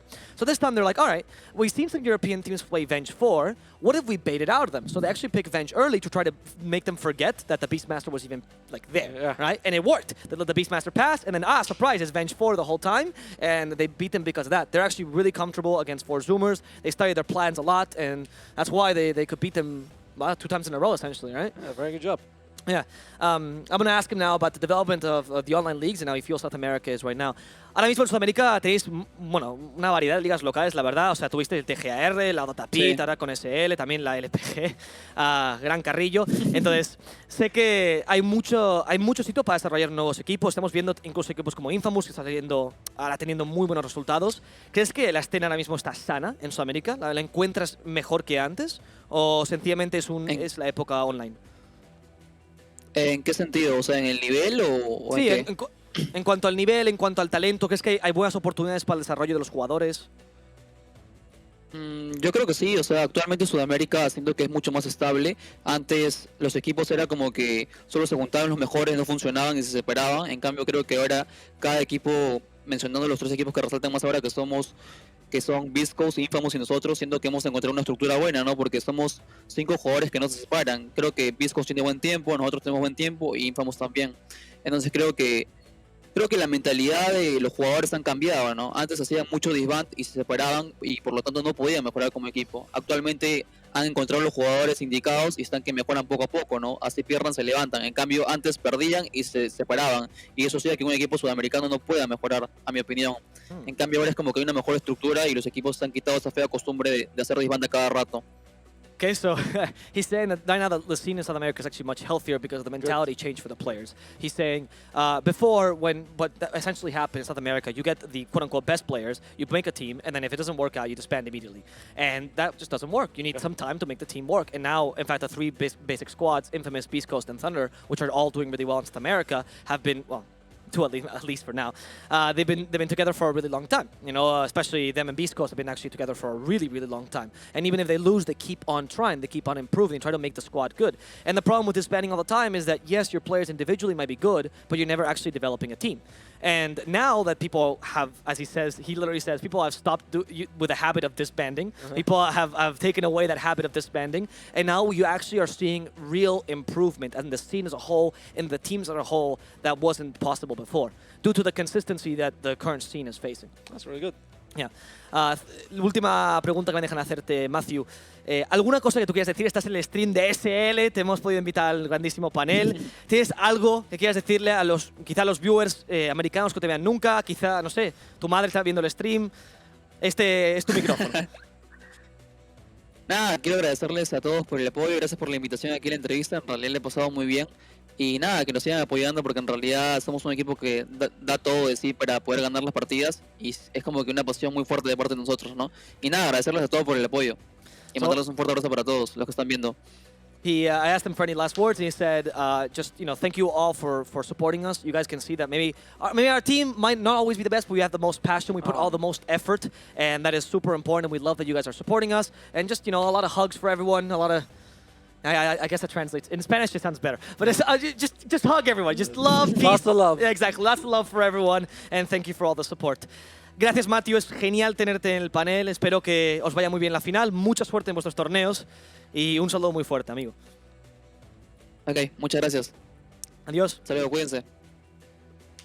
Thank you, gentlemen. And I think another way of putting it is just be nice, right? Yes. It's just because I guess in Hispanic culture, it's very common, like when you say goodbye to someone, you go like, 2 kisses or hug or whatever, because that's what you actually do in real life. Yeah. That's why COVID in Spain is terrible. We're not going to go too deep into that. No, but it's very common to do that kind of like physical gestures of love. And so I'm actually, when I started getting in the international scene, one of the things I had to get out of my mind was, don't tell people. Not everyone wants a hug and not everyone wants a kiss. Stop kissing people. That was like a big thing, I kept seeing people. I'm like, oh yeah, 2 kisses. They're like, what are you doing? What are you? Whoa, okay. So yeah, that hug is like an expression of just, we're all friends. We're all good here. Just hugs for everyone. Be nice. Feel loved. Right. Well, unfortunately, this is actually going to conclude the stream for today. So we're very sorry for anyone that just tuned in. Yes, we are only doing 1 best of 3 per day, as it is currently the playoffs. But for anyone that did miss out on our series for today, it was 4 Zoomers versus Thunder Predator, and Thunder Predator 2-0'd 4 Zoomers. So now, unfortunately for 4 Zoomers, they are now in the lower bracket. And they'll be taking on whoever wins in Quincy Crew versus Infamous, which is going to be happening tomorrow. So Quincy Crew versus Infamous, that is tomorrow's matchup. The day after will be the matchup with 4 Zoomers and the winner of tomorrow's series. I'm really looking forward to tomorrow because Infamous and Quincy, they were the favorites to stay in the upper bracket, but they're the first 2 to drop down. Yeah, that's wild. I mean, that just goes to show how in this tournament, teams are so close to each other that any team can take a series from another team. 4 Zoomers today, I think we all entered thinking, they'll do pretty well, 2-1 at least. Then they get 2-0'd by Thunder Predator, and you're like, well, yeah, new patch, it's crazy. And the new patch also was like, Ice Rock hates Zoomers. They go, Darkseer? Nah. Bye-bye, Darkseer. Bye-bye, Kling's Enchanters. Clockwork as well. Clockwork as well. I was like, Zoomers, like, what do we play now? Ice Rock just took away our pool of heroes. It was very brutal. I feel bad that they had to play against the patch. I feel like this happens to Zoomers all the time, though. Like, if Zoomers is a match, is the day Ice Frog is giving you a patch. Yeah. Well, gentlemen, do you have any final words? Oh, actually, before you say that, I do need to remind people, I just remembered. This is very important. The MVP. So, the MVP. Now, we did have a bit of a... hostess. Yes, okay. She's fantastic. You guys make my job so hard. All right, so we did have a bit of a surprise announcement from production earlier today, but I'm genuinely curious if maybe we've seen another change. So according to production, we might have a new 3rd place, but what we see right now might not be the one that we saw earlier today. But yeah, just a reminder, if you haven't already, get your MVP votes in. Okay, your favorite player could win a car. Let's take a look and see who the top 3 are for today. Is it still? Yes! So He Eternal made it. Envy has somehow managed to crawl out of the woodworks and is now in 3rd place. World domination. He's getting there. He left the tournament a week ago, and he's climbing the ranks. People are like, I guess Envy. You know, why not? Yesterday, I made my call to all the Peruvians, and they went, "Oh, we're gonna vote for Jacobo Mao. Jacobo Mao is gonna take this game." I'm so happy. I'm so happy he's here. Honestly, like guys, the people that love Envy are just really love Envy. It's kind of weird because they did have an amazing, group stage, and they're it was on very the fun to tournament, watch 'em. and they're like, "Yeah, we wanted the 3rd place in the MVP. We don't care." Well, I'm just wondering how far is he going to go, right? Like, will he end up taking Gunner's place in 2nd? Is he the witch doctor of the votes? Is he just gonna slide in there to 1st place? You're like, all right, I guess. He's gonna kick Gunner away from the top 3 again. That could happen. Well, At the end of the day, folks, it's all up to you. Your votes matter. Every single one. Now, for reals, any final words before we close out the show? I guess he looks at me straight. Thanks everyone for tuning in, and thanks both teams for the amazing series that they gave us. It was really close games. I'm looking forward to tomorrow's game, especially because we have a new patch and Infamous is kind of crazy. And thanks, huge shout outs to Matthew for giving us a really nice interview with a lot of insightful answers. I really like what he said about position 4 heroes. So he just covered all the strats for his team. It was great. It's like, yeah, this is how we're gonna play. Like, whatever. All right. I liked what Otomo said earlier, so I actually want to go on my final words, just jumping off that, which is, he was saying, you never actually know what teams are taking off whom in this tournament. Like, literally, these teams have been very close to each other. And I think oftentimes, and in the COVID times where everything's online, we're always being very sad about it. It's a bit, it's sad that we can't actually have LANs. But one of these few advantages that you get out of these constant regional tournaments is that regional metas develop. People actually find a ways to beat the other regional teams, and it's harder to see that one dominant team in the region where everyone else is just tailing below them. And this is great. I mean, it's one of the few advantages we get, so enjoy while it lasts, right? Any team can beat any team right now as long as you're from the same region. We all have strats for everyone. It makes Dota 10 times more enjoyable. Welcome to NA versus SA. That's going to conclude the broadcast for today, folks. Thank you so much for coming to the stream. Of course, we'll hopefully see all of your wonderful faces tomorrow. Until then, stay safe and still vote for Witch Doctor. We need more support Arcanas. Here we go, go, go, let us heal and go. You won't be alone, we're unstoppable. Don't be afraid to show what we're going for. This is what we know. Here we come back to life, still breathing. Standing up, everybody's gonna see it. Oh, all you need to know is that we're holding on. Even if we fall, we will rise up and we follow the path that we believe in. No, we're not gonna stop until we reach it. Oh, all you need to know is that we're holding on. We rise up from the dust and clean my throat.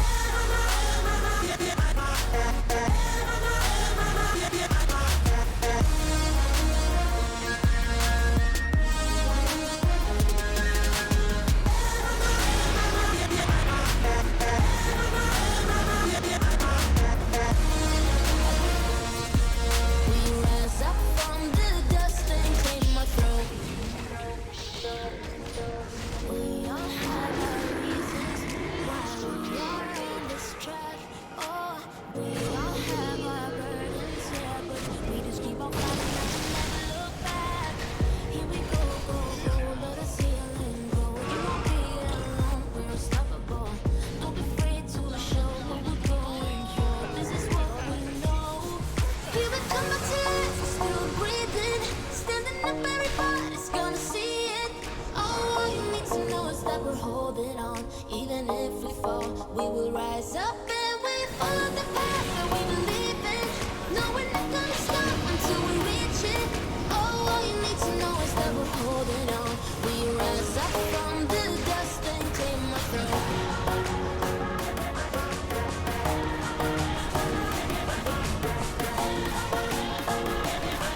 We rise up from the dust and clear my throat.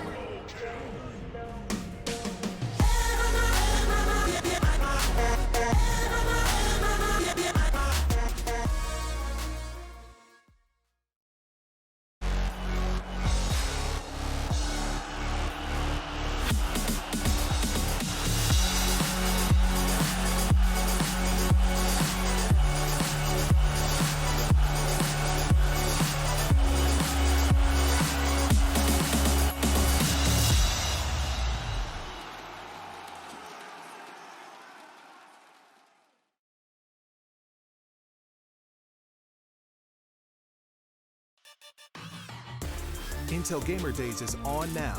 Whether you're looking to buy or build, now is a great time to upgrade. Get limited time offers and giveaways from top names in PC gaming. Unleash elite gaming performance with systems featuring new 10th gen Intel Core processors. And bring Marvel's Avengers to life with in-game optimizations for a mightier PC experience. Act now. Intel Gamer Days is only here for a limited time. These feelings are waiting for you to come back.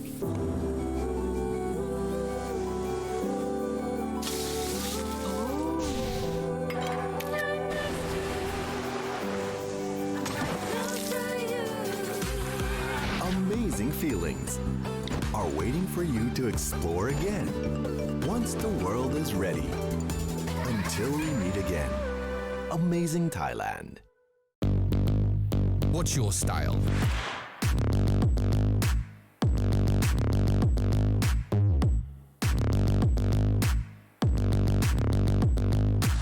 Get your merch at shop.eslgaming.com.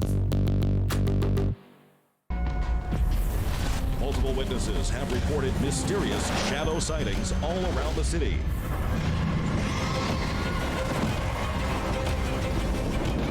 According to experts, the origin of these shadows is still unclear.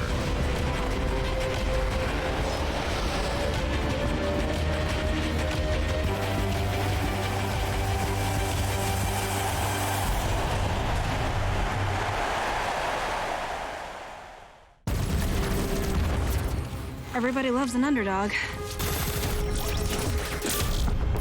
Who needs to be liked? Mountain Dew Amp Game Fuel. Victory in a can.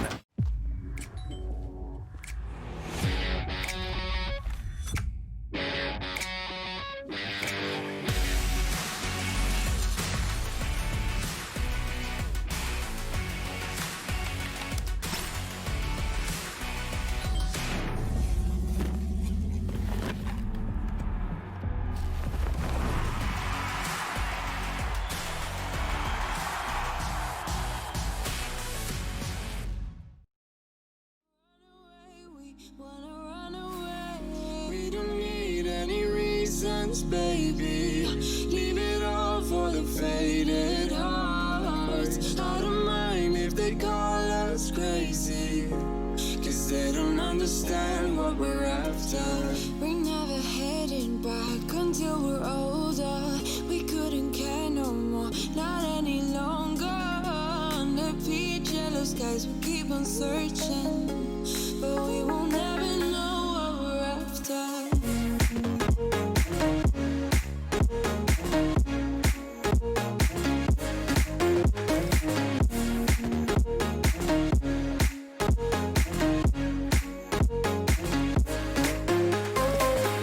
We're no kids no more. I need to feel alive in this dreadful town. I'm running out of time, and as long as you're mine, I wanna run away.